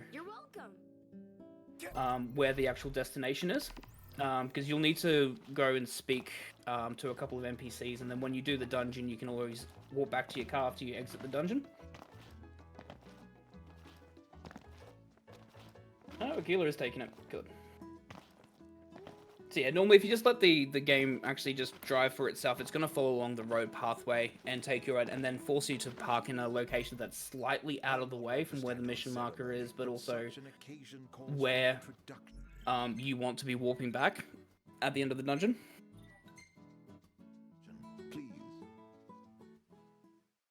Yeah, sort of the auto drive system. You don't really have to press anything in the controller and the car will know where to go, but it's not always the most optimal path. It's completely fun if you're learning the game, because, like, in all honesty, it only saves, you know, maybe 1 or 2 minutes, you know, optimal driving outside of what we're about to do here on Matty's screen, which is follow Arden. But obviously, every second counts in speedrunning, so any optimization you can do, absolutely take it. I think Team Mog just did a little save and load tech here.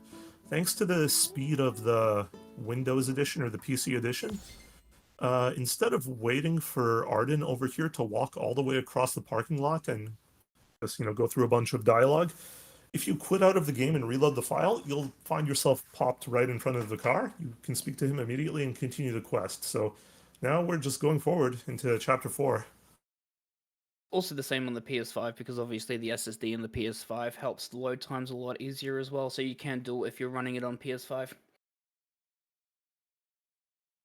But PS4, you tend to let Arden walk because the load times on PS4 is painful. Chapter 1, if you're still using a hard drive, like an actual disk drive, is also different because of how long the loads take. It's actually faster to not even stop at the camp. As does his origin. It's hard for me to picture that guy in the Empire. But it's even harder to imagine him as a Lucian. So Matty's going to show off his driving skills and see if he can pass Arden on both occasions. I'd sooner not rely on him. But he may be our only way Aquila going to technically. Yeah, we get a little bit of Grand Theft Auto action here. on Team Mog. Oh, if you're an F1. You can get the shortcuts. Oh, if you're an F1 fan, the Max Verstappen. We came up with a plan. Gotta watch our backs the whole way.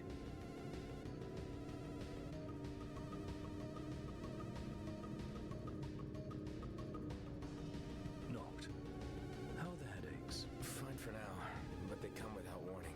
Wouldn't want to have one behind the wheel. Yep, got him. Good overtake.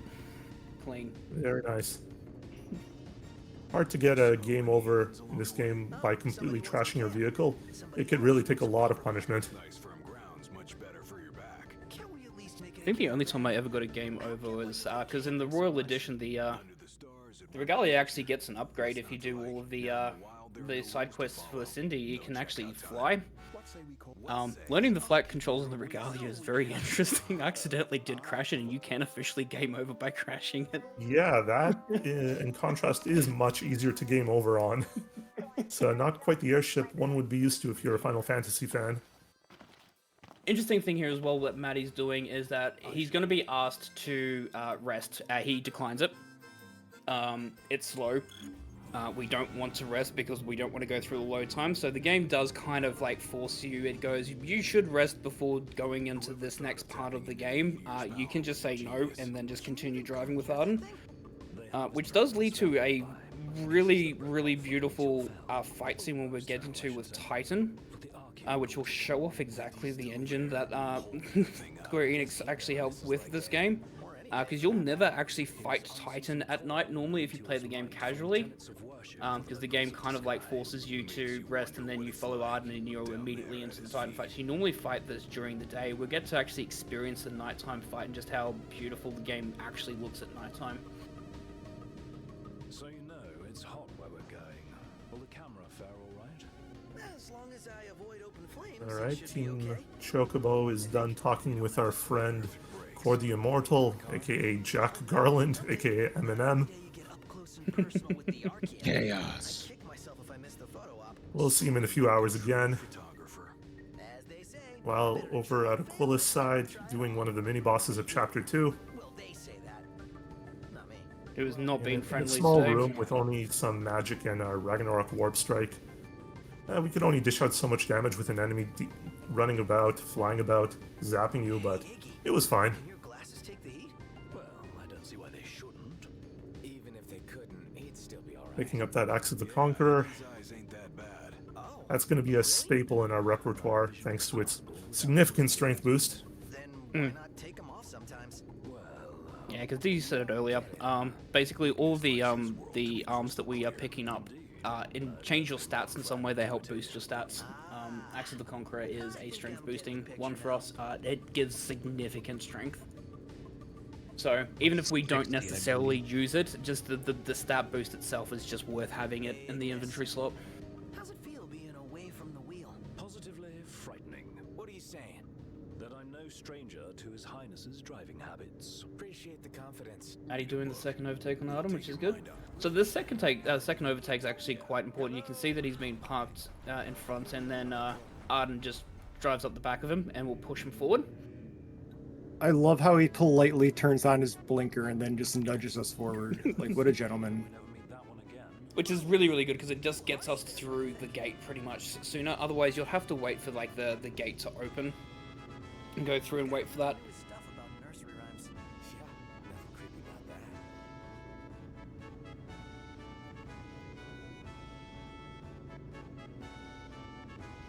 Bunch more menuing going on for Team Chocobo. Get ourselves that extra accessory slot.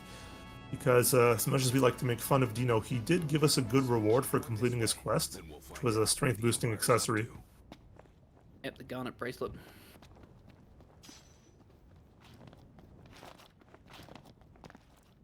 These ruins.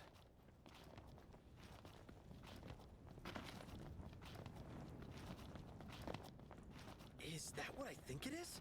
Didn't expect to find a royal tomb here. Point warp's not being Aquila nice to doing Chaos there. Aquila doing the magic mixing required for this upcoming second dungeon of Chapter 2. We mentioned it before, but sheep milk is a very good ingredient when it comes to formulating your magic in this game. Gets you very high tier level spells very early.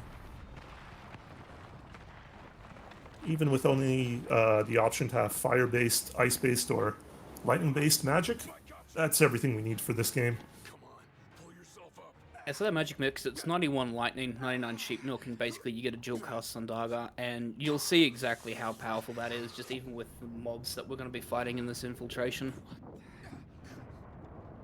And Keel's unfortunately having a bit of problems with point warps. Point warps can be slightly annoying to deal with. Sometimes they can just decide that if you're not looking at them and you're a pixel off, that they'll just disappear, even though you're definitely looking where you're supposed to be point warping to.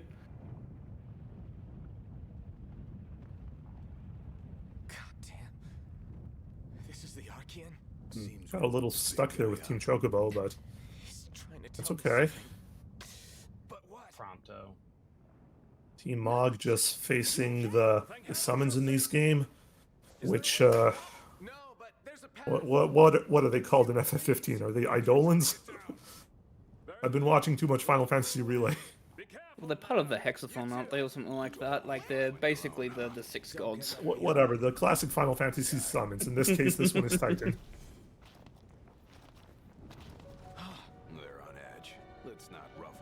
Yeah, along with collecting royal arms in Noctis's quest, he also has to get the blessings of the gods. So Titan is one of the early ones we receive.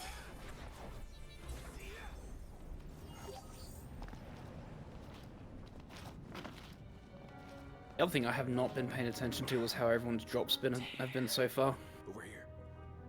Yeah, so enemies can drop useful items for us. We are looking for items such as muscle stimulants, which increase our strength, or Magitek boosters that will give us temporarily infinite MP. Very useful for just warping around in traversal. Get us to where we need to go faster. I can confirm I got absolutely nothing. Oh, wow. Just the one muscle stim that we get to pick up, but I got absolutely nothing. That's yeah, relay luck. Killer coming to Loki now. And be done with him in like 20 seconds. Yeah, very consistent strategy. And this is what I was talking about in regards to like the Titan area here on Matty's screen. So normally when you come to this area, it's during the daytime because the game asks you to rest, but now it's getting to nighttime. You can just see how beautiful the game is, just how well the Luminous engine worked for 16, even back like 9 years ago.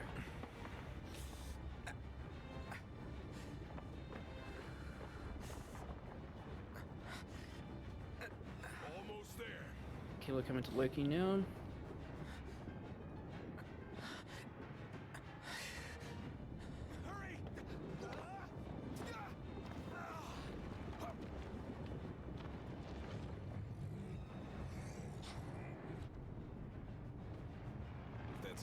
Alright, fine fight for Team Tonberry. You don't have to use the royal weapon. Using the daggers in the air are also a very good source of DPS. That worked out nicely. That's going to be a split for Team Green.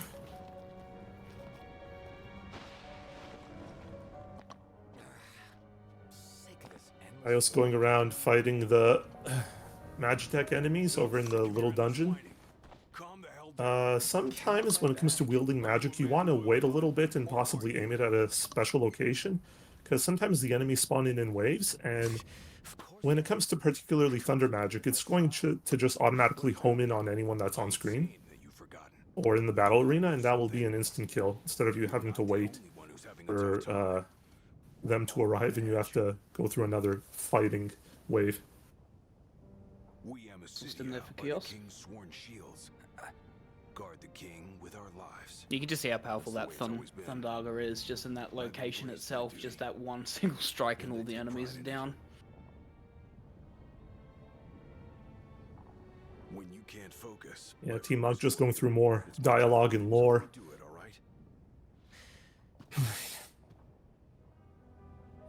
Getting a pep talk from Gladio. Sorry, but I had to get With Team Chocobo, I don't know if we covered it, but the main bad guys of this game, I suppose, is the Empire of Niflheim. So they're just a sort of neighboring continent to Noctis's continent, and they just decided to, increase their area of conquest and try to take over his own home city. And eventually they're just sending these sorts of general commanders to take out the prince who is next in line to hold the throne. And apparently the legendary king who would banish all the darkness in the world, which I guess Niflheim does not want.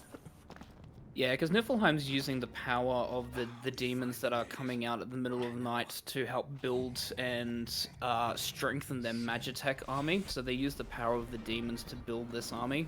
So they kind of want more darkness to exist because they want more demons so they can bolster their army so they can be undefeatable. And yeah, so they need the power of two things. They need the power of the crystal that was originally there in Insomnia, which was a protective barrier to help keep the darkness at bay, as well as the Ring of the Lushai. So the combination of the two, along with the fabled prince, or the next king, basically, or the fabled king, was to basically help prevent, the end of the world. Yeah, all guarded by the previous king, but after the events of Chapter 1, which we did skip the cutscenes, so we wouldn't know about it, but King is now dead, Noctis is next in line. Crystal was stolen and kept elsewhere for safekeeping. Yep, and the ring is currently with Lady Luna Freya, who managed to take hold of it. She was gifted the ring to keep safe and protected and to give to Noctis at the appropriate time later. Yeah, so Team Mog is fighting a god here, although more specifically they're running away.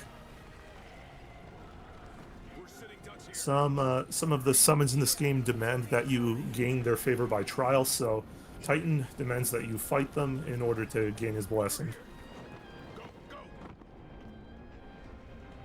But we gotta show off a little more of this dungeon, so let's have a chase sequence. Which we're just going to immediately ignore by running back to the hand. Because it's Yeah, faster just to get picked up and yeeted. Faster. It's quicker to get yeeted than to run away.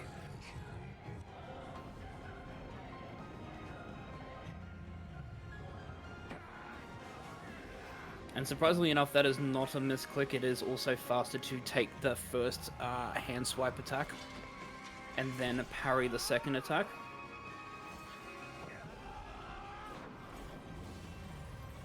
Yeah, curiously, we only really have to pay attention to this battle for maybe the first half of it, because it eventually just gets put on rails, and regardless of what you try to do, the battle is going to end in a set amount of time.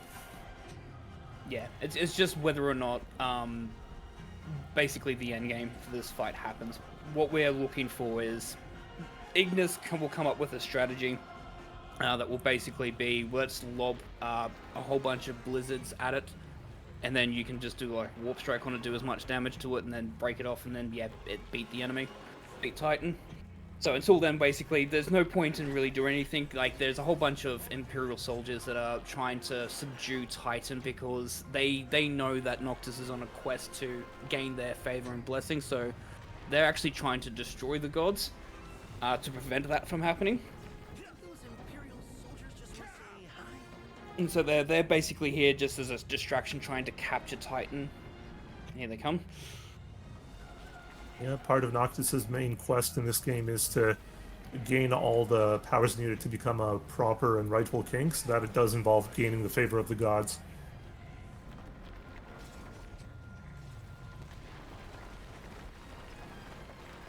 Now that all of our allies are here, we're just going to wait around for just a little bit. Standing in a particular spot, because the other thing about this fight, if you do it casually, is that half the floor is on fire, and you are going to take continuous fire damage if you don't stand in certain spots.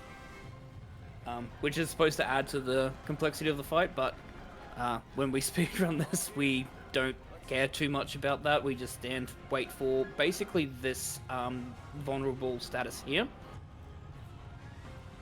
Still not going to do anything yet. Yeah, temporarily we did remove our Magitech exosuit armor, because the alternative that we're using here, the Royal Raiment, happens to have the best MP replenishment in the game. And as mentioned before, having a lot of MP will allow us to warp farther and longer, which turns out to be very handy when we're trying to get from point A to point B. One of the abilities that we also picked up also increases, I believe it's warp factor, increases the damage that we do on warp strikes as well. And you can see that basically abilities.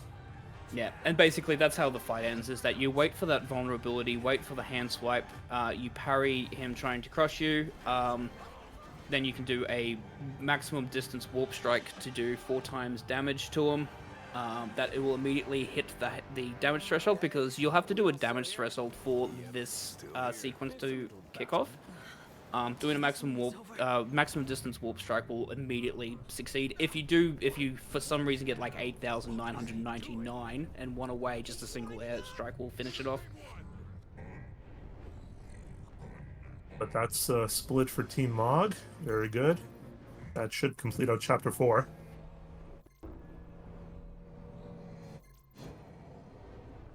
The 2 runners still going through their nice long car ride in Chapter 3. The longest car ride, isn't it, for the entire game? Yeah.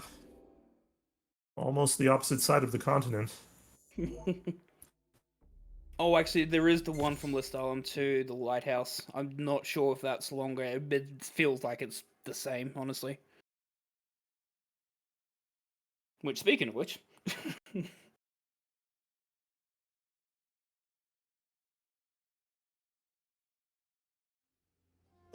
And what will you do? Why? Pretty generous. Well, Yeah, being on Chapter 3 does open up most of the continent here, so it's very common for casual players to truly get lost in the world and really just do side questing for hours upon hours. And so after one of the longest car rides in a, frankly, somewhat tedious battle with Titan, the Regalia has been impounded by the Empire, so we have no longer access to the car. But we do have some other dungeons and some potential leads in terms of where we need to go next happening. So the game gives you a car, and then after 3 chapters takes it away for a period of time. And tells you you need to explore. Go have fun in the game. Yep. in the meantime, We have to use our legs for a while. Fortunately, you are dropped off right in front of the Chocobo farm in this game, but it's a very long extra side quest that, after completing it, you just don't gain the time back by using your Chocobo to run about. So instead, we're just gonna confirm a rest point. We're gonna sleep at the cabin here. That's gonna be useful to warp back, as we gotta kind of really traverse this area doing the next quest of Chapter 5, which is right away gaining the favor of another summon. Oh, I mean, Ramu. ZTB into Deadeye. It's pretty quick. No major glitches. Fine, Major. Okay. I think you defined it, don't you? You want weapons? Pleasure doing business. See you later.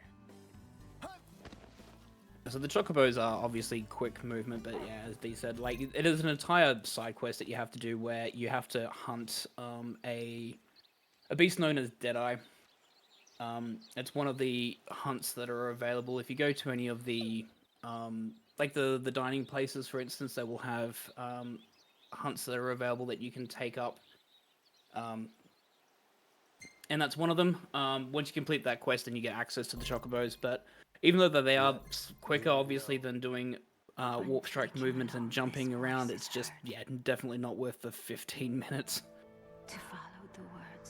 It looks like Aquila doesn't go for the Mega Phoenix. That's okay. Just instead goes for the Crab Rave. The storm's ephemeral yet eternal light. To the light must go the king. Lady Lunafreya has done well to keep Be interesting to see if they go for the carbon bangle, or if they're just gonna try and yellow the money. entails passage aboard a ship.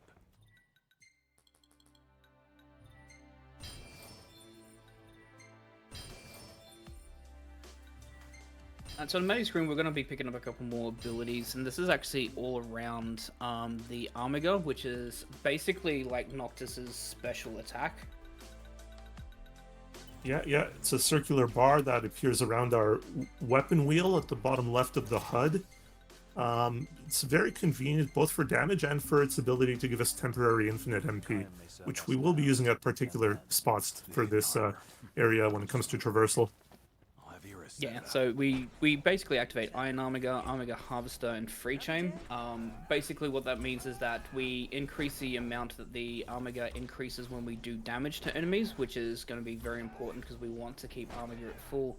The other great thing is that when we have Armiger active, I believe one of them is that we don't expel MP, so we can just spam Warp Strikes constantly. As a result, so that means that we don't have to worry too much about saving MP, or conversely, what Matty's already bought is a whole bunch of elixirs, because Warp Striking obviously being fastest movement that we can do once we're out of the Armiger effect, we will just be doing Warp Strikes as much as we can. He also picked up an Air Step Sword. This reduces the amount of MP by half for your Air Steps or your Warp Strikes. So normally they cost 30, but since we've got Air Step Sword, it's going to cost us 15 MP per movement. Yep, purchased at our Wizard's Chocobo post, and when it comes to replenishing MP, if it's not in a battle where we automatically get a warp point to fill out the MP bar back to full, we could just pop a Ether or Elixir, which is buyable in the car too. Aquila just doing the standard shimmy, that's fine. But I think I saw Mega Phoenix pick up over at Team Chocobo. Nice, and Aquila got the Mind Flayer skip as well.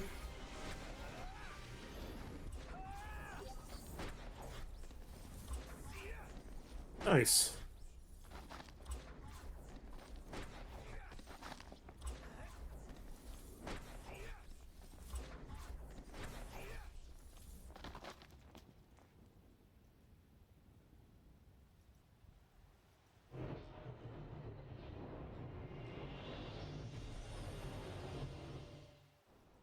Picking up the first of 3 locations he needs to go for Ramu's Blessing.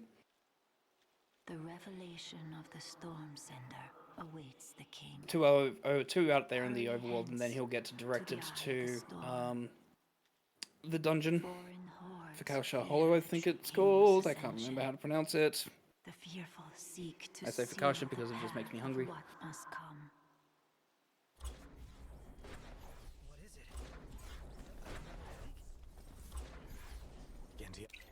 Anna. Voices in your head again?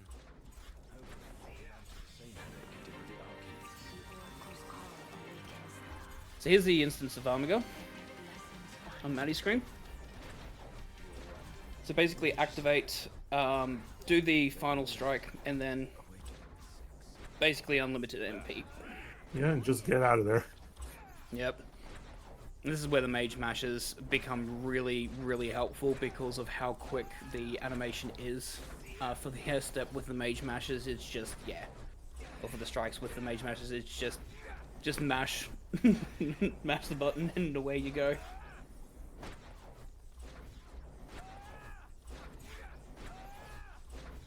Team Chocobo also going to go for the Mind Flayer skip.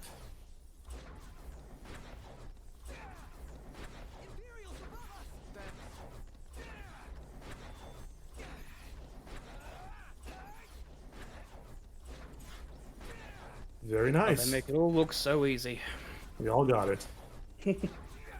And yeah, it actually is a really, really bad thing. If you don't get the skip, you do lose round 5 minutes because, yeah, that fight is not fun because we really don't want to use any of the magic that we've got because the magic is really tight in this run. We use it for very, very specific fights, and really outside of just like Ragnarok, you know, maximum distance warp strikes, there's not much you can really do in that fight. And the Mind Flayers are really annoying because they do gang up and trap Noctis. And yeah. And it's not a straightforward, simple fight either. I think there's 2 or 3 ways to that fight as well, so it does take quite a bit of time to get through it if you don't get the skip.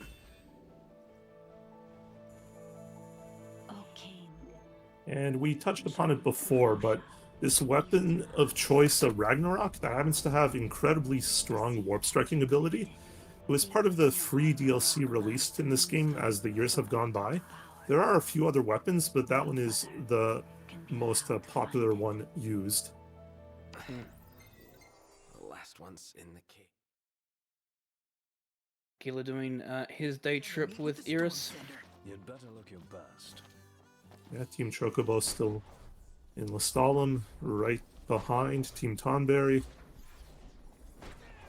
And Matty still getting those favors of the gods.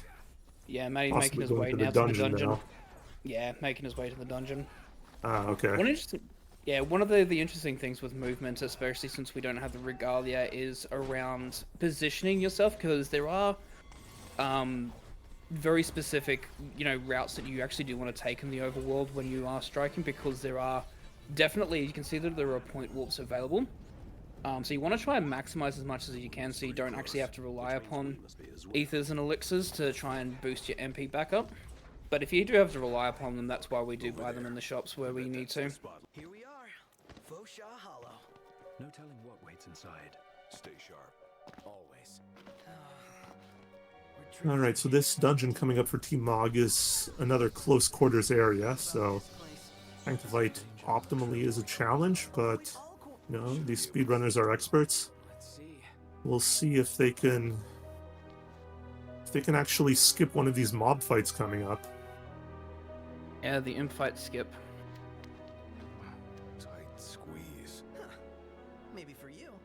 Pretty easy for me, though. Yeah, by interacting with one of these shimmy portions after defeating one wave, you should be able to bypass the second wave. Where normally when you're in danger zone, with that red bar that appears on top of the screen every time you're near an enemy, you're not really able to interact with either the environment or picking up items or stuff like that. But if you do it quick enough, you can just interact in time before the game remembers, oh yeah, you're in battle, you should probably handle these guys. I guess we could crawl through. Don't lose your head.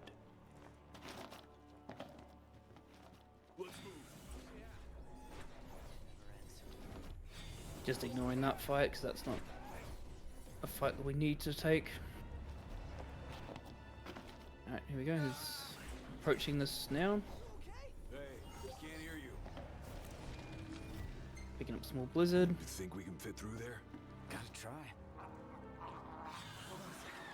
Yeah, the game is supposed to give you like this jump scare that you're supposed to shimmy in, and all these imps are supposed to flood out by backing up. Well, the game sort of forces you to back up as it is anyways, but as you back up, you launch a Blizzara behind you, and then you can turn around and you should have access into the shimmy spot before, the danger becomes too much, because like the enemies are spawning in and dying at the same time that you should be able to shimmy through. And that's imp skip. Matty gets it very nicely.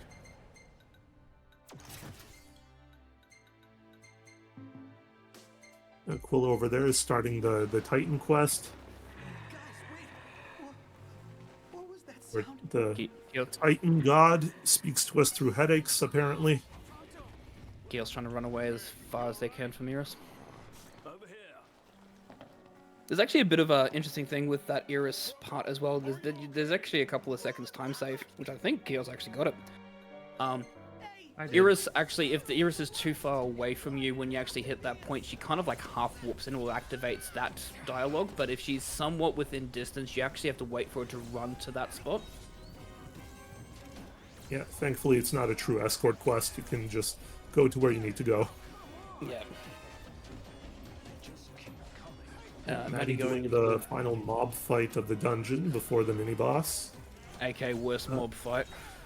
Yeah, very challenging because the enemies spawn just all over the place. They're different types, and while we have the ability to instantly warp strike to an enemy for good damage, hitting their actual hurt box is inconsistent, as a speedrunner could say. You know, oftentimes Noctis will just hover right above them and do 0 damage, which is a complete waste, but that's the game. Yeah. And they also just spawn in really awkward positions as well. Like, you have to navigate around tight corridors with them. They do like to jump away. The imps, for instance, like to do like a jump attack where they jump up in the air, so you're in the middle of targeting them, and then all of a sudden they jump away just as you're about to strike them.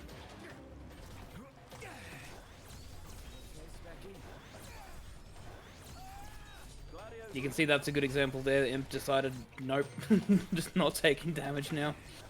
Yeah, a little bit of a stagger animation from no MP. Yep, there's another jump, unfortunately, yeah. Yeah, just hopping all over the place with Matty, unfortunately. You just do what you can at some point.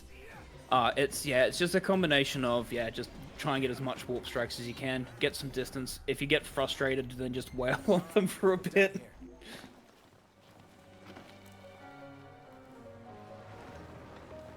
I sense we're on the right track. Frustration doesn't even begin to tell you how I feel right now.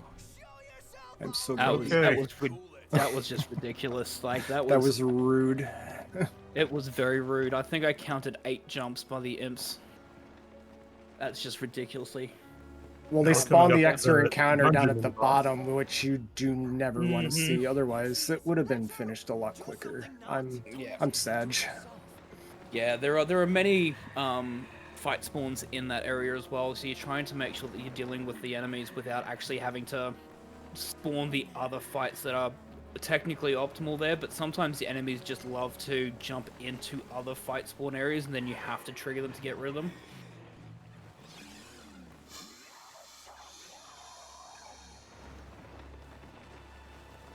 There is some background lore to this boss that Matty is about to face, which I no longer remember, but this isn't just any old enemy. It apparently has significant ties with one of the party members here. Regardless, we're still going to take it out, and oddly enough, this boss has sort of its own self-destruct ability towards the end, so if you deplete enough HP, you don't have to wait around to watch it explode. You can just go to the next quest marker.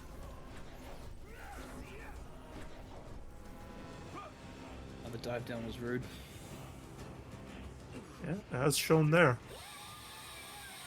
Alright, so yeah, you can see that the tail's wagging on Naga. So basically, when the tail wags, that's when you know that basically, as he said, the self-destruct is happening, like the fight's basically over at that point. So once you see the tail wag, then, or shake like that, then you can just go straight to the point. Perhaps you'd better console her in person.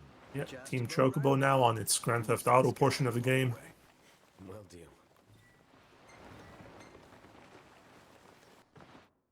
Same with Team Tonberry, though. A little less aggressive on the last portion of this little car escort mission.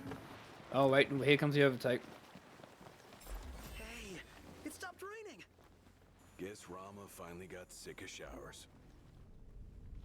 Up there, it's huge! Way bigger than the last one we saw.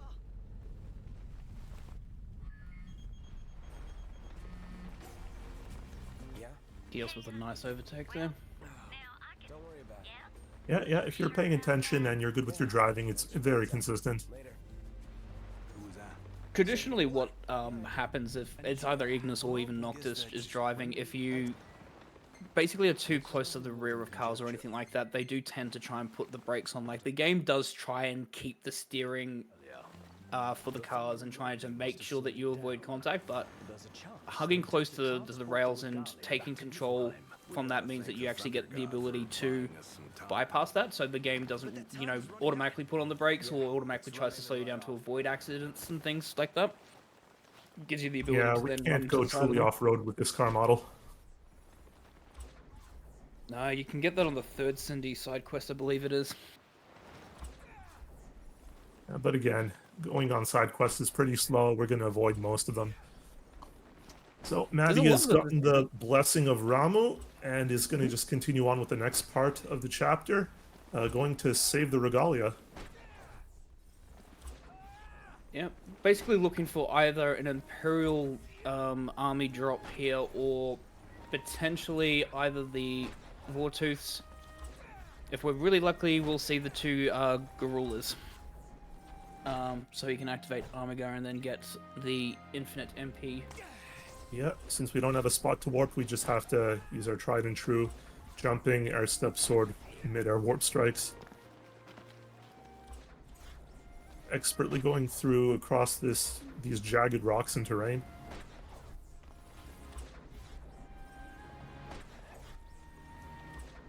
You'd be surprised how much you can just get caught on that. Like, because the warp strikes that we're doing here, like, even if there's at least something in the way that prevents you from completely clearing it, you will just stop right in front of it. Like, the warp strike will go, like, 2 feet in front of you, and then that's it.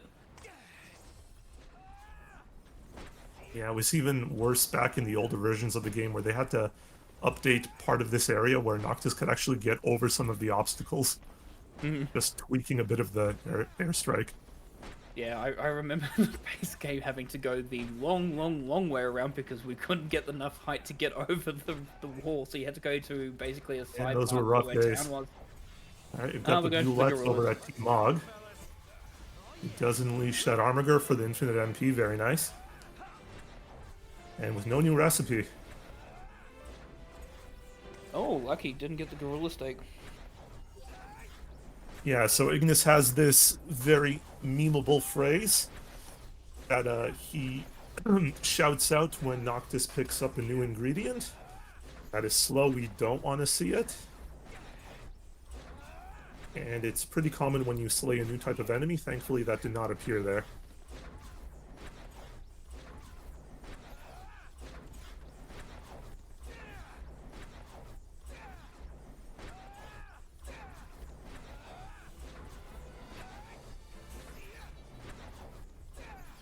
Yeah, Team Tonberry going through the Chapter 4 dungeon with Titan. Team Chocobo entering it now. I accidentally rested at camp.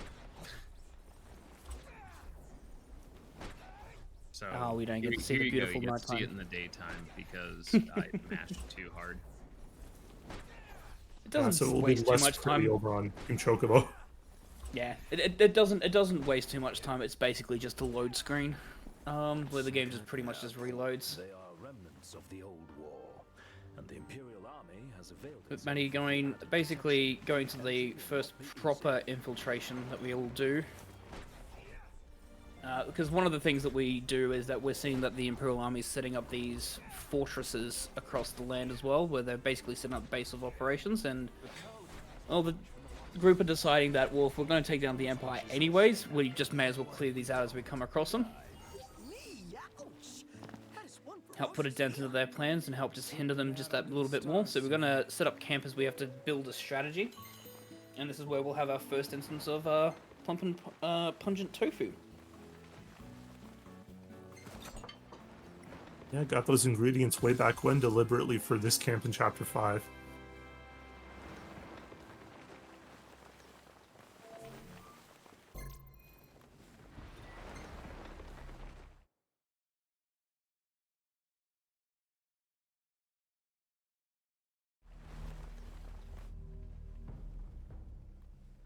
Our goal is the Regalia. The last thing we want is to engage an entire garrison. Avoid detection at all costs. In and out before it gets light, then. Indeed. Even if it means leaving the task unfinished, we withdraw before we overstay our welcome. So what Plump and Pungent Tofu does is that it's going to reduce your HP down by 90%, so you'll have 1/10 of your original HP. But the trade-off with that is that it gives, I think it's 500 strength and magic and like experience if you're interested in experiences by 10%. The main thing we're using it for is just that 500 addition to strength and magic. And since we have the exosuit basically, which means that we're invulnerable to damage, the HP loss means nothing to us. So it's basically just free massive damage that we can do. Which especially when we're doing this infiltration, because there's a number of fights that we're going to have to deal with. Okay, on Team Mog's side, looks like they made a mistake and bungled up the stealth section. That's okay, we'll see how the other two teams do. We're clear. Tread warily. All right. But nah, it's faster to just ignore it. Team Mog is doing fine. There's only one stealth that you technically have to do, but I wouldn't even classify that really as stealth. Take cover.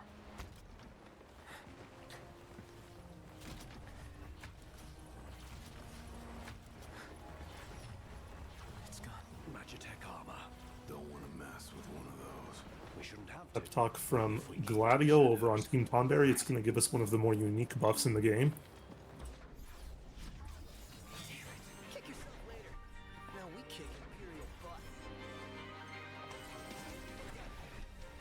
Yeah, we accidentally alerted the guards here.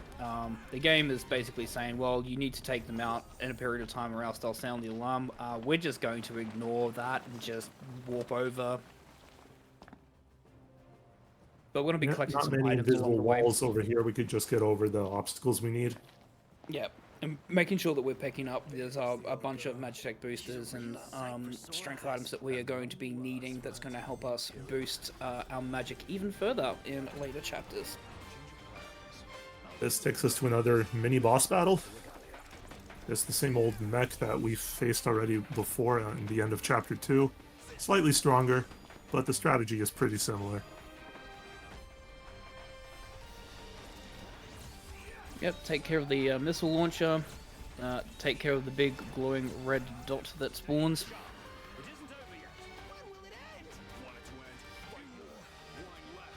Now we do have a mob fight that we are going to have to deal with. Now, the way that we deal with it is we take out a couple of enemies, wait for pretty much the rest of them to spawn in. Also the strategy for end of Chapter 2. Mm-hmm. And then unleash magic to try and take care of pretty much all the enemies there that spawn in by that gate. And then so all we have to deal with is the 2 snipers on the watchtowers, and that's it. But at this point, the gods are impatient with us and will just pretty much finish off this quest on our behalf in a moment on Team Mog's screen.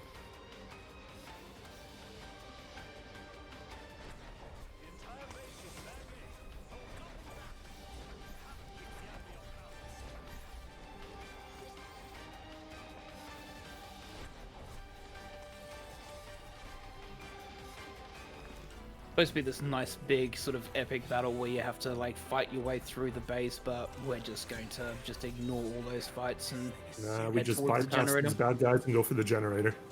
Yep. Thing that's been blocking our magic and also blocking our summons. Mm-hmm. So now we'll get to see the might of the second god. Very nice there. It's a simple just maximum distance warp strike on the generator. It instantly destroys it. You get the summon. Ramu just comes down, picks you up, launches a judgment bolt, destroys everything.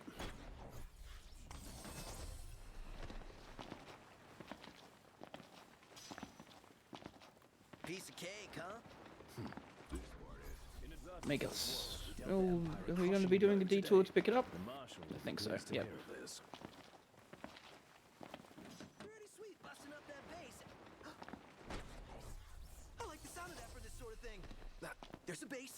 So there's a bit of a dialogue there with everyone. So we just use that time basically to pick up, just the muscle stimulant there. Yeah, it's almost impossible to have too many of those ability boosting items. Muscle stims or Magitech boosters. And for the relay, it's probably best to pick them up. Especially if you're not We're getting over great there drops. giving Titan a splinter. So I didn't really get good drops in Chapter 2, but that fortress did drop me some extra muscle stems and a couple of reflex enhancer, so I did get some goodies even in this chapter for the rest of the run. Nice.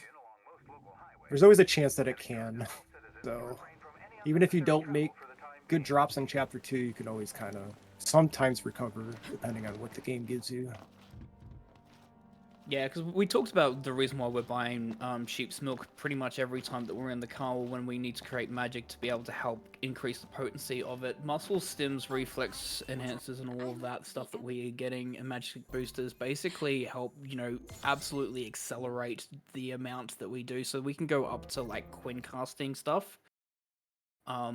And doing from like potency like 91 to like 299 potency magic, which is going to make mincemeat of a couple of bosses that we're going to be using them for. There's one particular fight where basically the which is Aranea, best girl. She walks in, we unleash a Quincast Thundaga, and fight's over.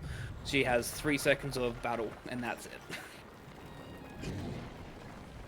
Ideally.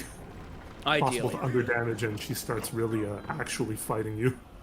There is a mechanic with the magic where technically it can misfire. I think it's 95% chance it should hit, so 5% failure.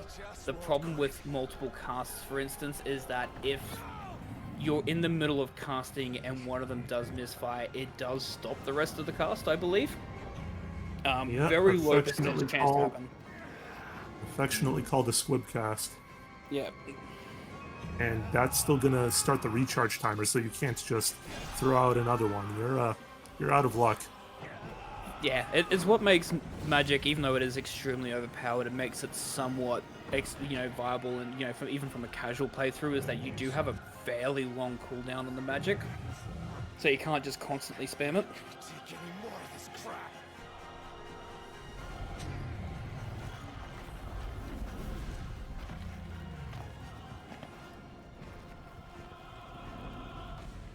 Matty with the other long drive.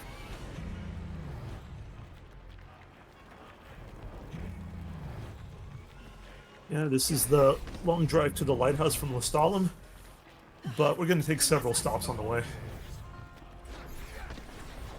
Yeah, 'cause we do have Eurus in the car, and Eurus does want to stop off at every location possible, unfortunately. I think those Imperial soldiers just want to say hi.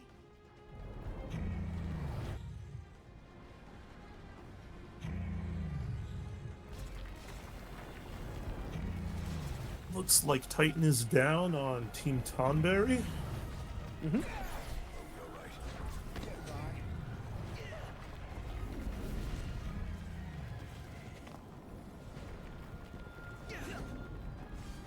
Team Choco is just waiting for the endgame of Titan.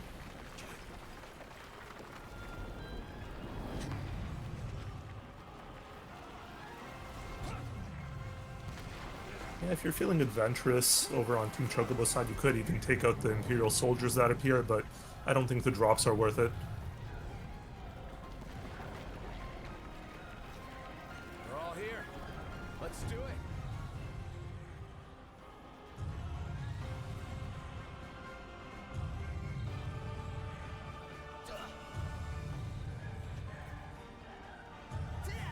I suppose we've got a bit of exposition time here. I suppose the reason why, Matty, on Matty's screen, like, we're going through to Cape Cannon, the main reason for that is that we're making our way via ship.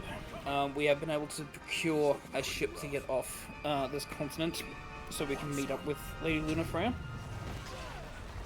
What was supposed to be for our wedding is now basically for part of our rites of passage that we're doing.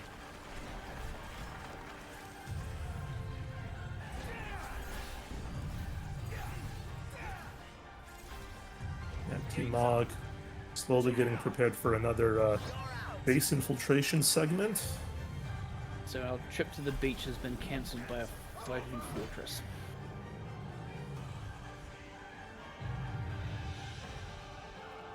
I hate when that happens on my road trips. Hey, are we all still here? Alright, and Titan is down for Team Chocobo as well. Does this mean it's over? What is it now? Those blizzards or blizzards just appear on their own. We never had to formulate them. They're just part of the story cutscene.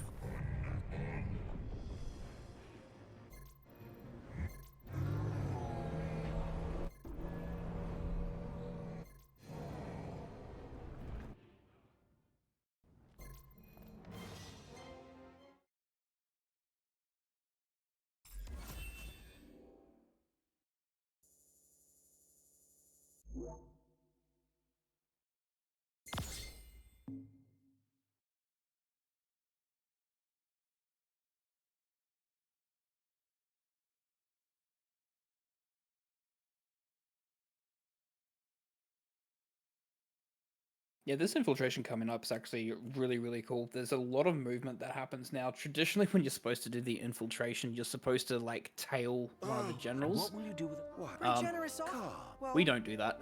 That's slow. We don't want to wait for them. We're just going to basically just go up ahead. Because there's also a whole bunch of useful items that's inside the base as well, so we'd rather spend the time picking up those items. Whooshing sound by the warp. I guess that's only in Noctis's head. No one else can hear that. I still can't believe it. I mean, shouldn't the car The other have two turned guards up at by the now? base of that watchtower have We should no wait idea until that that Cindy's done person asking also around the local unfortunately got garages taken out. before we disband. Because you can Let's just not basically, fool you can warp straight, take out The that guard, the Empire other has two guards can't proc Then a maybe battle we could ask or a Arden to fight. help us out again, right? The On Team Imperial Tonberry screen, that's Chancellor. one of the main He menus that represents we a do. That's where we troubled pick up the Noxious Step solution. Sword. That's going to So, reduce where does that leave us? MP on our warp strikes by half. Blood from Hammerhead. In the meantime, Very we'll have cheap to sword. Very convenient that it's over here Look, before we lose our access to the car.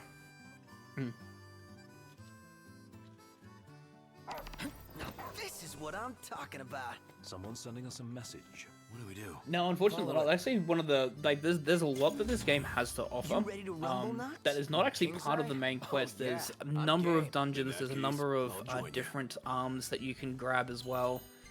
The side quests, there's a ton of side quests that are really, really fun as well. But yeah, don't get to unfortunately see that from most of the main run.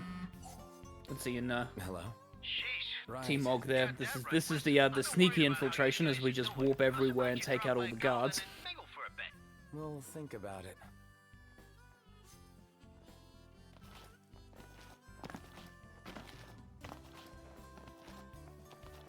We didn't go into the details of menuing much, but aside from our own party, we could, equip the accessories of our own party members.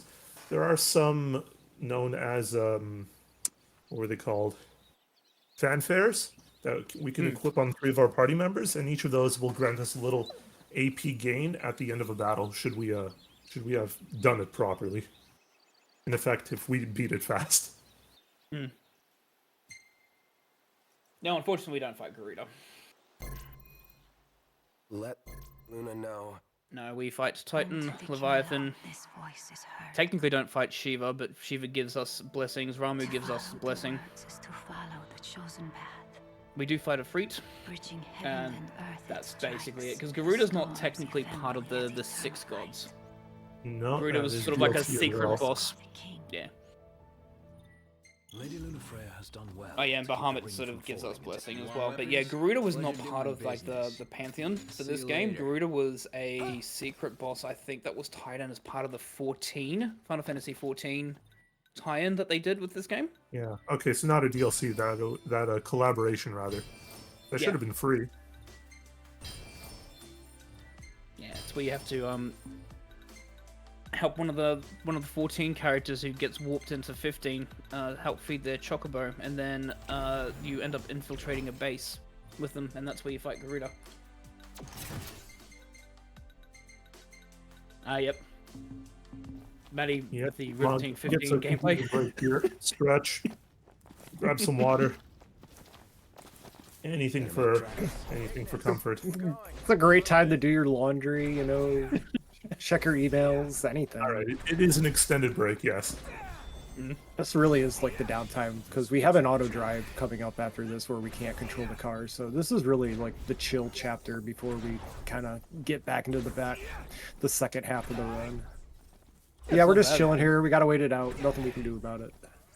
It's pretty good because it's pretty much halfway through the run where this happens. So you have a bit of a break before, like, not really much of a fight, and then you got the auto drive.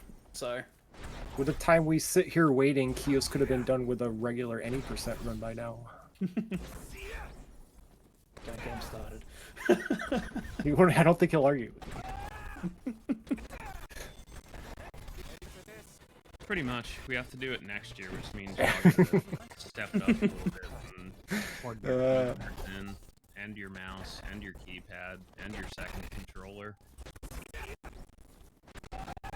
Have enough time to learn it in a year. Yeah, something to look I forward can't to even do the for RNG. Relay 11. Sounds like a lot of work, dude. Just saying. But then again, it's only as long as chapter 1 of this run, so.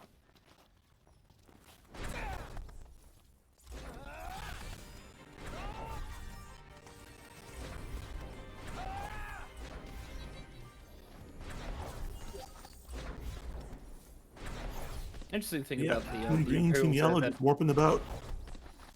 Oh yeah, I was gonna say on Team Choco. Interesting thing about that Imperial ones is that it's obviously really, really good because they've got a warp strike or a point warp there that you can use. But If you mistime it, there is a mech that does have a missile launcher that does like to readily use it. I am not afraid to say that I have been hit out of the air by that thing more times than should be physically possible. Yeah, since we're focused on movement here instead of damage reduction, it will hurt us and we will get staggered. The revelation of the storm sender. And that's the best way to stealth the enemy is facing them. To the eye of the storm. Yeah, the trick is just a whole triangle. Hordes fear the true king's ascension. The fearful seek to But see that was a rough chapter 6. We'll just try to get out of here.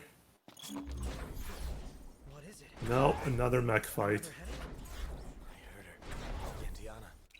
Do love bringing the mechs out. Edit, rinse and repeat.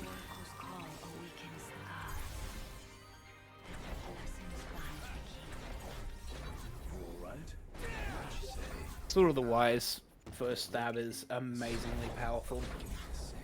Let's go, fellas. Oh yeah. Ready.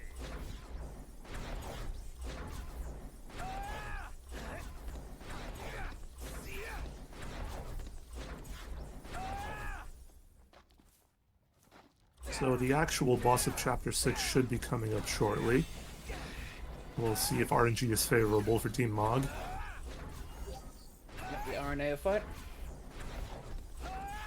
This is the Dragoon of Final Fantasy 15.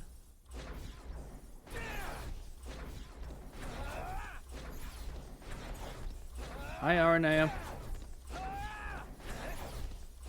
Bye, RNA. And just like that.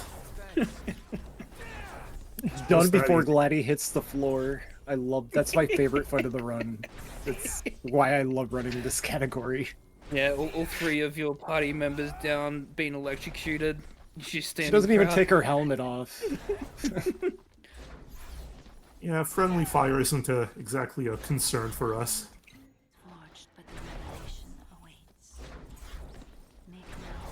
But the ability to replenish your HP in this game is very generous. It's extremely difficult to get a game over since you can still even potion yourself when you're down to 0 HP. Your party members can revive you for free just with a quick backpat. So even on the standard difficulty mode, you're not gonna have trouble keeping up your health.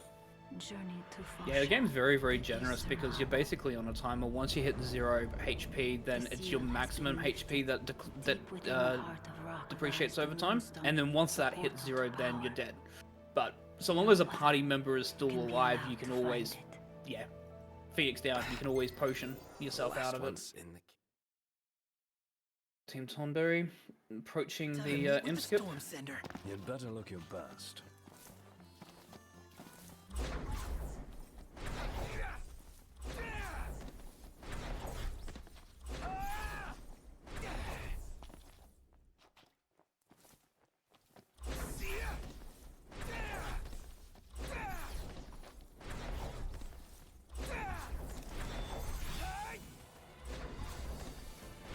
Alright, they come out, quick magic cast, interact with the well done. The shimmy spot again, and Aquila is through.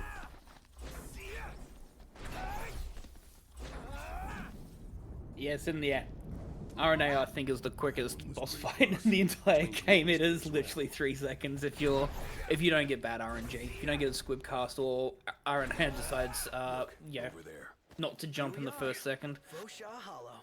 No telling what waits inside. Stay sharp. Always. We're drifting Yeah, and so the car road trip continues for Team Mog.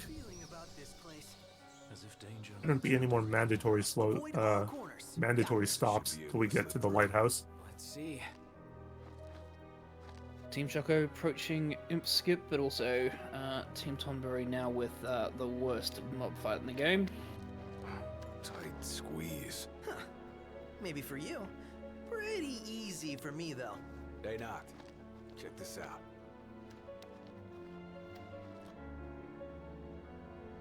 Over on Team Mog side, that's Melon and Thicket. That's one of the dungeons where there is an arms that you can grab casually, but not required in the main game or the speedrun. Like, you don't need to complete that dungeon in order to complete the game, so we just ignore it. No, it does provide another royal arm, but again, the side quest investment is just not worth the time. We would rather just go straight to the main quest and eventually the endgame as soon as we can. It's not a bad dungeon itself. It's pretty easy to get through. But yeah, just obviously it takes a bit of time to get there because it is out of the way. It's secluded. The boss is fairly easy to deal with. There's no real mob fights that you have to worry about too much in that dungeon. Because I believe like there is a category that is like all royal arms, and you do have to go and do that, and it's one of the easier dungeons I believe to go through. Gotta try. Team Tonberry having a fairly decent mob fight.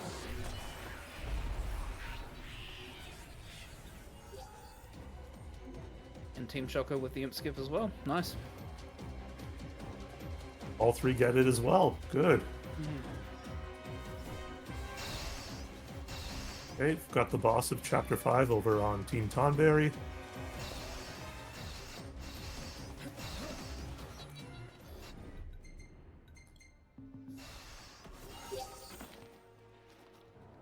Aside from normal beast enemies in this game, there's also these sorts of demon-based ones. They're more based off darkness. And I think it was mentioned before, but the enemy empire is trying to sort of create these hybrid enemies, fusing the darkness into their human-based ones to create a stronger, more replicatable army. That requires the research of these demon type of monsters.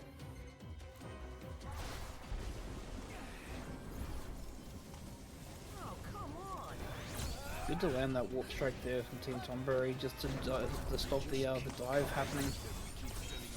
Yeah, there's the tail wag, and then away we go. Yeah, a bit of whiffs, but still okay.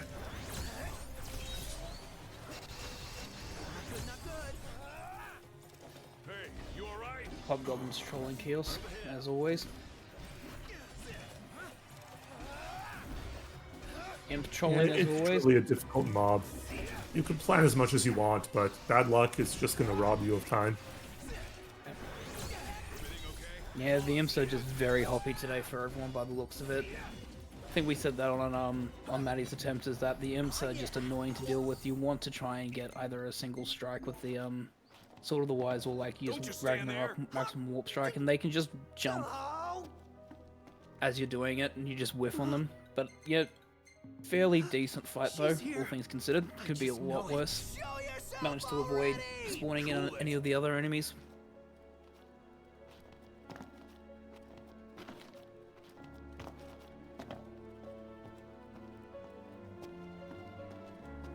So Team Green takes the snake. That's another split. Team Chocobo gonna take their spin on it as well. As Team Mog gets to the beach and the lighthouse. Vacation time.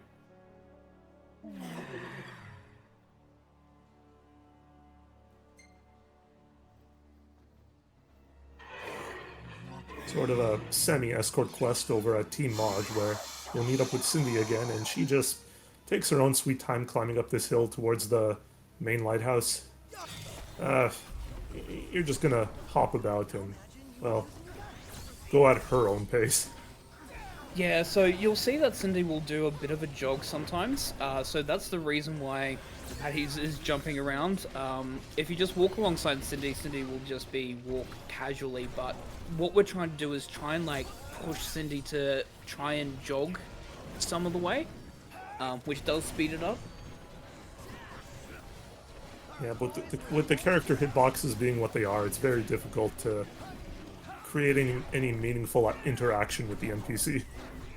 Yeah, it's basically just bunny hop around them in a circle and just hope that they decide to run. Totally not obnoxious. But Naga's down for Team Chocobo as well. Good. Yeah, good Naga fights. Naga can absolutely troll in that fight as well. The amount of times it wants to dive underground, therefore that can't was do any very damage. rare. My Naga didn't go underground. I've not seen that in Perhaps you'd better console her in person. 4 years. Just a boat right away. Lose that scowl along the way. Will do. Well, it has happened before in that case.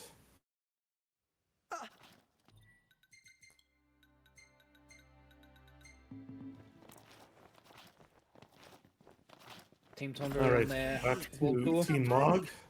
Yep. We're gonna lose a party member temporarily. I think the story reason behind it is that Gladio is a bit salty that he got one-shot by Ravis in the cutscene that we skipped, so he's gonna go out and train to get himself tougher.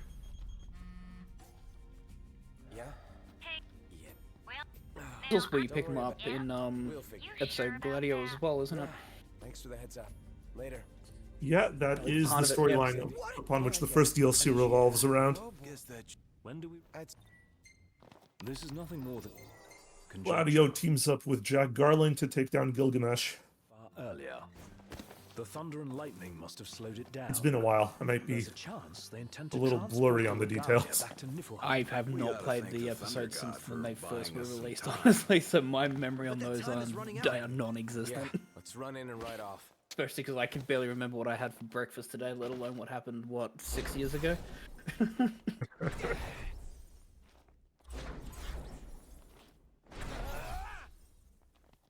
No, but they are good DLCs. They do help expand a lot about the lore. Got an interesting thing coming up, actually, I believe, for Team Mog. We're going to be... There is basically on our way to another dungeon, find another... we need to basically get some mithril, which is going to help us with the boat, basically, because I believe it's going to be helping us with the power source that we need for the boat to get us to where we need to go next. And we know that there is some mithril in this dungeon coming up. Now, the Imperial Army is very much on high alert for us. We've taken out 2 of their bases. They're not very happy with us, so they're going to try and impede our process as much as they can. But we have a strategy to get around their first blockade.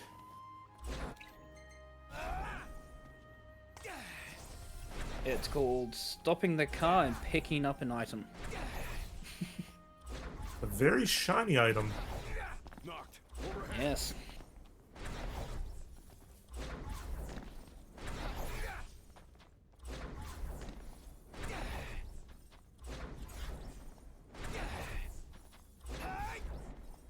So yeah, that platinum ingot is worth a lot of money and very, very useful because we're going to be buying a few things coming up shortly. And so yeah, the Imperial Army was supposed to set up a blockade. As we approached the blockade, we stopped, got out of our car, picked up the platinum ingots, and then walked back to the car. And apparently, since we, decided to avoid their blockade, they decided to disband it and disappear. So we can just keep driving now.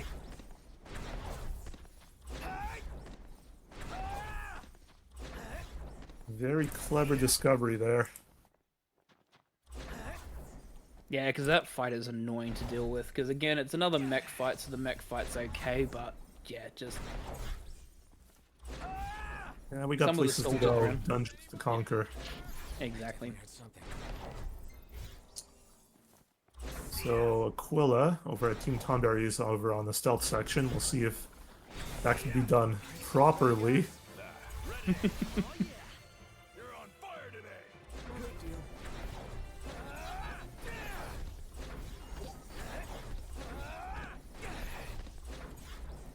Choco getting the Wartooth Armigo.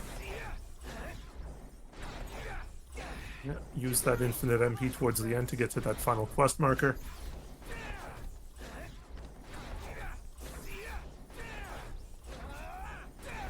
And Team Tonberry also doesn't care for stealth. Oh well.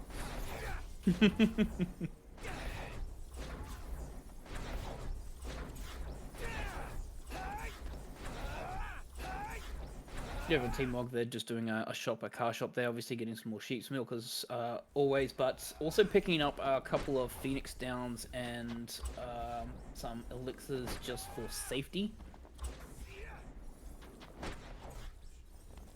Because whilst death is definitely, not common for speedruns, especially at this level, there are a couple of enemies, especially near the end, where, yeah, they potentially do one-shot, or they just love just to wreak havoc on you.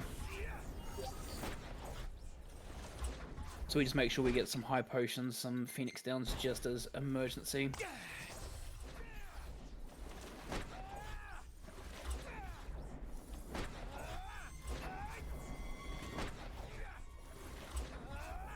Team Tonberry proving why you need to stealth when you can just bypass everything. Gentle. With my splendid, but fear not. Well, come along. Don't stray too far. You get left behind. And Team Mog again meets this mischievous character, Arden, yet again. I'll be but a moment. Seems to pop up everywhere we go. Beats me. All clear. Go ahead. And we also get to meet the boss that we defeated just the previous chapter. Touchy subject. He's actually going to join us as a party member. They're going to help us navigate through.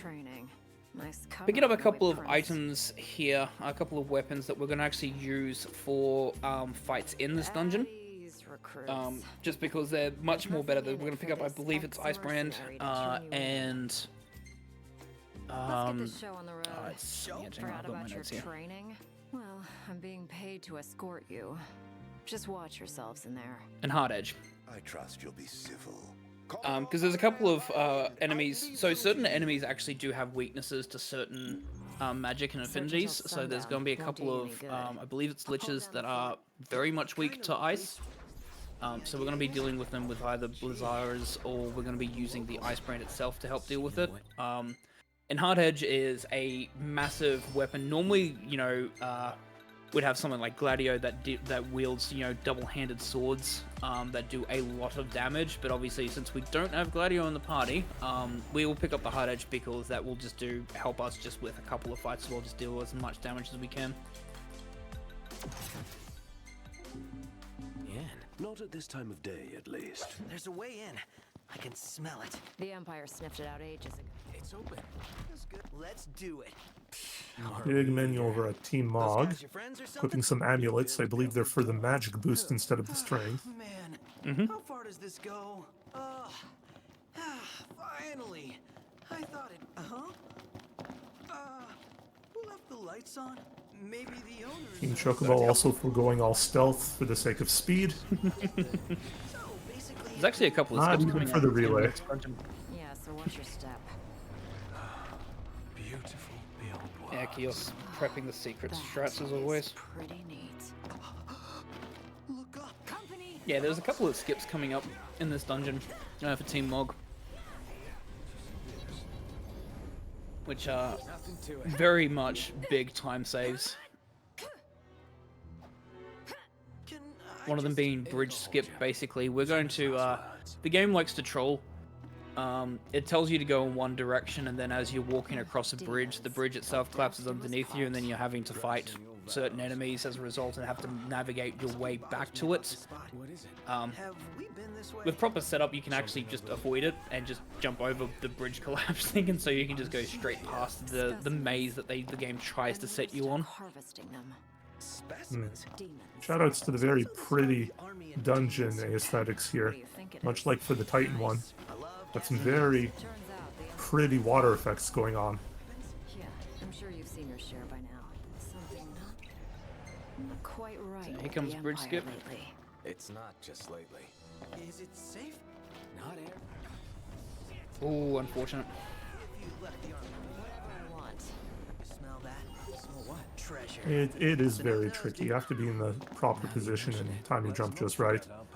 Yeah, it is very much timing based and position based. You need to be right on the edge of the trigger point, activate the trigger, then jump to get over it. So if you're even just a little bit out of the way, or a little bit late or early with your jump, then you'll unfortunately mistime it.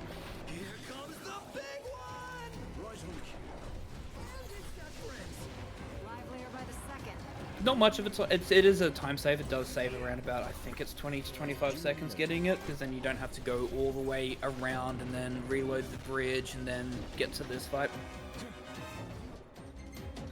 This is also where we are going to be using one of the other, I believe we are using one of the other arms that we picked up now. I believe we use, is it Blade of Mystic we use here?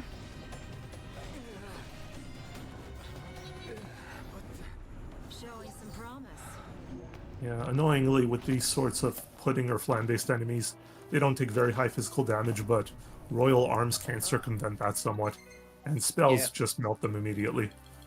Yeah, Blade of the Mystic, if you do use it, actually has a really unique Warp Strike ability where if you activate the Warp Strike and hold it down, it unleashes these magic bolts from it to target the enemy, and they do a lot of damage before you then initiate a Warp Strike. So use those on the creme brulees, the flans, or the jelly monsters, basically, and then, yeah, the Thundara on the Iron Giant.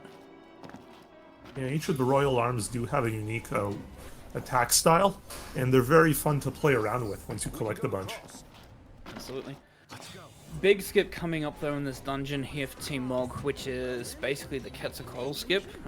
We are going to basically get to the end of the dungeon without actually having to fight the boss. Very important that that bridge was just bypassed with the enemies that were hovering upon it. That is supposedly critical for getting this boss skip. Yep, you want those enemies spawned in a particular pattern above the bridge, so therefore that they're still technically active when you go for the skip later. We do have a couple of fights that go before that skip. This is where we're going to be using a combination of Lazara, Ice Brand, and Hard Edge, basically. Yeah, some rooms in this dungeon just lock you out from escaping, so one of the rare mobs that you do really have to fight instead of escape. And this is where the magic usage becomes extremely important as well in terms of where you position the magic, so you can try and get as much of the enemies as possible and timing it. So you can try and, obviously all the smaller enemies, get them in the blast range of the magic to kill them, and then get as much damage done to the rest of the enemies as well. Okay, both Team Choco and Team Tonberry in Chapter 6 now. Yep.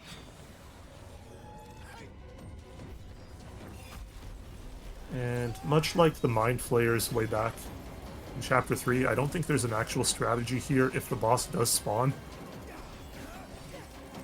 Nope, it is just... Bear, Quintcast, Thundara, and then Armiger. That's kind of your best option, but it's still rough. Yep. It was a very old skip discovered in the speed history of this game. Never truly patched out. That was a very, very good Lich fight as well with that Lazara there, and then using the Ice Brand to finish them off. Really good. Alright, so we hug this wall here.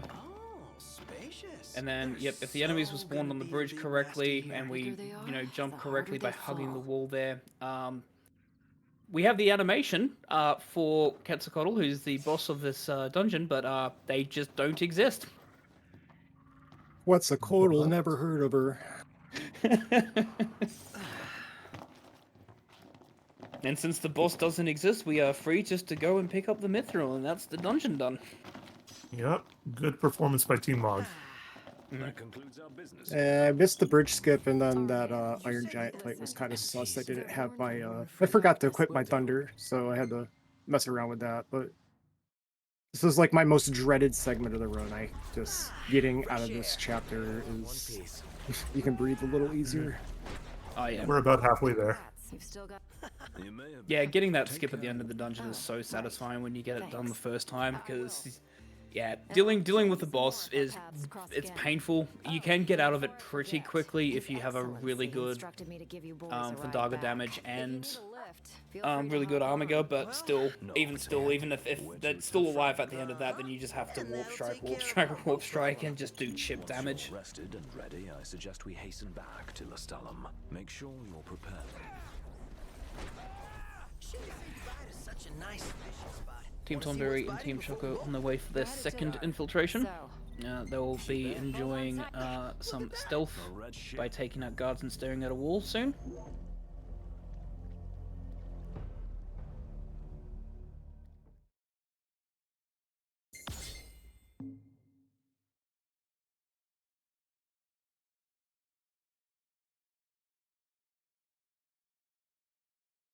So one of the shorter chapters in this game for Team Mog, Chapter 8, they demand that we go back to the power plant to beat some baddies. It's got to be less than 10 minutes before we mosey on over back to the lighthouse. Sounds like a spot of trouble's popped up at the power plant. Wish I could help, but I'm powerless to do anything I'm not ordered to.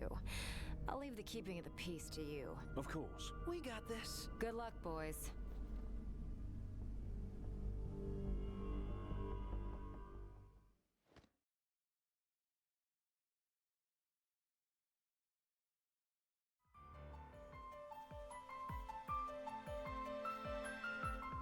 Team Tonberry doing their very best stealth. That sound must just be the wind. Why is none of the other guards reporting in for checkpoints? Well, that's the only one. And if anyone stands a fighting chance in there, it's you. Forget about fashion and go. So we're back to Lestalem so we can process the Meteor, and we're asked to meet up with a hunter that's going to help us, because there are demons in the reactor that we have to sort out with. Testing. Do you read me? Just wanted to thank you for offering to clear out those demons. That'll give me time to treat this mithril for you. It is at this point we're going to be reunited with a mysterious lost party member. Just, well, not so mysterious. You can piece it together in 5 seconds. You should just listen to the voice. The whole place could blow. So be quick. Will do. Team Tonberry are going for the railing view instead of the wall view. So, you might back up. I thought Nice vantage point. Anyway, place is crawling with demons. They sound familiar. Guitar iPod, basically the Magitech armor means that we're invulnerable to damage. It helps with a lot of fights because we're technically under-leveled. Leveling is not a big part of this game. So like from a HP perspective, like we're not going to have much HP. Especially endgame, like the armor itself becomes extremely important endgame because of a particular recipe that we're cooking, which will be plump and pungent tofu, which will give us 500 extra strength and magic, but sets our HP to 10%. So.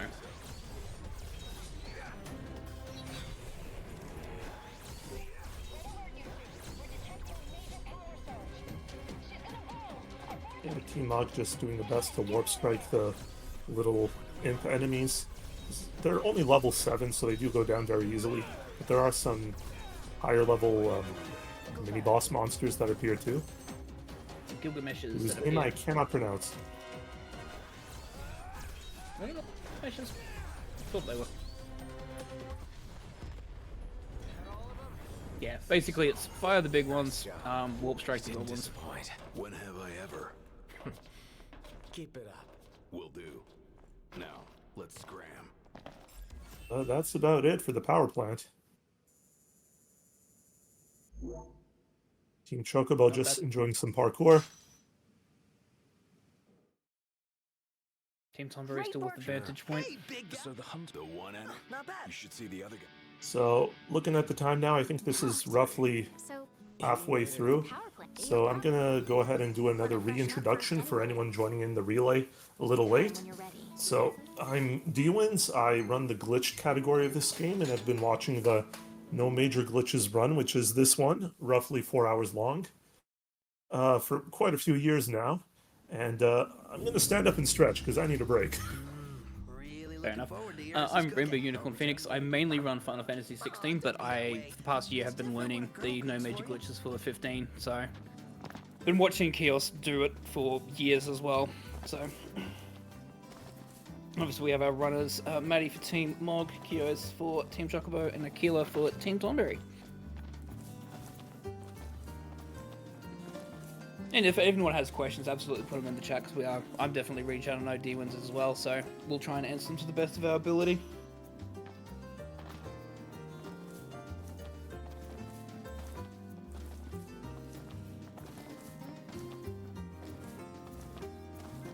On Team Mog, this is actually a specific movement that we do. It seems weird that we're going over to pick up an item that we actually are not really going to use. We don't really use the Maiden's Kiss, because that is just basically an item that cures Toad status.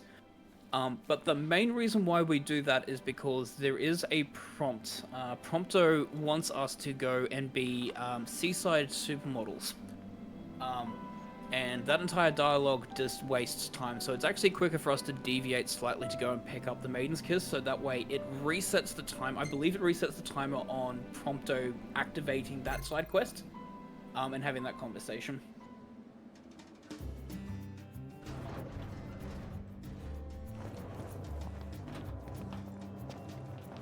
Kyo's just having fun there, just swapping weapons, just bashing the wall, trying to keep himself entertained.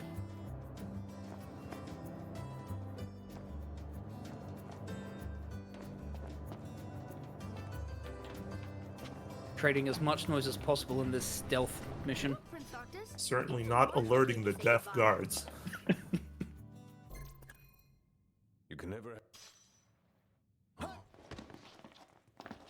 Waiting for an invitation? Get your Okay, asses Team on board. Tonberry should also be coming up to the Chapter 6 boss.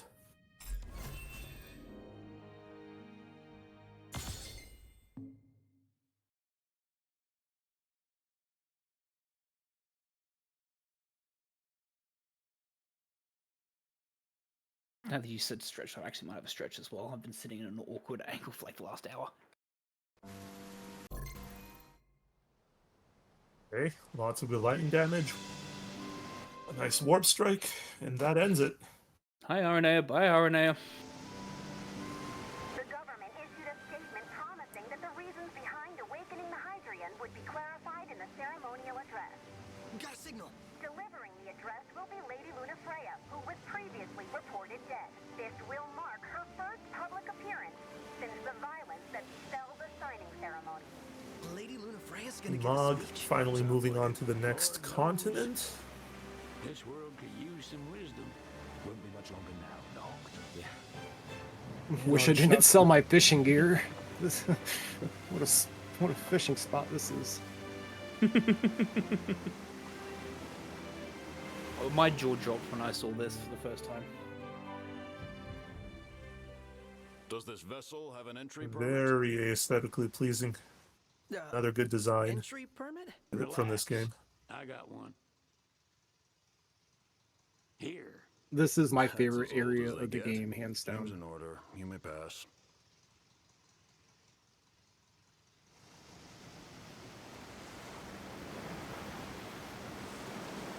Prepared in advance. Could say that. 30 odd years ago. That's what the Okay, guy I was meant about by to fight Aranea as well. That could have ended badly.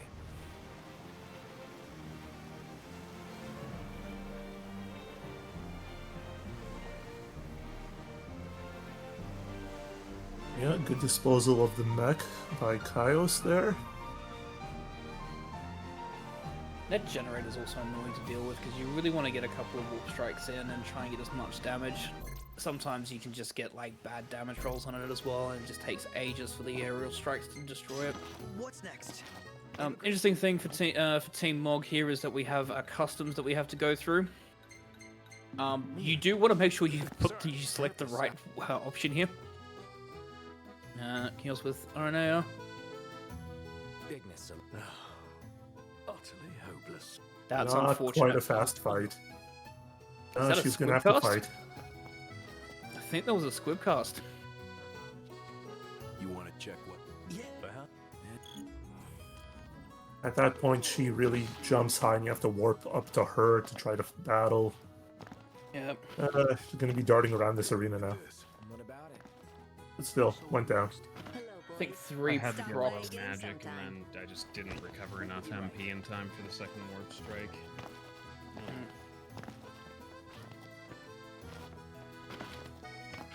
That being said, it's still a fairly quick fight even when that happens. It's just, yeah, a couple of warp strikes, just do what you can to get the damage out.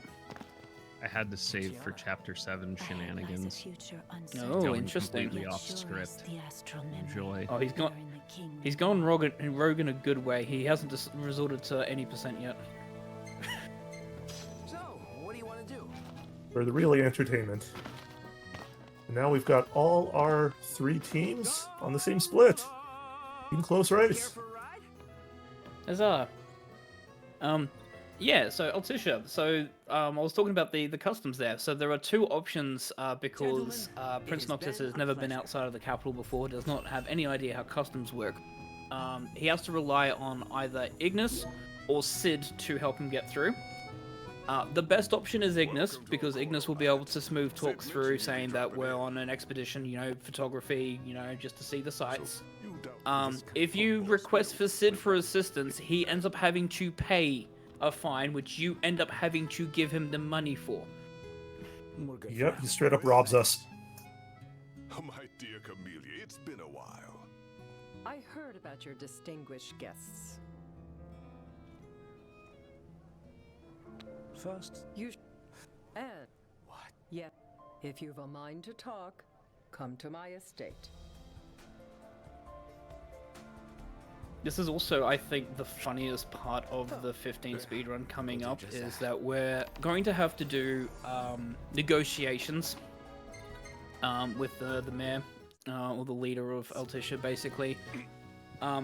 They've got our bride-to-be Lady Luna Freya sort of kept secret from the Imperial Army, keeping her hid away, but we obviously need to meet with her so we can complete the rite, get the ring from her, you know, do what we need to do as part of our mission.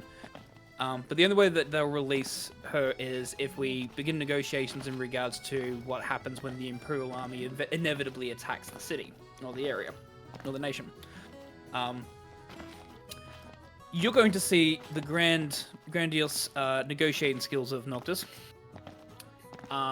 which is basically, I don't care what you and your country needs. I just want to be able to see Lady Luna Freya. Be rude as possible to win. Amazing struts. The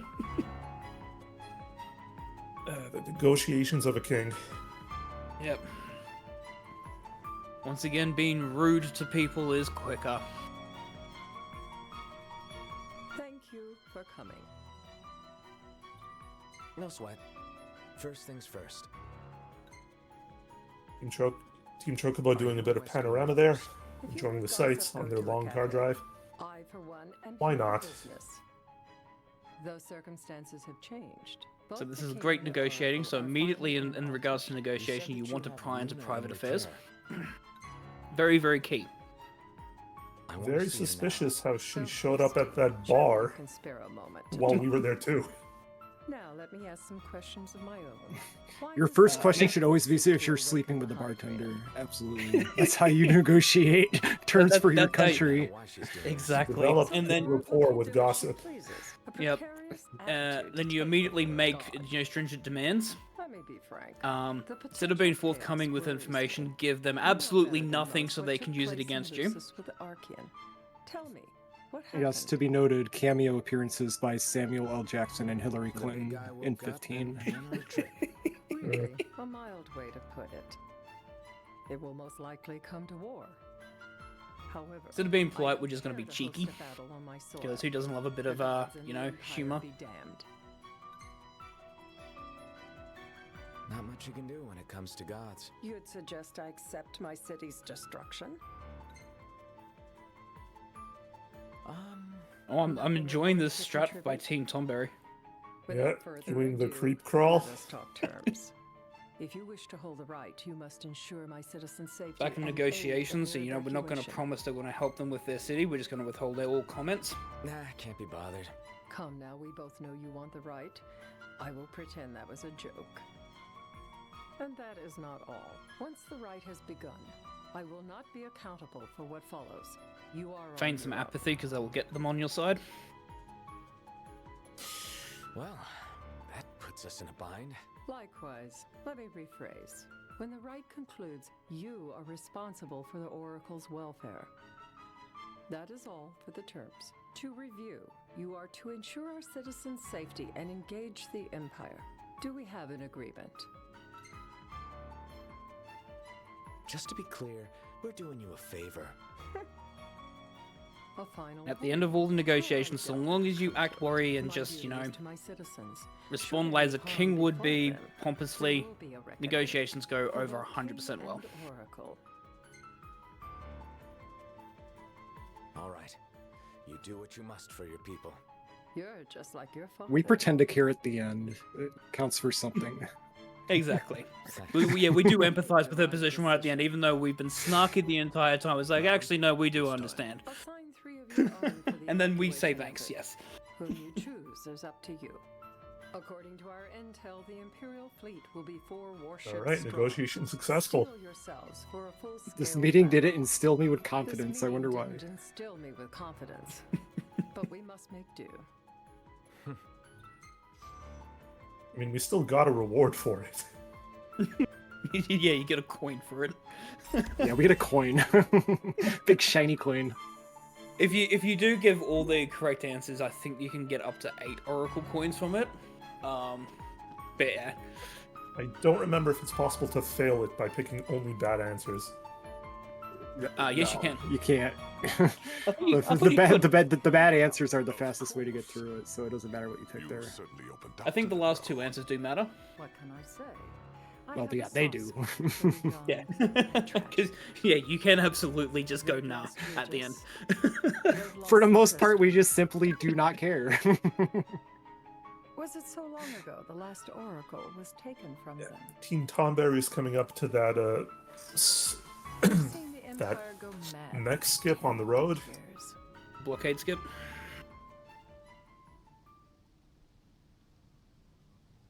Keel's doing a happy dance around Cindy, trying to get her to move faster.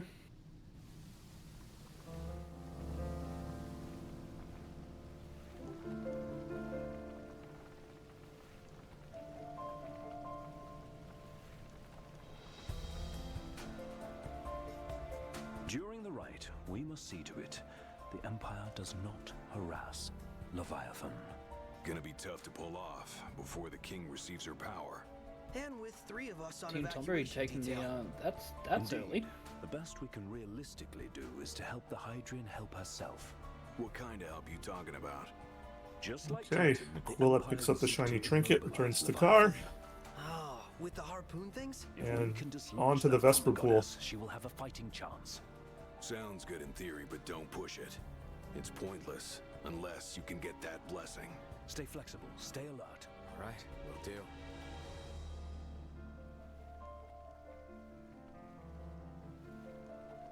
Yeah, I learned something. Did not know you could stop that early. I thought you'd have to stop like around, like, at least another couple 100 yards beyond that. Good to know. Oh, nope, yep. Oh, okay. Yeah, they did stop too early there. So yeah, if you don't position your stop on the road, then the blockade just moves further down the line. You basically want to stop as the blockade, like just when you see the blockade, basically. So the car comes to a complete stop as the blockade's on the fast draw distance, and then you pick up the bangle. You guys too. Of course. That's unfortunate. It's just, yeah, slight positioning error on the park job. But you can see there. Basically, the mech fight's still the same. It's just dealing with the guards. It's just a slight problem point. That's okay. They'll press on. Yep. And Truckable also driving towards the Vesper pool now. Knocked. The Empire's here. I can see him. Dropships are closing in on the board. Over in Team Nog, the Imperial Army are now making their invasion of Altissia.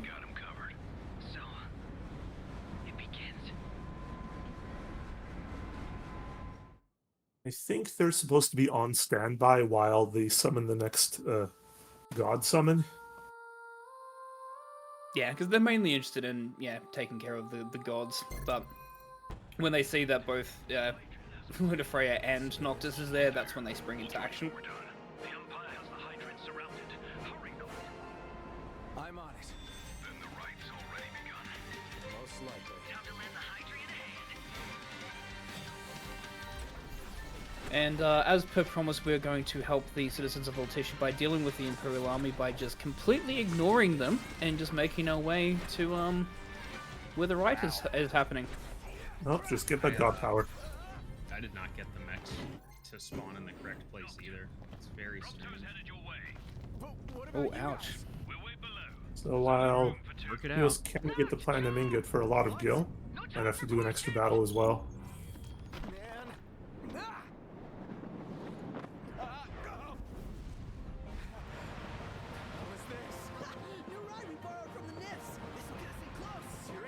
Sometimes the game just says no. It's one of those instances. Good backup though, because yeah, basically instead of just immediately walking to the car, what Kiosk did there was just walked further away to basically despawn them, and then do the walk back to the car.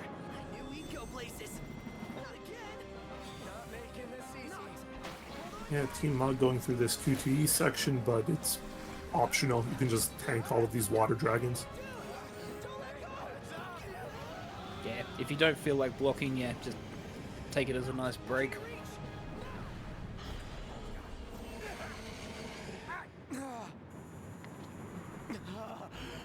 Now we have the negotiation with the god itself, which is either give me your power or I want your power.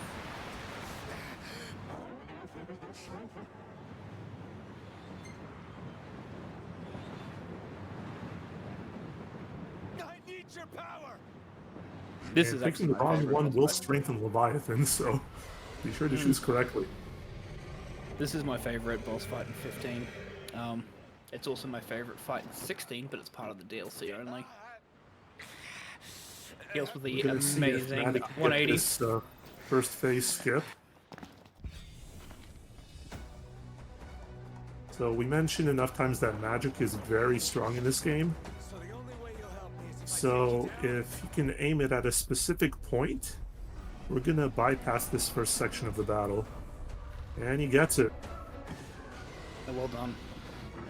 Yeah, if you do mess it up, then there is a backup, which is basically a maximum distance warp strike. That should do the same amount of damage as well that you'll need to. Maybe a second one if you don't get a good damage roll.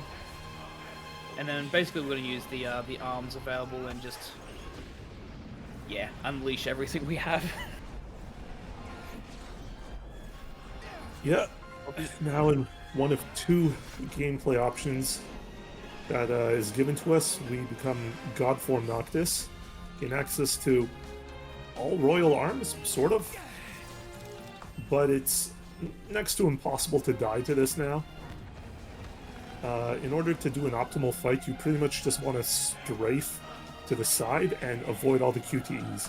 You'll just melt through the HP bar, even at this low level we're at. Yep.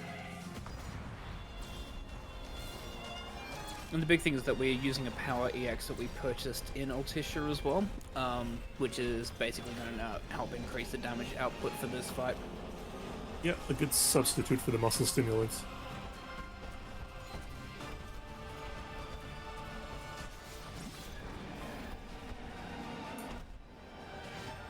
Well, is down in the dungeon.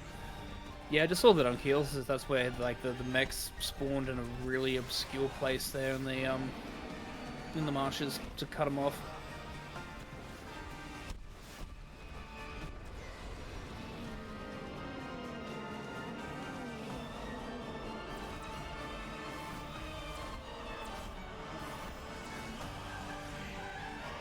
And boss's HP has been depleted, but you still have to wait for the obligatory cutscene to actually say you defeated the god.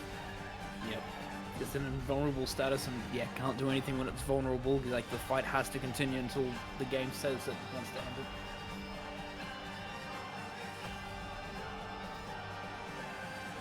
I'm interested to see what Keos does for chapter 7.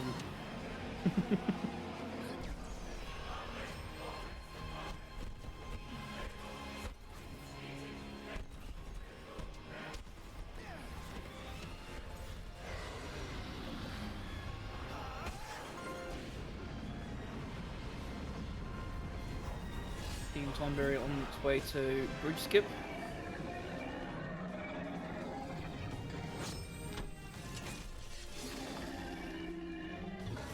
Fortunate. Again, just slightly out of position there. It's definitely one of those ones where you just YOLO it. You don't really want to spend too much time actually doing a setup because... Alright, and Team Mog takes out Leviathan.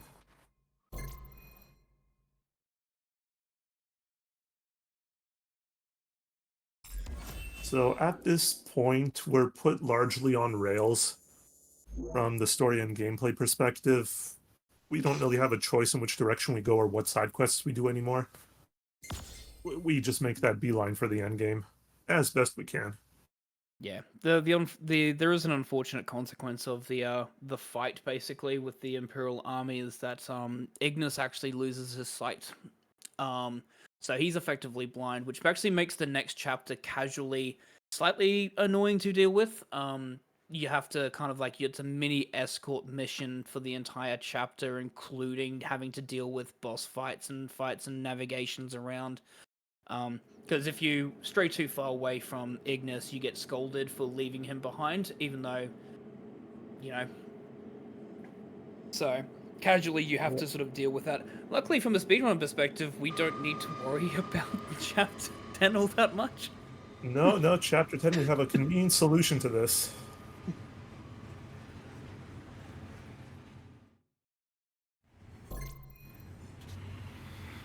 Team Chocobo with bridge skip.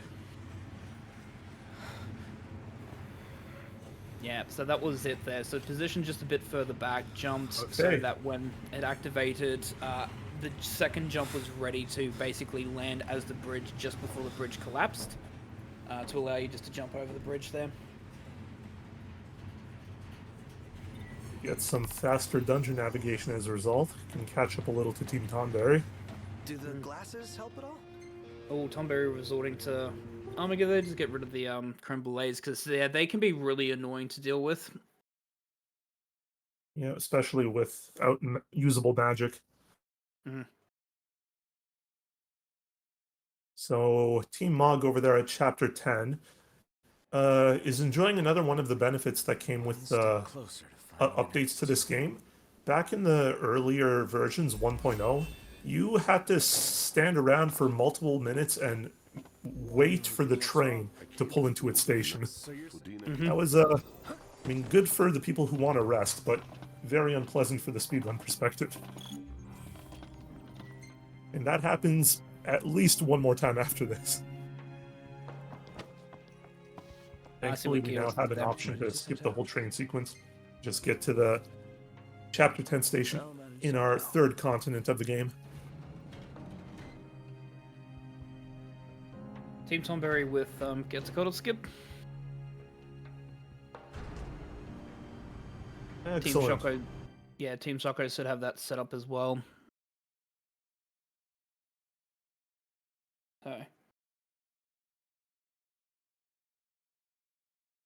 So now we have basically what's called Chapter 10 skip. Even though we tell Ignis that, you know, probably best to stay behind, he still forces it through. You could ask him to stay behind, he still just comes with you anyways, because you get scolded for telling him to stay behind. Feeling a little out of my element. Gonna watch here on Team Mog. So basically we're just going to go back to the entrance, just to set up a better position here. There's a gigantic drill here that we're just going to basically leap on, because it does have an active hitbox.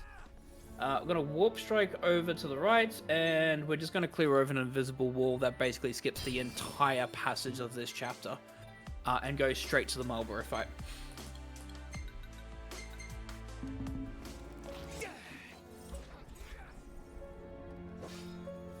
Yeah, it's just that easy. It is so much better than the previous skip. So the original skip that was discovered for this required you to move further along the drill, and then actually go through. So what you're supposed to do is that there's a drill that's there, but there's also some other machinery that's blocking the pathway through. So you're supposed to go through and find these components for this machine to be able to raise the arm of the machine out of the way of the door. And so the original skip was to move across the drill, get to a position on the gigantic tree that's in the middle of the hollow, and then through very careful warps with mage mashes go over that doorway and the invisible wall there. This just makes it so much easier. You can just go over that one invisible wall immediately to the right and get straight to the fight. So we get a successful Quetzalcoatl skip by Team Chocobo, very nice. Sadly, we do not have a viable method of skipping the Marlborough and proceeding through the game. No, but the fight itself is fairly straightforward. Basically, what you're looking for is to basically get it into vulnerable status, and then as it kind of like rears its head back up, you just warp strike again and will immediately go down to vulnerable. We're just waiting for basically the game to trigger, oh, this is how you end up fixing it, because story-wise, Ignis, because he can't see, his other senses heighten, so therefore he can find better strategies to help deal with enemies now.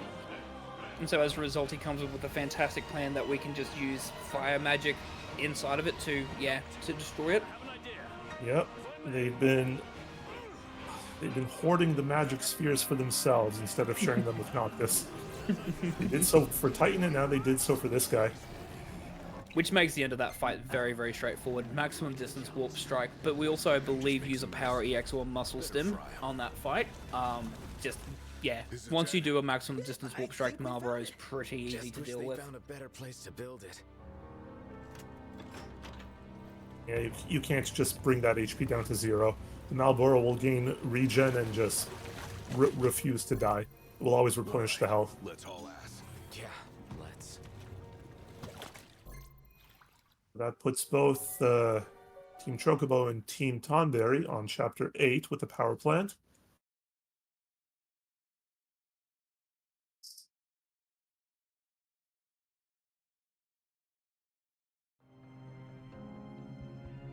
And Team Mog is closing out Chapter 10, another short one. Might as well hop off. If it helps him move on. Yeah, cannot underestimate how big Chapter 10 skip is. This is easily the entire pathway having to deal with Ignis, unfortunately, being blind and having to slowly navigate for the first time without being able to see. It's easily a 40-45 minute chapter. So just being able to bypass that entire process, because at this point Ignis has confidence in his ability to walk while blind, so you don't have to wait up for him anymore, so you don't have to deal with the escort side at all in this mission for this game.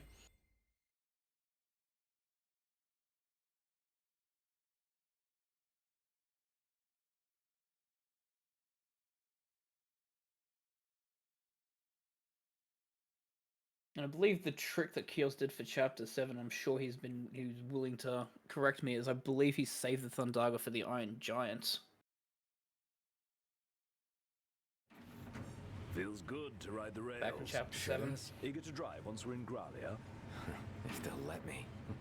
We're fortunate to have Because traditionally you'd have a Thundara only, so obviously having that bit of extra magic there to deal with the Iron Giant there helps tremendously. Top notch. I recall when the Hydra enraged. Well, for now he's just rocking that very dashing spacesuit. Unfortunately, we don't get to keep it. You have to get that yourself, I think. I don't remember if it's a Chapter 15 exclusive, but I think it makes you fireproof. I'm just glad you're alive. I think it does, yes. Is someone else there? Gladio. We just came back. Overall, the exosuit is still better.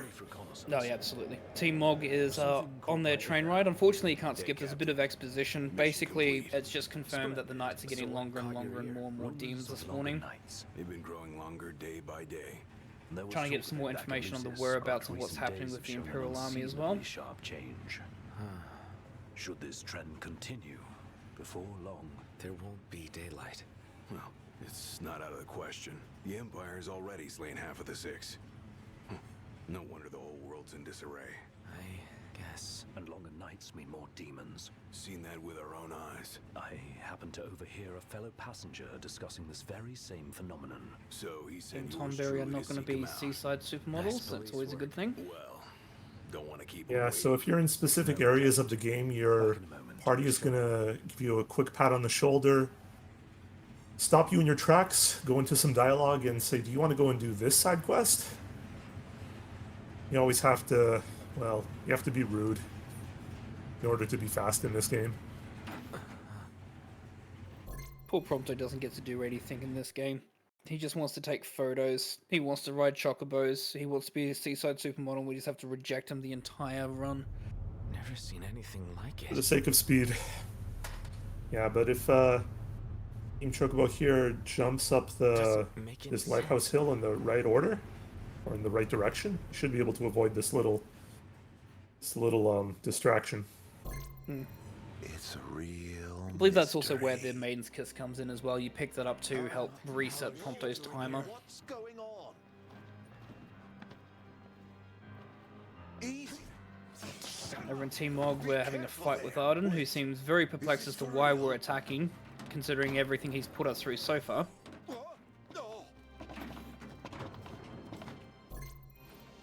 This guy just shows up in the strangest places. Basically, caused nothing but pain for us, and now is questioning why we're trying to take our rage out on him. Scaring me. Seriously, man. Please buy the Prompto DLC to find out more. It's not safe. Plus, you're causing a scene. You think this is funny? Dude, are you seriously trying to kill me? Why wouldn't I? What a legend. Listen, you leave my favorite little... Oh wait, I can't say that word. What are you talking about? Do you really mean that, Noct? He is a sweet bean. Can't talk your way out of this. You won't even let me. Can I try to talk my way out of this? One of my favorite Arden lines in the Based game. on the negotiation talents with Camellia, no. Yeah, that's a negative. I just love the way that the dialogue's also just said as well, because it just feels so jarring.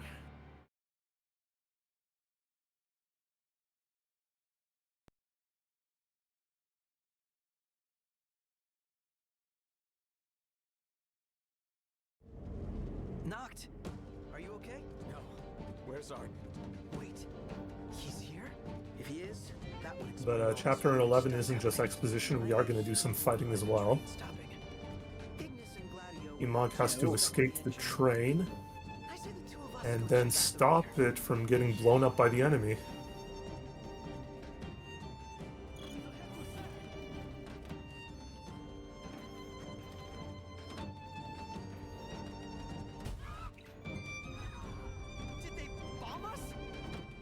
Time save actually there, Team Mog. Something that's really interesting is you'll see them actually go into the menu and sort of go to the take photo menu and then immediately get out of it. That's used to stop things like stagger and stumble animations. Sometimes when, like, you know, back when we were getting the blessings from Ramu, Noctis was getting headaches and getting messages, etc. So to stop the stumble animation, they go into the menu to go basically, like, go to the take photo menu and then immediately jump out of it, and that actually stops the animation, and so they get control of Noctis a lot quicker. Minor time save, but it does actually add up over the course of the run, because I believe they do it like a dozen or so times, so saves about a minute being able to do that in the middle of the run. Yeah, it is a minor glitch and it is allowed. Yes, because it's a minor, not a major. Originally found out by the Japanese community, dubbed as the ZCB or Zero Camera Bug. It can be used to also deload invisible walls to get into out-of-bounds areas, but for our sake it's good enough just for animation cancels.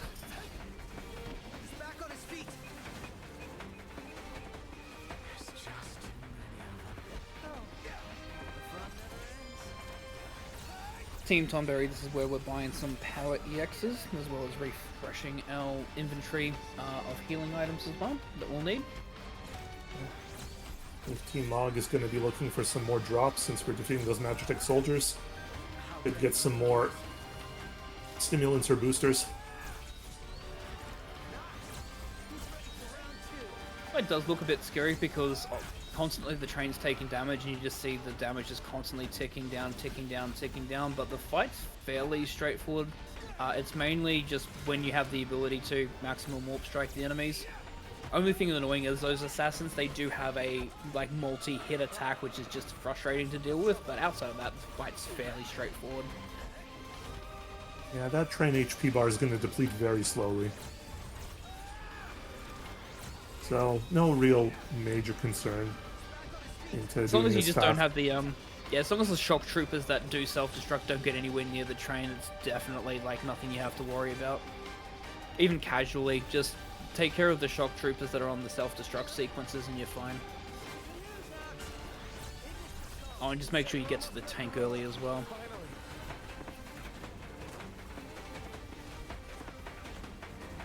Yeah, the tank that appears is the trigger to end this little mob fight. Thanks to the magic of point warp striking and Noctis being able to summon his weapons at will, he just shoves a sword in the engine, causes it to explode, and warps on out of there.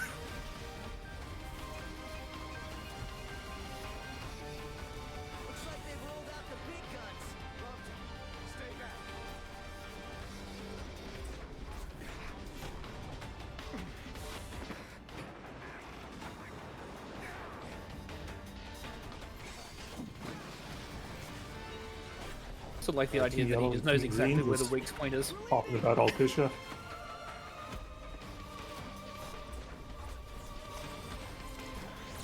Altisha is beautiful, but it is very confusing casually, by the way. Yeah, the minimap doesn't help quite enough to help you figure out what stairs to take. No, it's not. But this section over in Chapter 11, there is a optimal way to get this completed. There's only one single enemy in each of these airships that needs defeating, and it's the one that causes the ship to blow up. So if you target the right one, this can be done very fast. Mm-hmm. Yeah, it's just about positioning and, yeah, getting the warp strike in the right position there so you can just immediately finish the ship off. Because once you do enough damage to the ship, it just sets off the automatic destruct sequence on it. And good thing that they have all those lovely shock troopers that do like to explode when they are at 0 damage or at 0 health, so... Very nicely done. That can be also really annoying because of where you can position yourself on those ships. You can warp yourself to a ship and then you can't actually warp strike into a shock trooper, or the damage that you do to a shock trooper via a warp strike's not enough, so you have to do a couple more hits on them. So really, really good positioning there by Matty. Yeah, it was a little bobble on that first ship, but really it's just kind of like a ring around the rosy. You do it enough times, you just kind of recognize how you're supposed to move. Yep. Team Tonberry doing their best negotiation skills. Team Chocobo about to begin negotiations shortly as well. And in his best kingly outfit, may I mention. Oh yeah, nothing like T-shirt, going into cap, a serious sneakers, baseball cap and t-shirt. very Hell yeah. fitting. Only the best. What's wrong? Ignis, you've got to stop this thing. Another bit of a slowdown for Team Mog. They just gotta wait for the train to pull into the station. This little segment we cannot skip. But we can don our invulnerable suit and just get stuck in a corner. Pretty much. Big thing is you just don't want to be in a fight. You just don't want to be fighting. You just want to be away from all the enemies as much as you can on this. Team Chocobo also in the negotiation, not far apart at all. Are the two of you okay at least? Yes. Okay, on my way. Now all three runners have done an excellent job on this run. Stowaways. Got all the... I wouldn't say major skips, but got all the necessary skips. That helps in this run. And they've had pretty consistent fights as well, just a couple of minor differences in some fights, but been fairly even, as you can see from the graph there.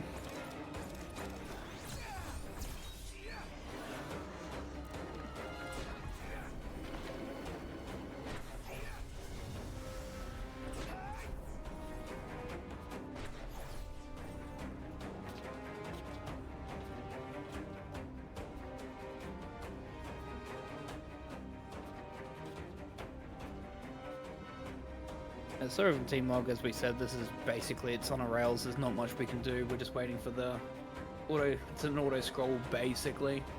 We're just going to get to the end of the train, wait there, kill anything that approaches us.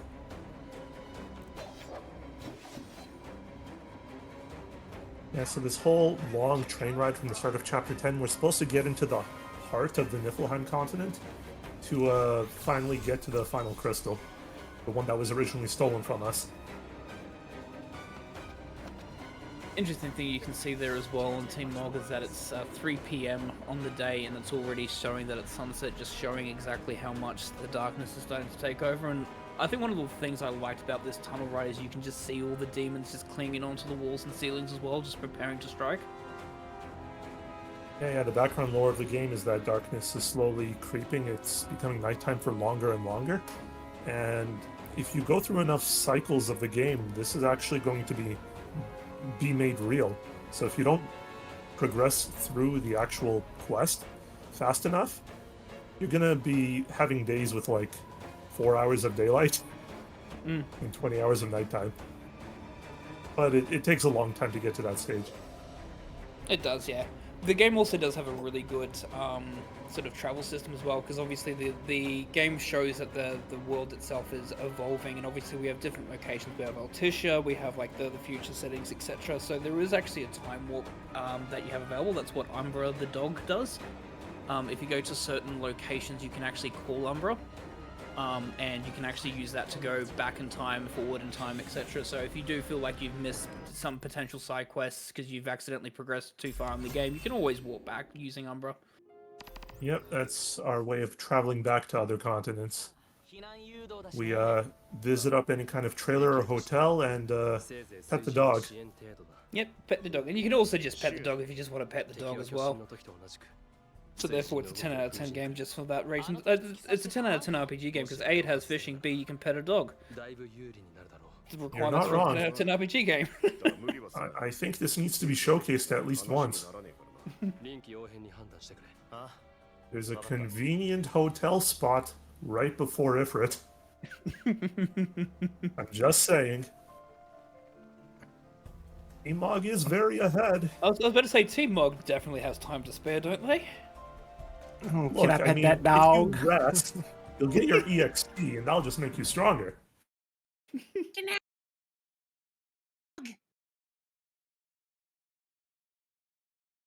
Speaking of Team Mog, they're just in a bit of an exposition. This early part of this chapter is basically just more lore and background as to what exactly is happening.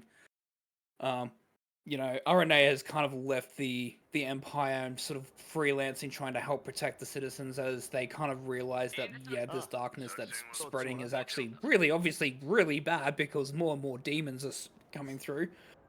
But we still need to find a way into the actual capital itself. So RNA has helped us with that by providing some staple in the Final Fantasy series. We have Biggs and Wedge that's going to help us get to the capital.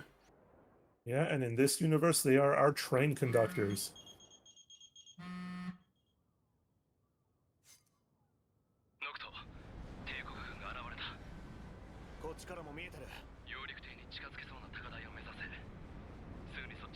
Yeah, along with saving some of the citizens of Altissia, our train is a bit damaged, so we do need to seek help from these NPCs.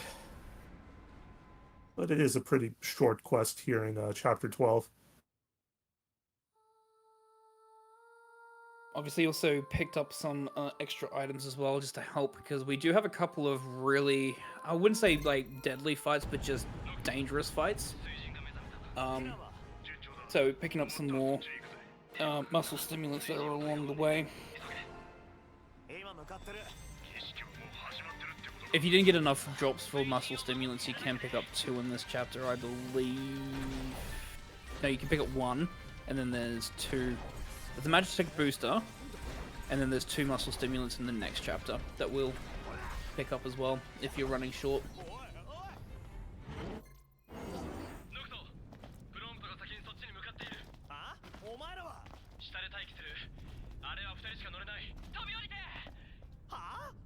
Okay, both runners are very close to the QTE section of Leviathan.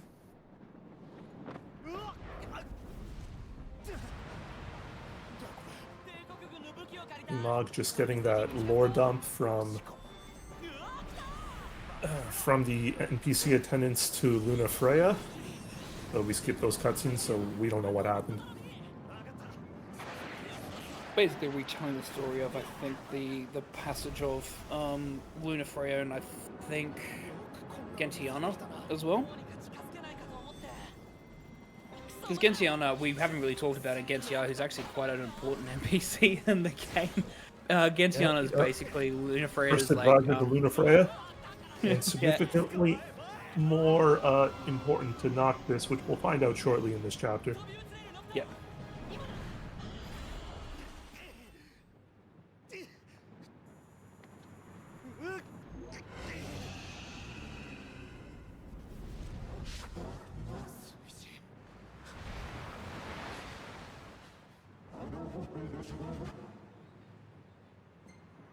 Team Tonberry asking the peril of Leviathan.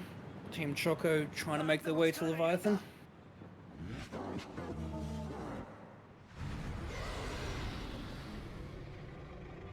We have yet another train exposition for Team Mog. So Aquila is also going to go for this first phase skip. Just a conveniently timed fire spell.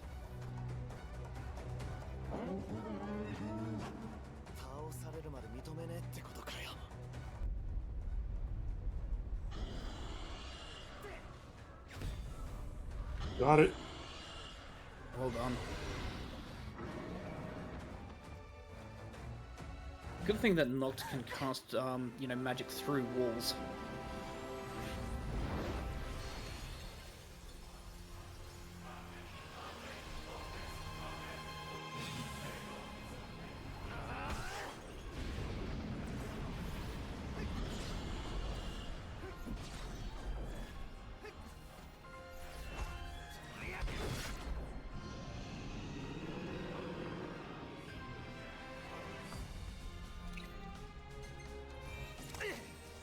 Power EXF for Team Tonberry by the looks of it.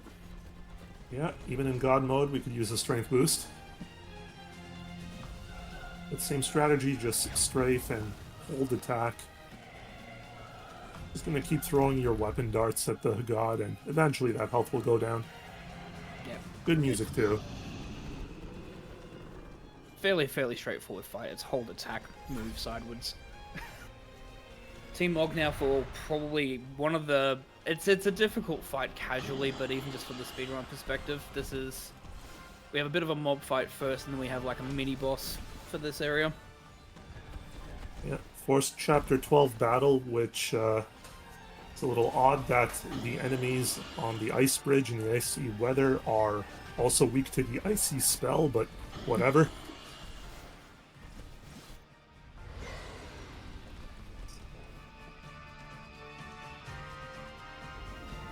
Couple imps, couple reapers. Not the easiest enemies.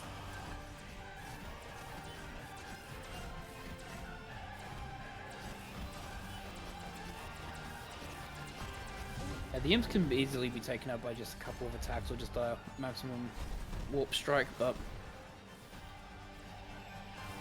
if you have if for whatever reason you have a leftover Blizzaro, you can always use a second one there if you didn't use one in Chapter 7.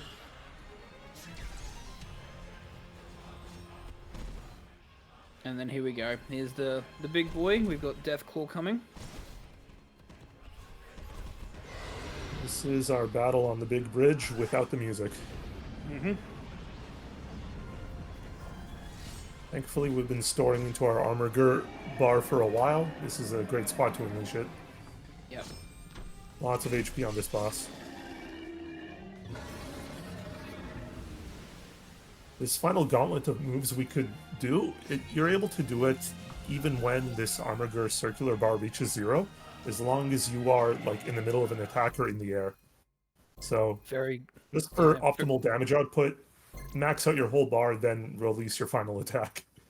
Yeah, very good Deathclaw. So got 2 really good maximum warp strikes there, because that's the key to that one. Is the first warp strike is you want to get it vulnerable so you can activate Armiger. Yeah, as Dee said, right at the end of Armiger, unleash the final attack, and then one final warp strike should do it. The danger comes if you under damage your warp strikes on it, because it just decides to laugh at you and unleash pretty much almost. We've obviously got the exosuit, which helps, but yeah, it's just the armor usually wasted. does finish the fight, but Hmm. yeah, I needed 1 extra warp strike, but that's still not a bad fight at all. Yeah. It's just basically the damage output on armor gun. You're hoping that it just all the strikes hit, you get the damage that you want on, and then the finale does all the damage that's required.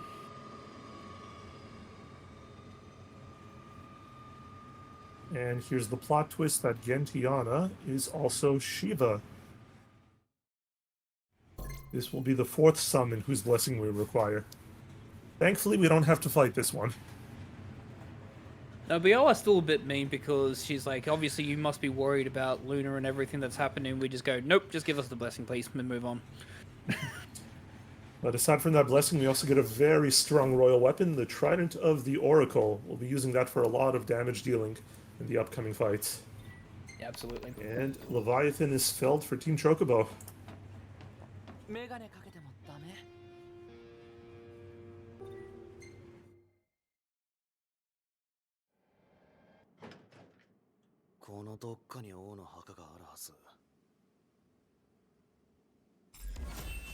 So yeah, mentioned before, but the chapter right now, chapter 10 onward, becomes a lot more somber when it comes to the feel of the story.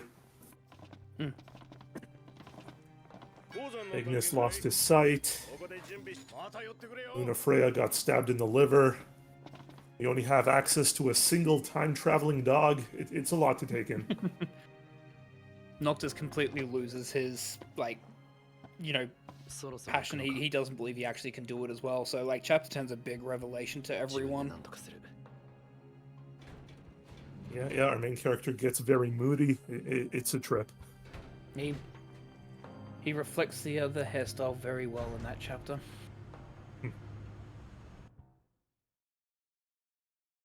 T-Mog doing the train escape. Yeah, thankfully we were able to pack away our car in one of the baggage containers, so that's gonna have to say goodbye to it though. Lead us on a wild escape at the end here down the train tracks. Yep. This is where Grand Theft Auto 2 comes in. So the Regalia is supposed to have a set speed, but with these very tight corridors and with our very weak handling ability, it is a trickier portion of the run. It doesn't help that very small barrels and even scraps of paper can completely make you go for a tailspin and lose a good amount of time. It's unlikely, but it has happened.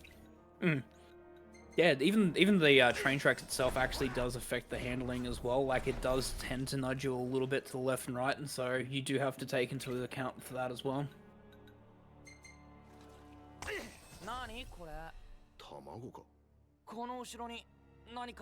Team Tonberry with Chapter 10 skip. If you do want to learn how to play this game, especially no major glitches, I do recommend Chapter 10 is just a fun skip to learn because it just makes you feel so proud. Because it is pretty much free. Once you get on top of the drill, it's straightforward. Yeah, just be sure to do that extra attack before you hit the floor, or you're going to fall out of bounds into the infinite sky. Which is just funny just to see Noctis' full animation go on forever as well. A good time for Team Og of 43.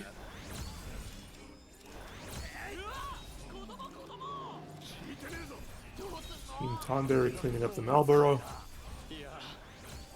Team Og saying goodbye to the Regalia. It's done its duty for the run.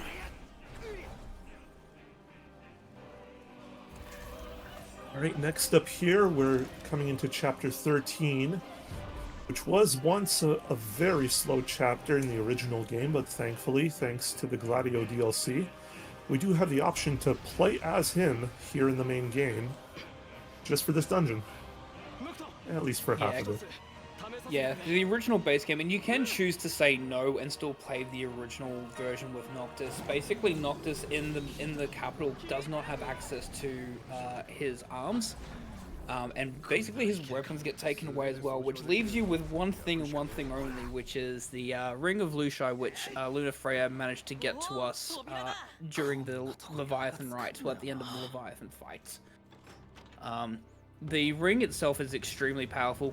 It has basically a couple of uses that you can use. It has basically, I think it's Doom. There's also a Drain. Yeah, It's Doom Drain, Death. basically.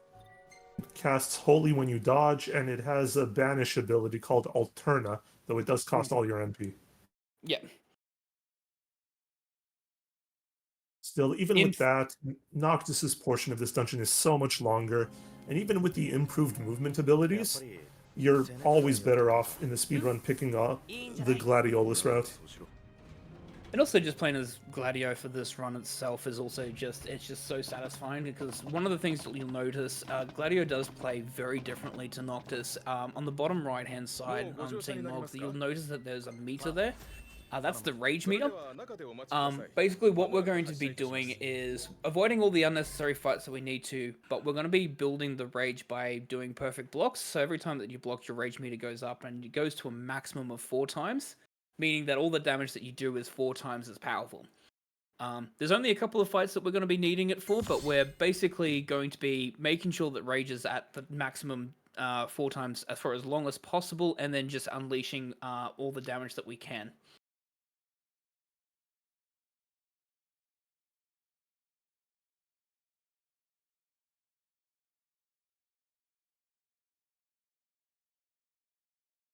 And it's a long shot, but I'm hoping to see at least one runner push the chair into the elevator.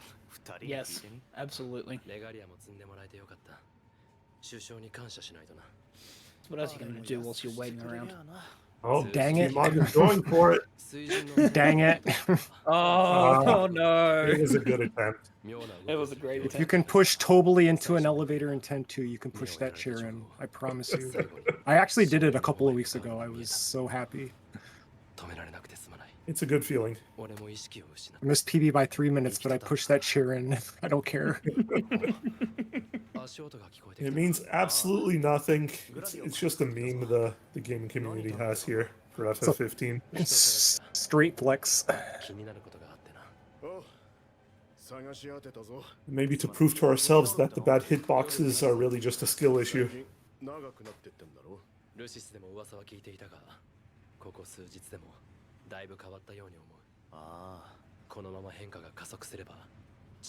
So essentially for no major glitches, there are technically 2 subcategories of no major glitches. There is ring and no ring percent. I believe all the runners are doing no ring today. I don't know if it was specified to the runners. In all honesty, the difference between the two are very negligible. The ring obviously is technically faster if you get perfect luck with it. Right, thanks to that Alterna spell that we mentioned. Yeah, Alterna spell becomes extremely important for being able to dismiss basically a boss that we've got coming up called Ravus. The way that it works is that every boss has a percentage value of when that spell's actually going to work. I think Ravus is... it's very low percentage. Maybe 3 to 5% at most, I would say. Statistically 5. I've had up to 50 casts. I've had little as 1. Yeah. Bosses are always those single-digit odds. And they weren't always defeatable with the ring. I think that had to be patched in eventually. Mm-hmm. So this is the forest fight. As you can see there, we're going to be trying to keep Rage as much as possible here with Gladio. Building up as much attack. Gladio's boss fight. Yep. Use the Razor's Edge as well, just to get maximum damage out of it. Bit unfortunate he got knocked back there. Just wait for him to basically do a jump. Sure amount of time before it disappears, the better. Yep. If Rage is low, just try and parry an attack, because if you block an attack, then it builds your Rage back up so you can do more damage. Yeah, unfortunate, another teleport there. It's the light on the damage. All in all, though, still a good fight. We won't go through all of Zegnatus's keep here as Gladio. We are going to switch back to Noctis soon enough. But the other 2 runners, they're still on a train-based sequence.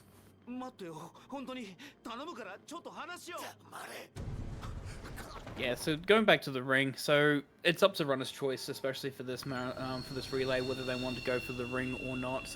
As Kios did say, like, you can potentially one-shot Ravus if you're extremely lucky and just get it first time. Otherwise, you are beholden to the luck factor of the ring proccing on him. And that can, as Kios says, it could be up to 50 attempts, in which case you're wasting up to 10 minutes on that fight. So a more consistent strategy is to go ringless, especially in those fights, because we have ways of dealing with it by using, you know, muscle stimulants and using the trident that we picked up, one of the royal arms we picked up.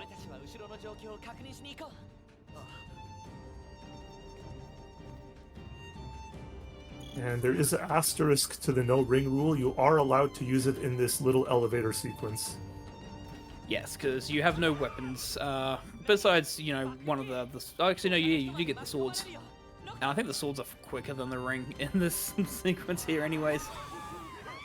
But this section is completely timed. No matter what you do, it's going to take the same amount. So Yeah. feel free to show off the ring if you see fit. Yeah. You Because will there not is be no time penalized. save that you can do. Yeah. Let's melt him. I agree. Because yeah, we're basically waiting, because we're in sort of like this pseudo-saw trap, or, you know, Resident Evil trap, basically, where the walls are closing in and electrified. It's a bit of a trap that Arden has set to try and get Gladio and Ignis to basically try and rescue us, since we were separated.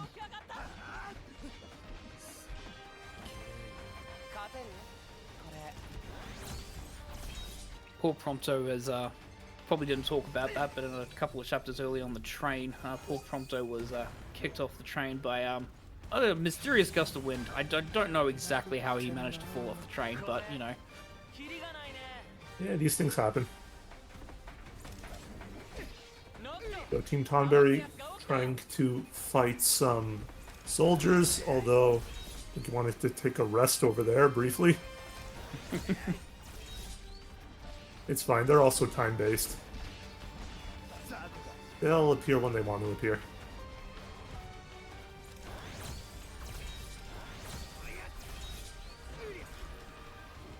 So yes, we're on a bit of a quest on Team Logs to find Prompto. Picking up some muscle stimulants that we can on the way if we need them.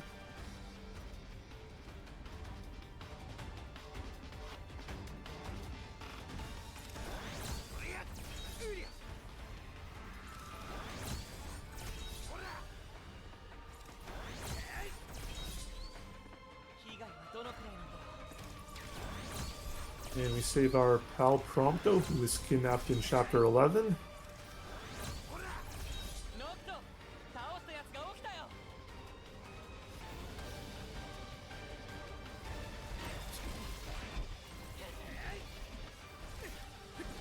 The only character that we actually are nice to in dialogue.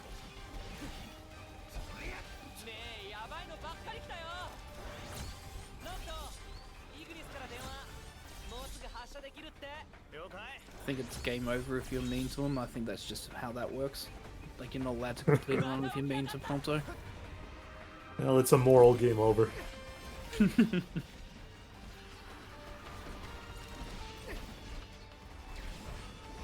And now we have a whole sequence of corridors that we have to run down now. And this is one of the only times where sprinting is actually faster than jumping. It's the only time in the game where we can't use the warp strikes, and since we can't use the warp strikes, we are going to be trying to navigate, and jumping is actually slower, so we do actually use the sprints here. Yeah, for some reason Noctis gets no momentum when utilizing it. Mm-hmm. As opposed to being out in the overworld. I'd like to think he pseudo hits his head on the roof, that's why.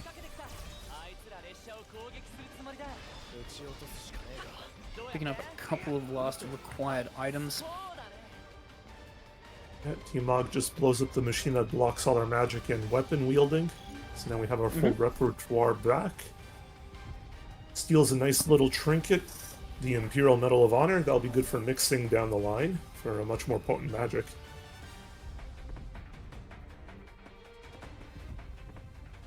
Team Tonberry trying to blow up the airships.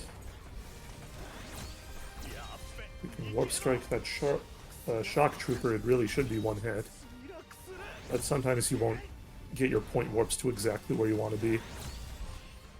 But those ships bobbing up and down, like mentioned before, it's not 100% consistent.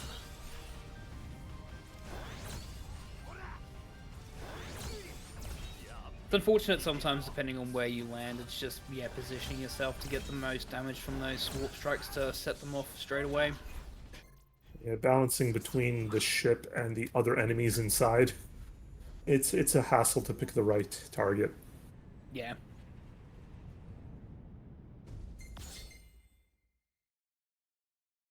Team Mog showing off the trident finally. Basically, that's going to be our main weapon that we're using for a lot of these mob fights if we're not using magic, is basically you're just going to jump and then just do the attack, so that it does like a 3-hit attack, basically. As Yeah, you sort it of, leads like, after spear and it it is down. to continue damage dealing.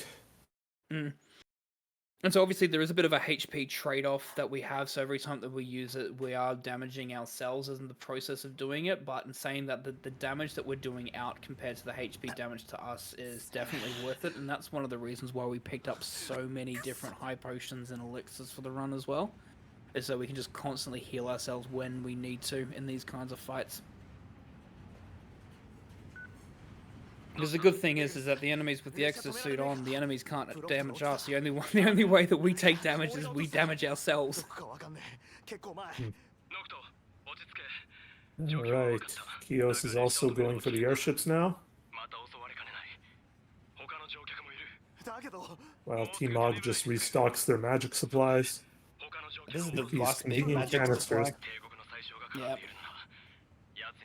This area basically has all 3 available, and they have multiple canisters available as well, so you can just constantly, you can make sure you get up to 99 of everything. You can then create some more magic and then restock as well.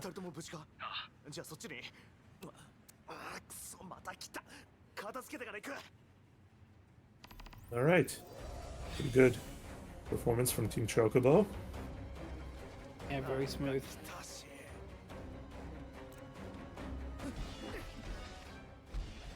Here comes the big magic menu.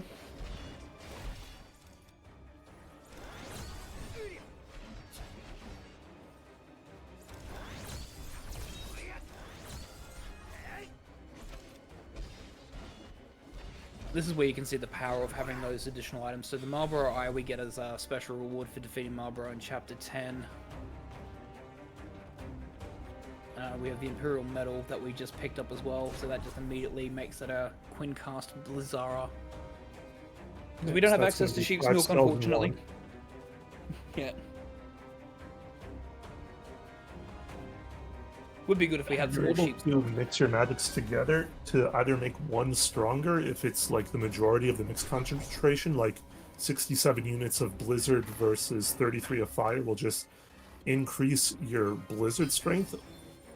If you put a little more fire into it, then it just becomes a sort of a dual casting spell where it inflicts both blizzard and fire damage. But you do have to watch your proportions, because it does depend on the enemies you want to use it on. Yep.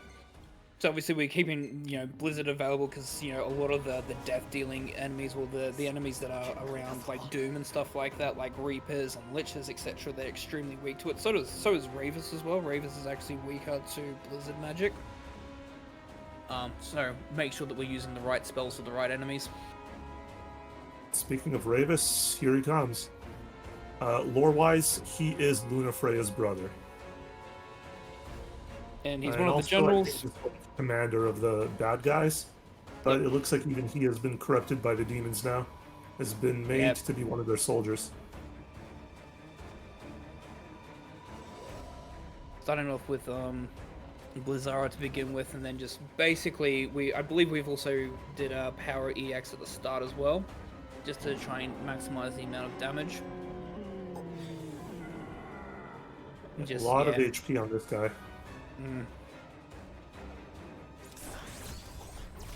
So hypothetically, a first try Alterna with the ring would have finished this in less than 10 seconds, but it is very risky. Yeah, so already into the second phase, so he actually does have different phases based upon his HP as well. There's just no cutscene skip to show that he's gone into a different phase. It's just based upon his movement, so you can tell that he's gone into a separate phase and going to be doing slightly different attacks. あんた、その目は？ああ。ちょっと怪我をした。見えてないの？視力はほとんどない。戦いでか。Gone into another Blizzara and then into more Trident jumps. そういえばもう一人いたよね。ああ、でもちょっと So interesting thing with the Trident, you'll never see us do. You'll see us do the Warp Strike once, I believe. If whatever happens, we do end up doing it. It does have a very special ability. It acts like a Dragoon jump, where basically you just leap high into the air and then plunge the Trident down. It is pretty powerful, but honestly, it doesn't do as much damage as just the regular attacks does, because of the lingering damage that the Trident does at close range.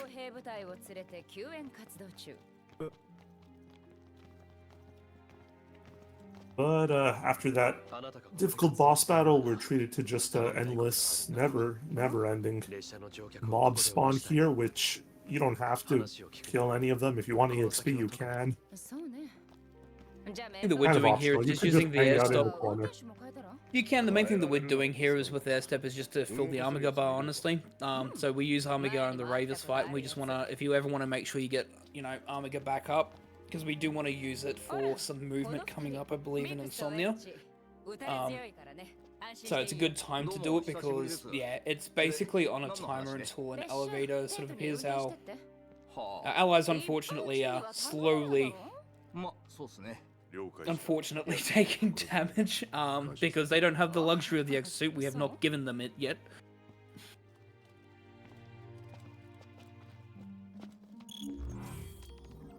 So yeah, it's just a timer, unfortunately, just to get to the elevator. Interesting thing is that there is a way.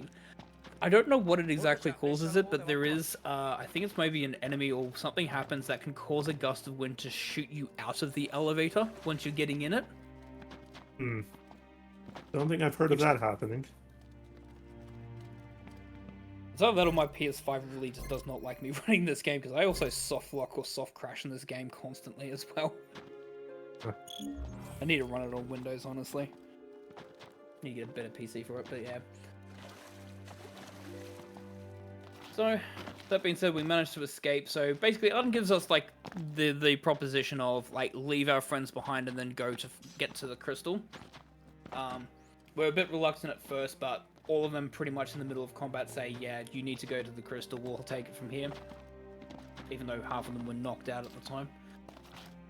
Yeah, we've also received our final royal weapon a few minutes ago, Sword of the Father. So that is the previous king's weapon. There are others in the game, but they're all side quest based, so we will not be grabbing them.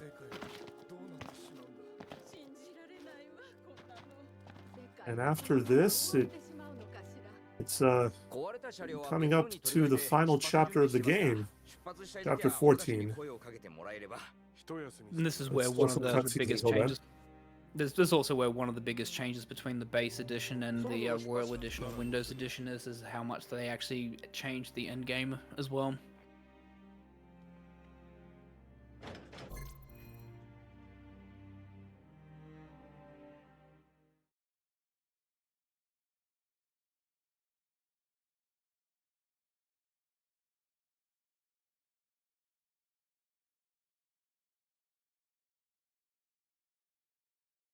Big Lord here from Arden, which is fleshed out a lot more better if you played as DLC. I think that one is not included in the Royal or Windows Edition. It does still have to be purchased separately. Yeah, that one is separate, I believe.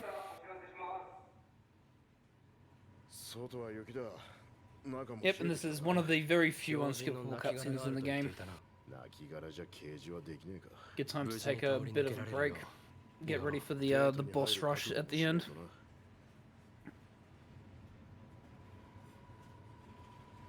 Other two runners are coming up to chapter 12. They're going to have to do their bridge fight as well. I feel bad for Noctis in this cutscene. He's being consumed by a crystal and he's just being expositioned against by the big PG. He just has to sit there and take it too.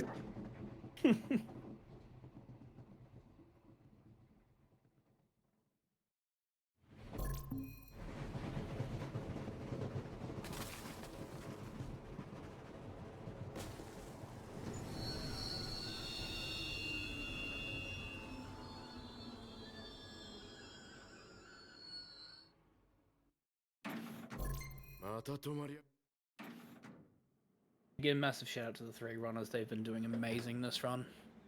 Again, if you just look at those times, like just how consistent they've all been. Nice smooth lines. Got some experienced runners here.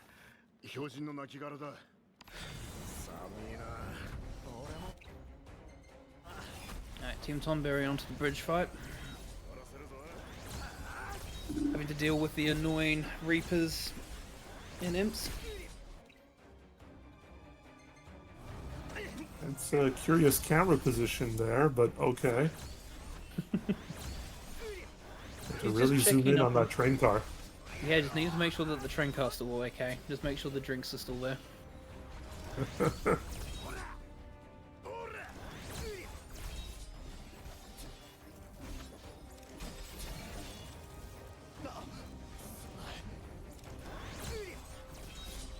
Last reef to go. Good position to set up now for Deathcore. Yep, spawns after the mob is gone.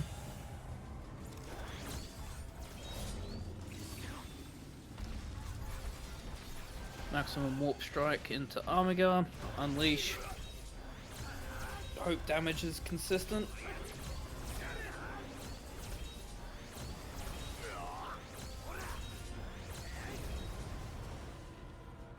Yeah, that's unfortunate. Yeah, the end is a bit of a struggle there. Couldn't quite get enough. Yeah, I think also just missed the ending of Armiger, just barely, because it's a very tight window, because you really want to do it last second, but sometimes there's a bit of a delay in activating it, so sometimes you do press it, but the game just goes, nah, I'm going to wait for a little bit, and then, yeah, you run out. But good recovery, basically, just, yeah, stay with them. See how Team Chocobo handles it shortly. Team Mog have received the blessing of Bahamut.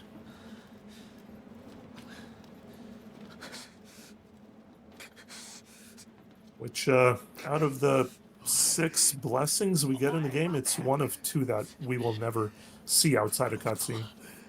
Mm-hmm.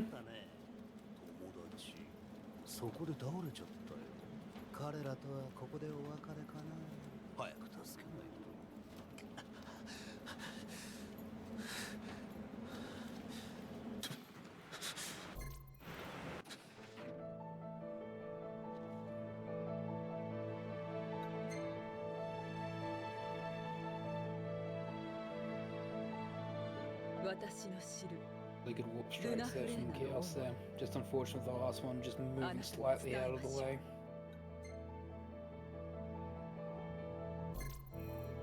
So Team Tonberry again giving you the option to learn about Lunafreya's past and how she wasn't trying to get married just as a political stunt. She actually did love Noctis, but we're speedrunners, we want to go fast, we don't care.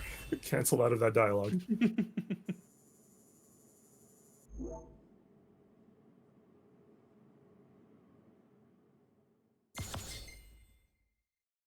There's the Yamga chain ending. Much better damage there for Team Yellow. Yeah, really good damage. Over in Team Mog, we've made our way back to our homeland, making our way to Insomnia to fight Arden.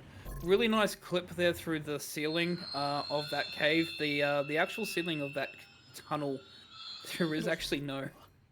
Yeah, there's a bit of a hole there that you can go warp straight to the tree there, which is amazing. It's really, really fun to do that. Convenient optimization.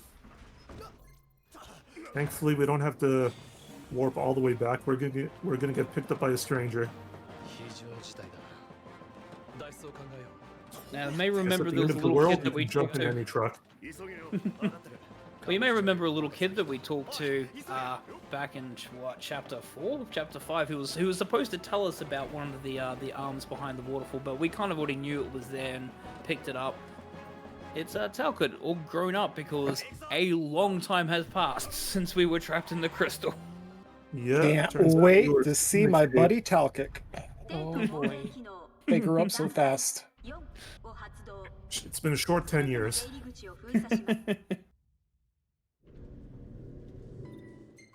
Just the auto-scroller here. Talcott's doing the driving and just explaining what happened.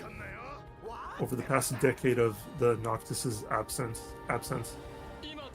Basically, the world's covered in darkness. There's no light anymore. Demons patrol everywhere. There's only a couple of safe havens left, which is basically either Listalum being the main one because they have the power generator there, so therefore they can sustain. So everyone pretty much evacuated there.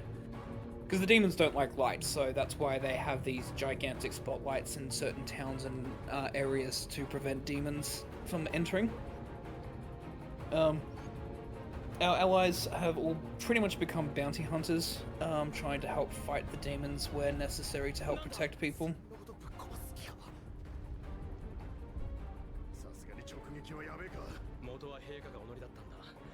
And it's absolutely correct. If you want to know what happens those 10 years, Final Fantasy 15 comrades. In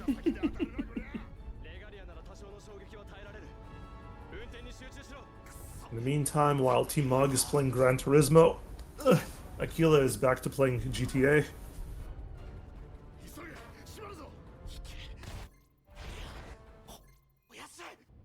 Team Choco just coming behind as well.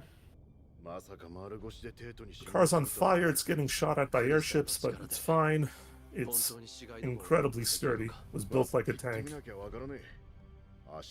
I do like the little feature that, like, there is a warning light on the regalia, on the HUD.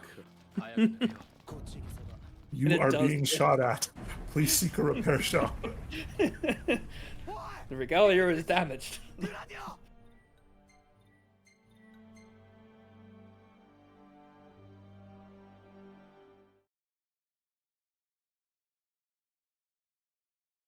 And Kaio's also going to this Need for Speed section. Oh, it'll be the final time we see the regalia. Sag. Saying goodbye to our trusty steed.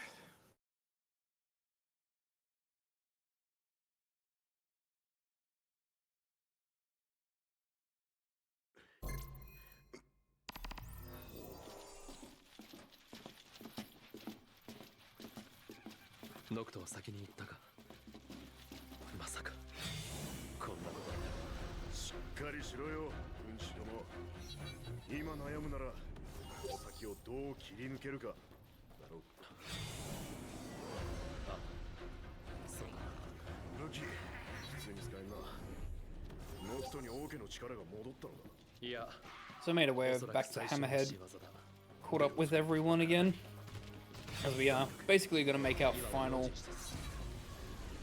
charge into the Crown City.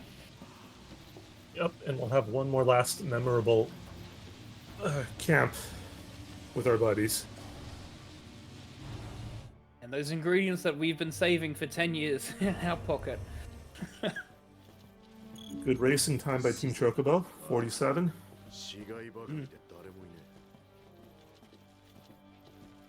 Keelson, you know, unleashing his inner Hamilton there. But once again, yeah, we're cooking plump and pungent tofu again.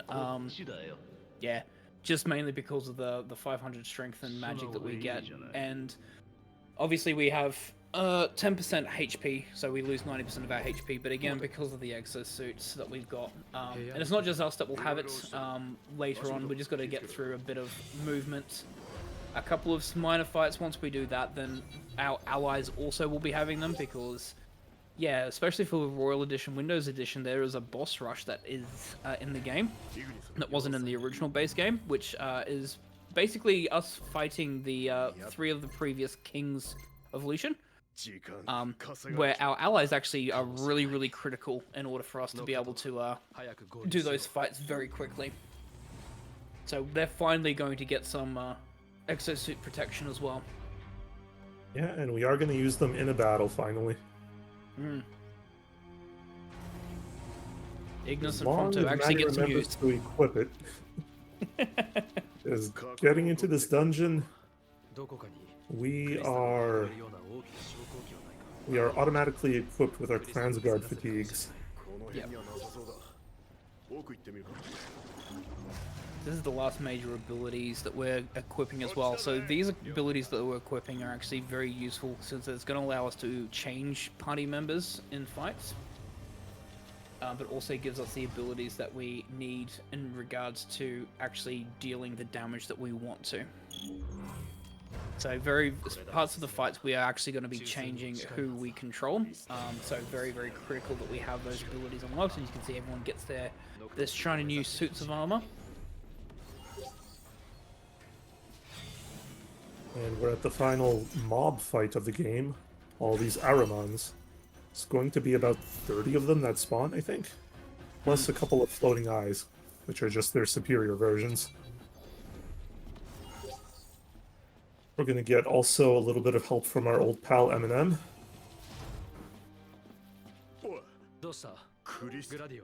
And suddenly a random Matt Mercer appears.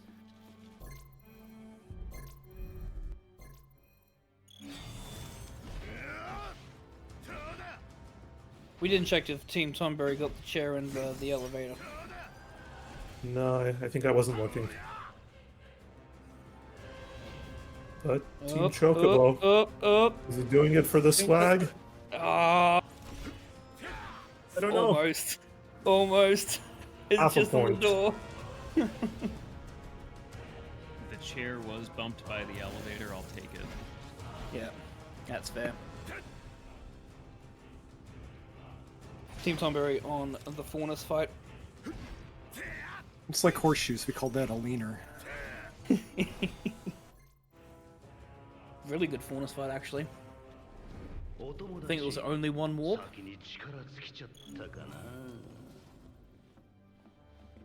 Yeah, very critical with the Faunus fight to get the rage meter up as much as possible, because the amount of damage, obviously, you know, difference between 1.3 and 2 and 3 times is very significant in that fight. Yeah, the Ascension abilities we get don't really help our party members. We've been focusing on Noctis and giving the best equipment to him.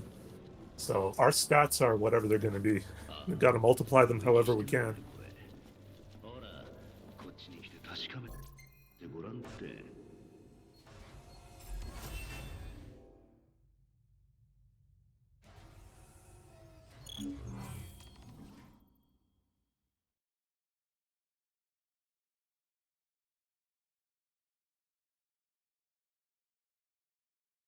Team Mog just continuing on to the upcoming boss. We don't need it to buy any other super strong weapons. We're pretty satisfied with what we already have in our inventory.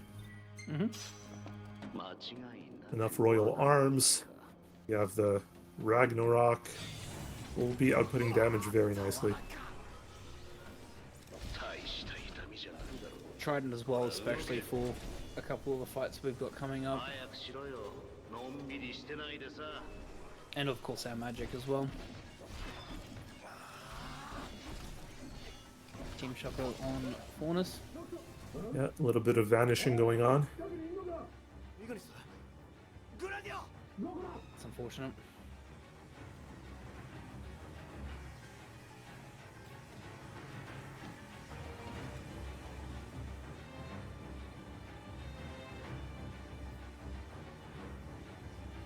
But for Matty, here comes the Cerberus fight. Also in addition to the Windows edition of the game. Before, I believe it was a Behemoth King we had to defeat at this area. Yep, that's correct. Interesting thing with the Cerberus fight is that we actually have been very particular in the damage that we're doing on the warp strikes. We really don't want to get maximum distance warp strike with Ragnarok on Cerberus, because otherwise it gets vulnerable. And when it's in vulnerable stage, it just delays how long it takes before it goes into the second phase of the fight. Oh, looks like Matty got one of those rare ground combos with the party. You want to avoid those.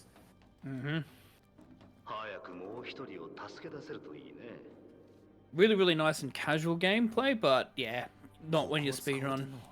Because the amount of damage you can do by doing link combos is really impressive with all your party members, but not really necessary.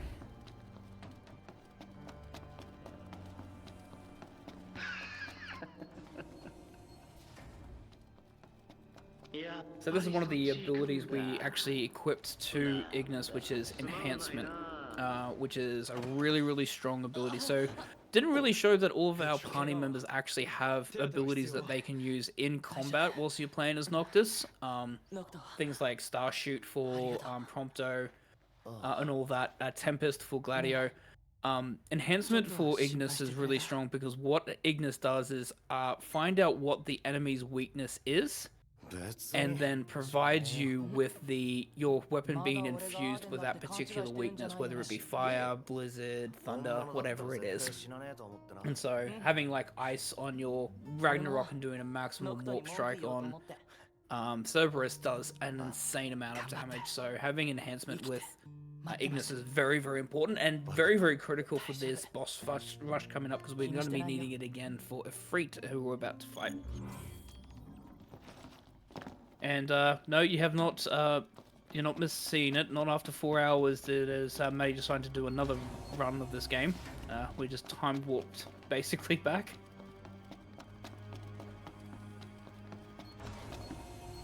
None of them wearing their original royal outfits, but instead they're wearing their exosuits.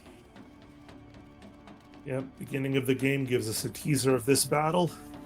Winds us all the way back to the beginning to find out how we got there, and well, now we know.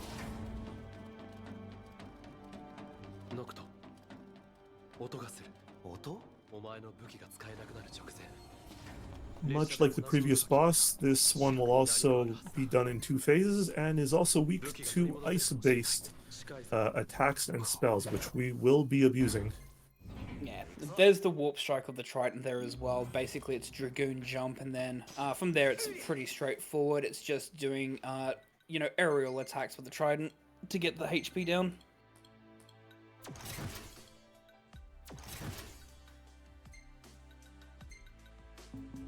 So we'll see if the fast kill can be done here. Every time the attack.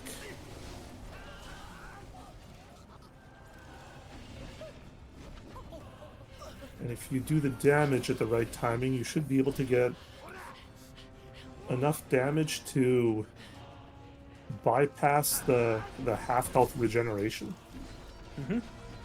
And just immediately go into the forced trigger cutscene by Shiva. That's very good by Team Mod. Yep.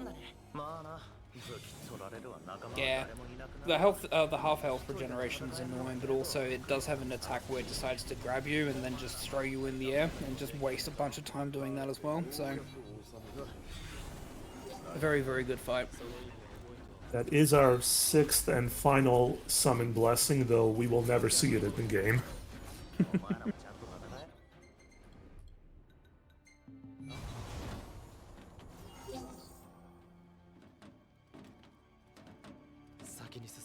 Okay, so the boss rush continues for Team Mog.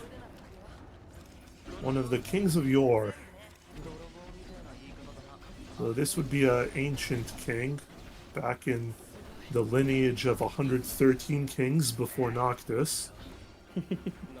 This is just their, I guess, their ghost armor that we have to battle to prove ourselves worthy. Yeah, so this one being the Fierce. Now this is where Gladio comes to help us. Very, very particular damage that we want to do here as well. Very well done. If you do too much damage to this boss, it does have this protect ability that it will activate. Basically creates a shield and becomes invulnerable. And then just you waste a ton of time. If we time our switch to party member to you know, to do it ourselves instead of by the force the boss cutscene, you actually do save time and you skip to the end transition here just a little bit faster. Normally, if you try to get this boss down to 0 HP, you'll still be doing no damage. It will stay stuck at 1 HP until it forces you to switch to Gladiolus. Yep. But if you choose to do it yourself, you just skip to the end faster. Yeah, we normally aim for around about 80% health, and then enhancement into a Thundara and into a couple of attacks, and then swap over to Gladio just to instantly end the fight. So Team Tonberry and Team Choco still doing some of the mob battles in Zignatus. Coming up to the Ravis battle.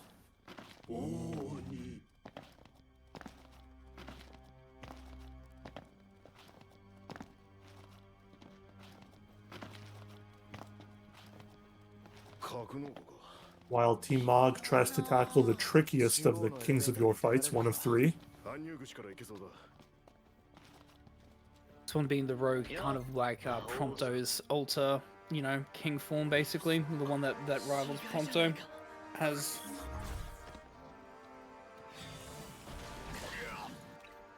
It's one of the great benefits I actually enjoy with this boss rush is that, yeah, your party members basically have to help you fight certain kings because they're best suited to help you defeat them.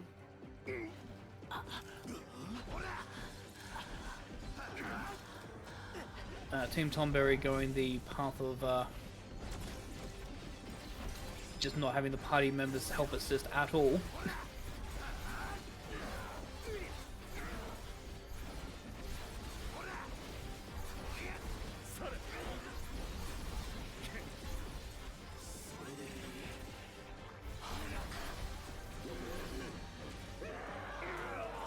Very nice quick menu change in the middle of battle there.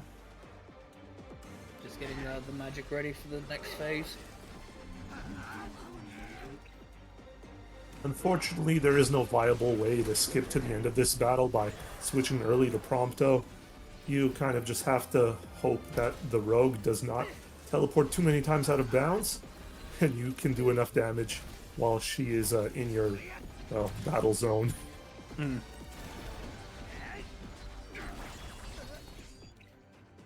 Yeah. But very good aiming by Matty over there. Very difficult for a boss that zips around all over the place. Very, very clean on the Prompto side there. And Team Tonberry having a very, very good Ravis as well. Fortunately, I had to waste a little bit of time with a couple of death animations of, I think it was Prompto and Ignis that ended up falling in combat, but still very, very strong fight.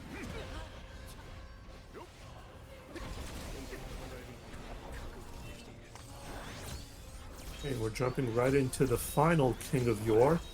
Another 2-phase battle. And another time where we're going to switch to a party member, but this time they will be our main damage dealer, Ignis. Thanks to his flame daggers and this boss being weak to said element, we can really just melt through the health without the need for Noctis's assistance. Team Choco getting ready for Ravis as well. Yeah, big thing with this fight against the Mystic is you'll see the damage meter on the bottom left for Ignis. The main thing we want to do is maximize the damage output that we can, so that we can therefore utilize the fire ability with the most amount of damage multiplier possible. Oh, Kios is going ring. Yeah, I saw that ring cast.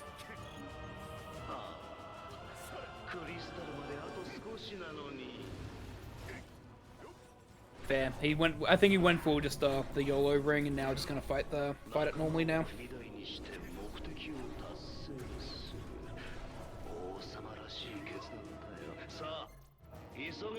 Fair strategy, honestly. May as well. I mean, if you get it first try, I mean, it's easy. Couple minutes save.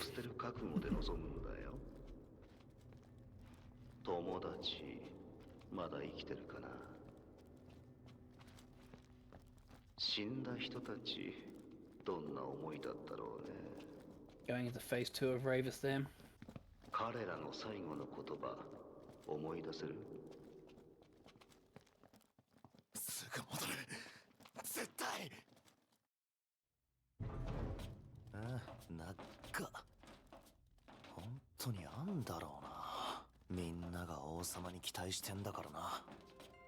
And there goes the Chapter 13 boss. Very, very good Ravis, especially going for the YOLO ring. Still very, very strong. You can see why a lot of people just prefer doing the no ring strats, because it is very consistent. We've got Team Mog going into the final boss. Now this boss goes across 3 phases.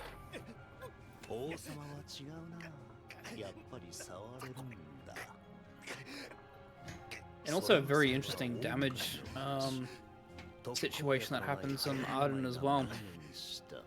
We can actually do damage storage in this fight.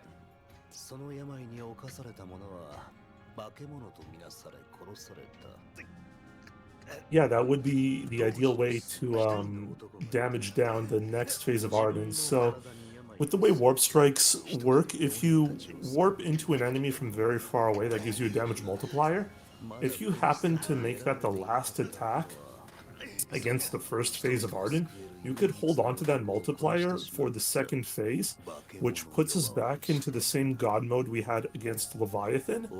And being in that form with 13 royal darts just flying about you doing such high DPS, it only gets amplified by that multiplier. So if you could hold on to that, you're going to be melting that HP bar very nicely. Yeah, 3.5 time damage multiplier, 1 god mode.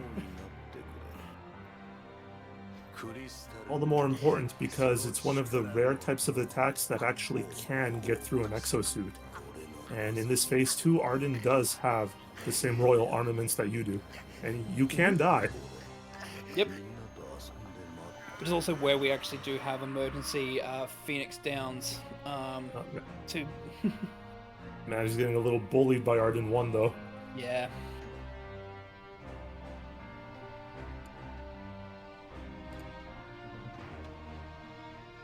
Nonetheless, there goes phase 1. All you really need to do is Ragnarok Warp Strike. You did remember to buy safety Phoenix Downs, right, Matty? Of course, I'm not a fool. Because I knew this would happen. I did not get my full warp damage on phase 1. So this is taking longer. Yeah. Oh, I'm so glad we took those. Yeah. Basically, if you don't have the warp strike multiplier for this phase here, which pretty much instantly ends the fight, then you go into this long sequence, and Arden does have counters to some of your attacks, and if you do, it is pretty much a one-shot. Oof. What was that? 4 deaths now? Yeah, 4. But we're on Arden phase 3. Time is going to come up very soon for Team Mog. On the final. Of course, he got one more little cheeky swipe in. He has to have one last attack. Gotta give that to him. Okay. Adding down the final hits. Time. 9, 10, 11, 12, 13. That's time for Team Mog. And GG, Matty. Thank you. Good game, Matty Ice. Other than the Chapter 5 cave and some menuing, it's solid for a relay run. Absolutely. Very, very solid.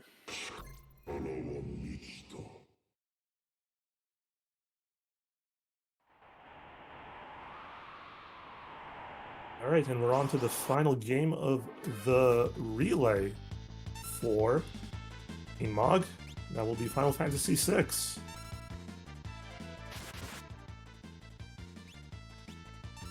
Alrighty, thank you so much, guys. We'll only do a quick intro here because I know you guys still have a lot left to do with the remaining 2 teams. But first off, thank you guys. I am Lion Musashi. I am joined by.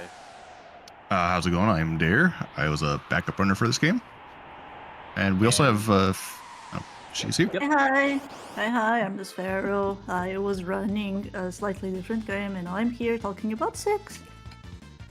Having a good time. So we're in for a lot of fun today, I think, because we're doing a category that we've never done in the relay. This is called All Characters Espers, which is pretty self-explanatory. The goal is to finish the game while getting all 14 characters and all 25 Espers in your inventory by the end. So it's a little bit longer than a traditional run. We're going to be seeking some extra gameplay, and we're going to be doing a lot of fun things that you don't see in runs typically. So first couple hours are going to feel exactly the same as any other SNES run. We're going to be starting with this walkthrough. Team Mog's going to be going through Narsh. With this unnamed girl, you know, we're getting a couple fights in that are mandatory. You're going to be noticing that B-Dude is going to have Wedge and Vix run away before the fights actually finish, as he's trying to funnel all the experience into our green-haired girl. That will be a big save, assuming it all goes according to plan. It's one of the interesting pieces of tech in this version of this game is that you can actually run after a battle technically finishes, as you just saw there. And you're now funneling all of that experience into one party member, so it'll be pretty convenient.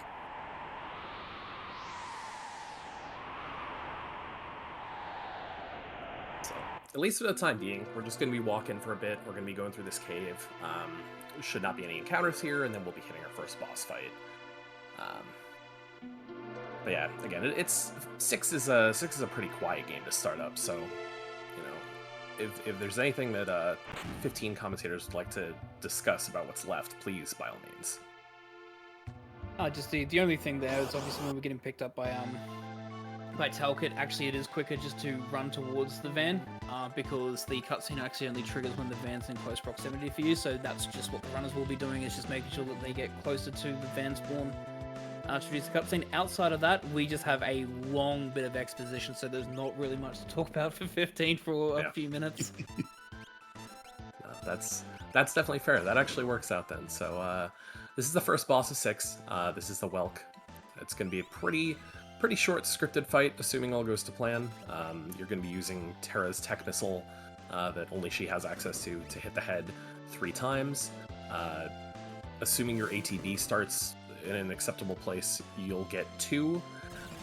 You'll then have one of the guards attack the shell to cause a little bit of tech we call a counter cancel, which forces the turn that the ATB has filled to be utilized on a counterattack as opposed to the action the boss was going to take. So it was done correctly there. You saw the Megavolt came in as a counterattack instead. So instead of retreating the head into the shell, we just got the Megavolt attack, and the shell retreat was skipped. So we got a 3rd tech missile, and moving on. So very, very clean first boss. Yeah, and there's just one little minor optimization you can do there. You can also set Terra's magic to fire while the death animation is going on, and that sets her up just to be on fire right away for when she's doing her grind here. It's actually a pretty good call out, because one of the optimizations for this game that a lot of the top runners do after a while is the cursor memory setting will make sure that your cursor is basically always in the same spot between fights. So in the little bit of downtime we have at the end of fights, you'll often see things like that, like you'll move cursor to magic, you'll move items to smoke bomb, things like that just cut off little chunks of time here and there that add up a ton. So yeah, you'll definitely see the runners doing that today. These little time saves that they go a long way. And this is where we actually finally get to name our mysterious green-haired girl. Starts off with the name Terra. Generally during the runs here, we will knock their names down just to their first letter as it saves on text box. Yeah, so that's maybe what we're gonna see. I have a feeling the runners have something in store. Yeah, we're gonna get some names here. Yeah. Yeah, what with us being the finale for the Relay 10, I know everybody wants to have a little bit of fun with this one. So Terra is team.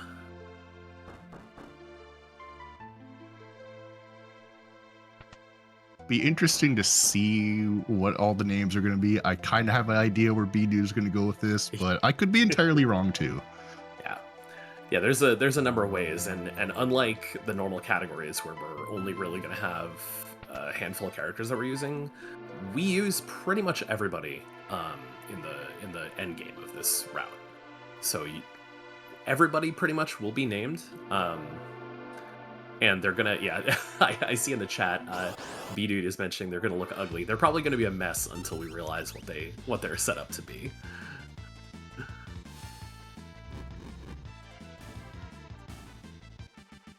So yeah, this little section that B-Dude's going through is Terra's little grind section. We want to get her up to, I believe it is level 5 or 6, where she learns Antidote. Or it is learns level 6 or learns Antidote level 6, which will cause our next character to join in at a little higher level. And it's a whole thing of like party balancing levels once you get them of what your team average is. So yeah, we want to learn Antidote so our next character joins at level 8. Correct. Yeah. So And that, Final Fantasy VI has a habit of taking your average party level into account whenever you get someone new. There's also a couple of event triggers that cause the levels to re-average. So this little grind here is going to save a lot of time later on.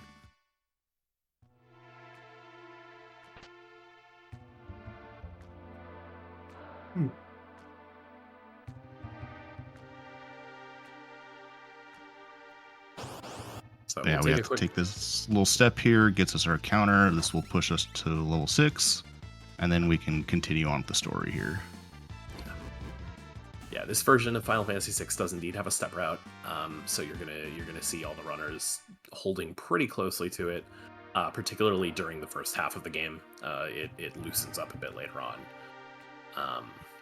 but it's definitely something that everyone will do their best to stick to. I think a couple of the planned saves are going to change the step route a tiny bit, but I am almost certain the runners have all accounted for all the changes that's going to entail, because there's a couple saves that are out of the way.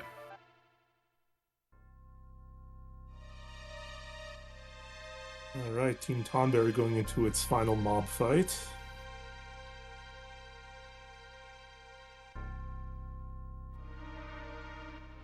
Oh, very interesting that they went Thundaga there instead of Blizzaga. Yeah, Blizzaga is good in the sense that it really spreads out across the ground. You really defeat in one shot a lot of these Auramons, but maybe it was just a mixing of the wrong variety. Luckily, the warp strikes pretty much are one-shots on all of them anyways. It's just mainly for the coverage that you can get with Blizzaga, just to get as many enemies as you can.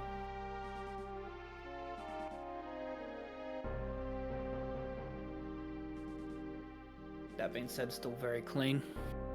Good stuff. And our pal Jack Garland gives our thanks.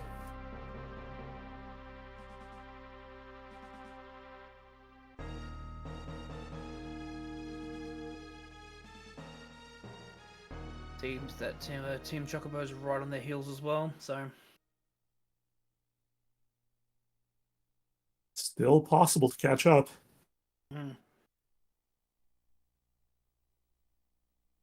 Just unlucky, vulnerable on Cerberus, Freet, quick kill.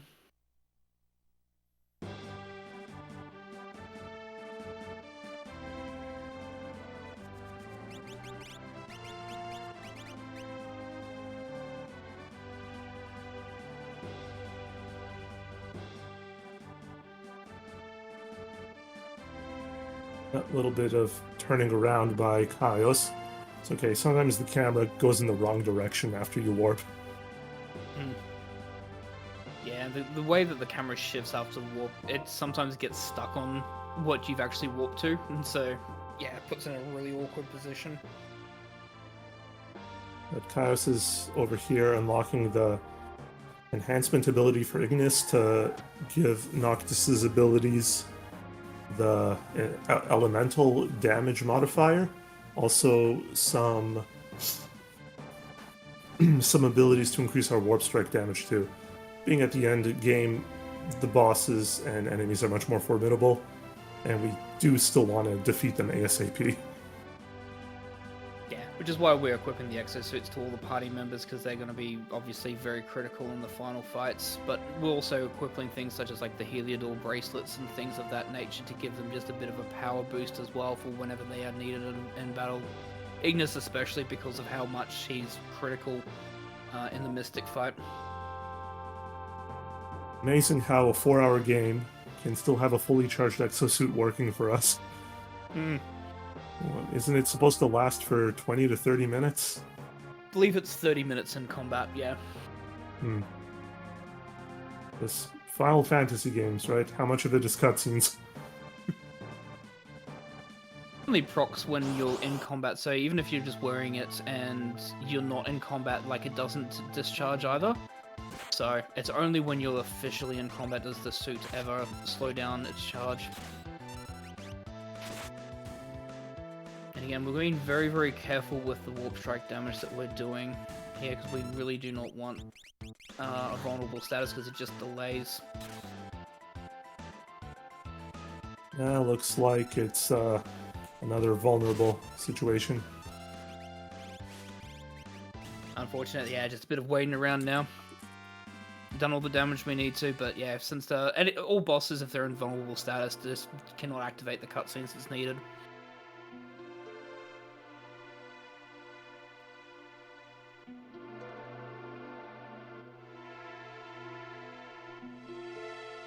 Certainly one way to start the second phase is just to tank a gigantic dog landing on you.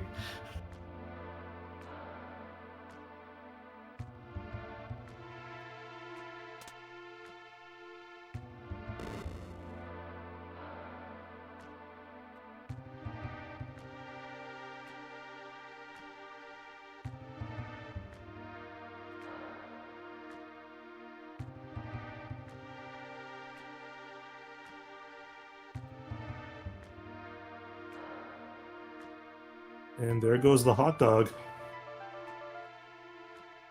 Down, one to go. So would be proud. I don't think we'll be seeing any Umbra Paw for this relay. Oh well. Nah, fortunately not. That's right. I'll make sure to give him some pets. I'll boot up 15 just to give him some pets.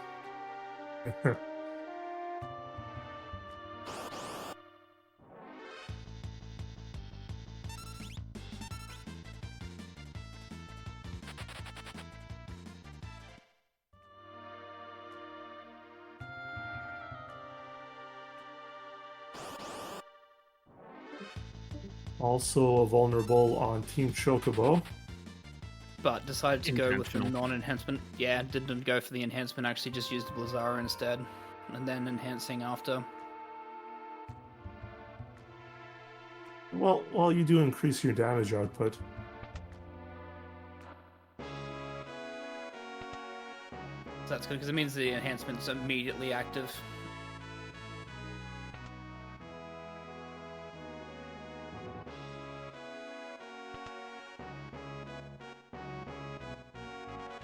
Another big enemy that Cerberus is means you could target different points. So if you target the right one, you could get it into vulnerable very fast. And at least for phase 2, that increased damage output will end the fight faster. Team Tonberry now on Freet phase 2. See if they can get the quick kill here.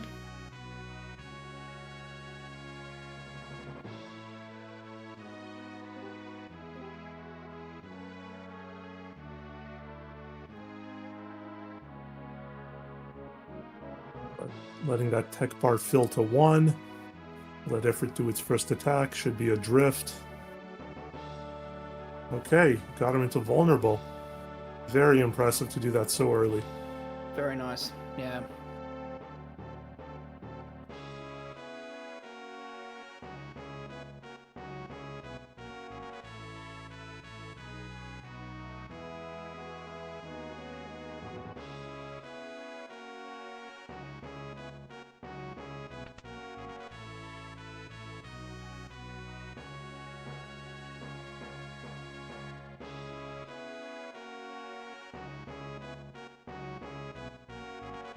It's going to be fun seeing both Team Tonberry and Team Choco just doing bosses and doing the boss rush almost in sync.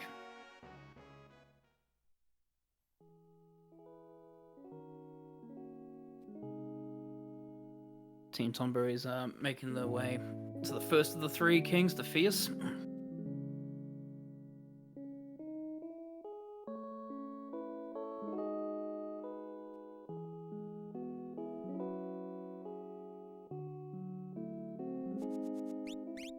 And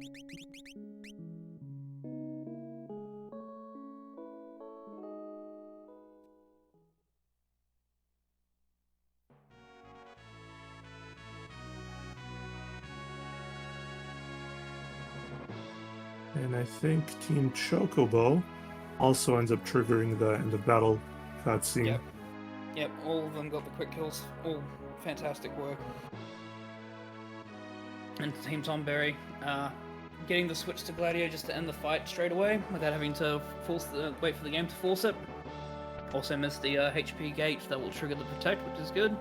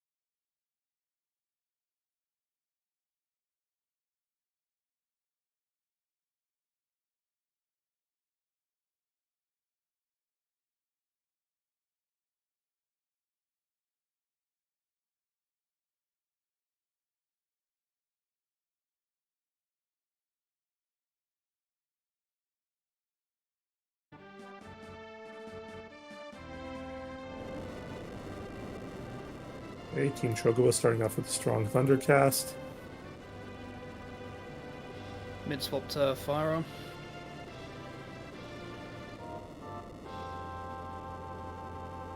The cooldown. There is a way to make her vulnerable too, but she has to do a special attack where she warps out of the area and then just really quickly comes back to try to one-shot you. Difficult to time.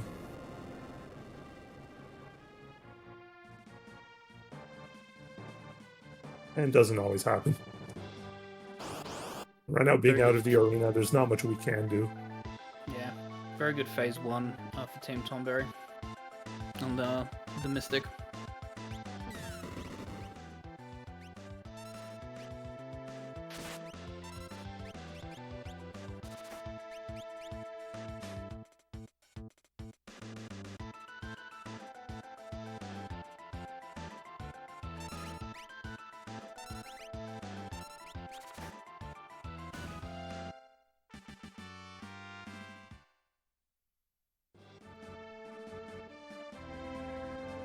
Okay, and Team Yellow defeats the Rogue. Got a bit of extra warps there. Yeah. Bit unfortunate there, but still very, very strong rogue fight. Nah, she disappeared in the end cutscene too. Yeah, that's a glitch we can't really control, so we won't punish you for that. Game just says no. Team Tonberry finishing Mystic 2. Team Chocobo starting Mystic 1. Yeah, the key thing with the Mystic fight, as we said, is that Ignis is the key for this one. As you can see, the meter at the bottom left is that really want to keep that at 4 times. Yeah, and this is maximum multiplier, so just keep that repetitive attacking going to keep it up. Because yeah, there's the special ability that Ignis has is total clarity. So when multiplier is high, we want to sort of unleash it, and especially in phase 2 when the Mystic's on the ground, just to get the maximum damage.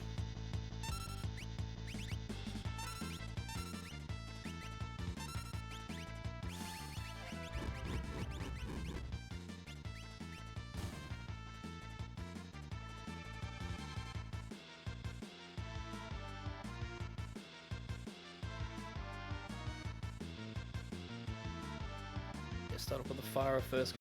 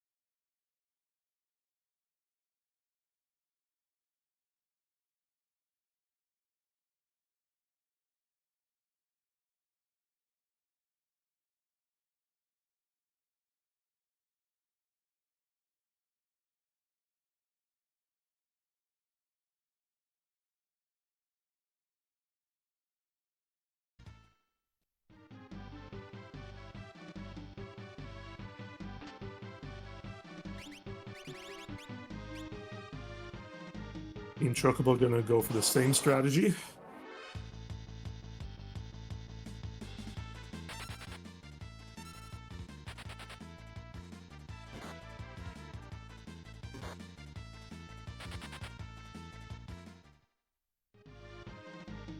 And an also fast phase 2. Team Chocobo in the final moments.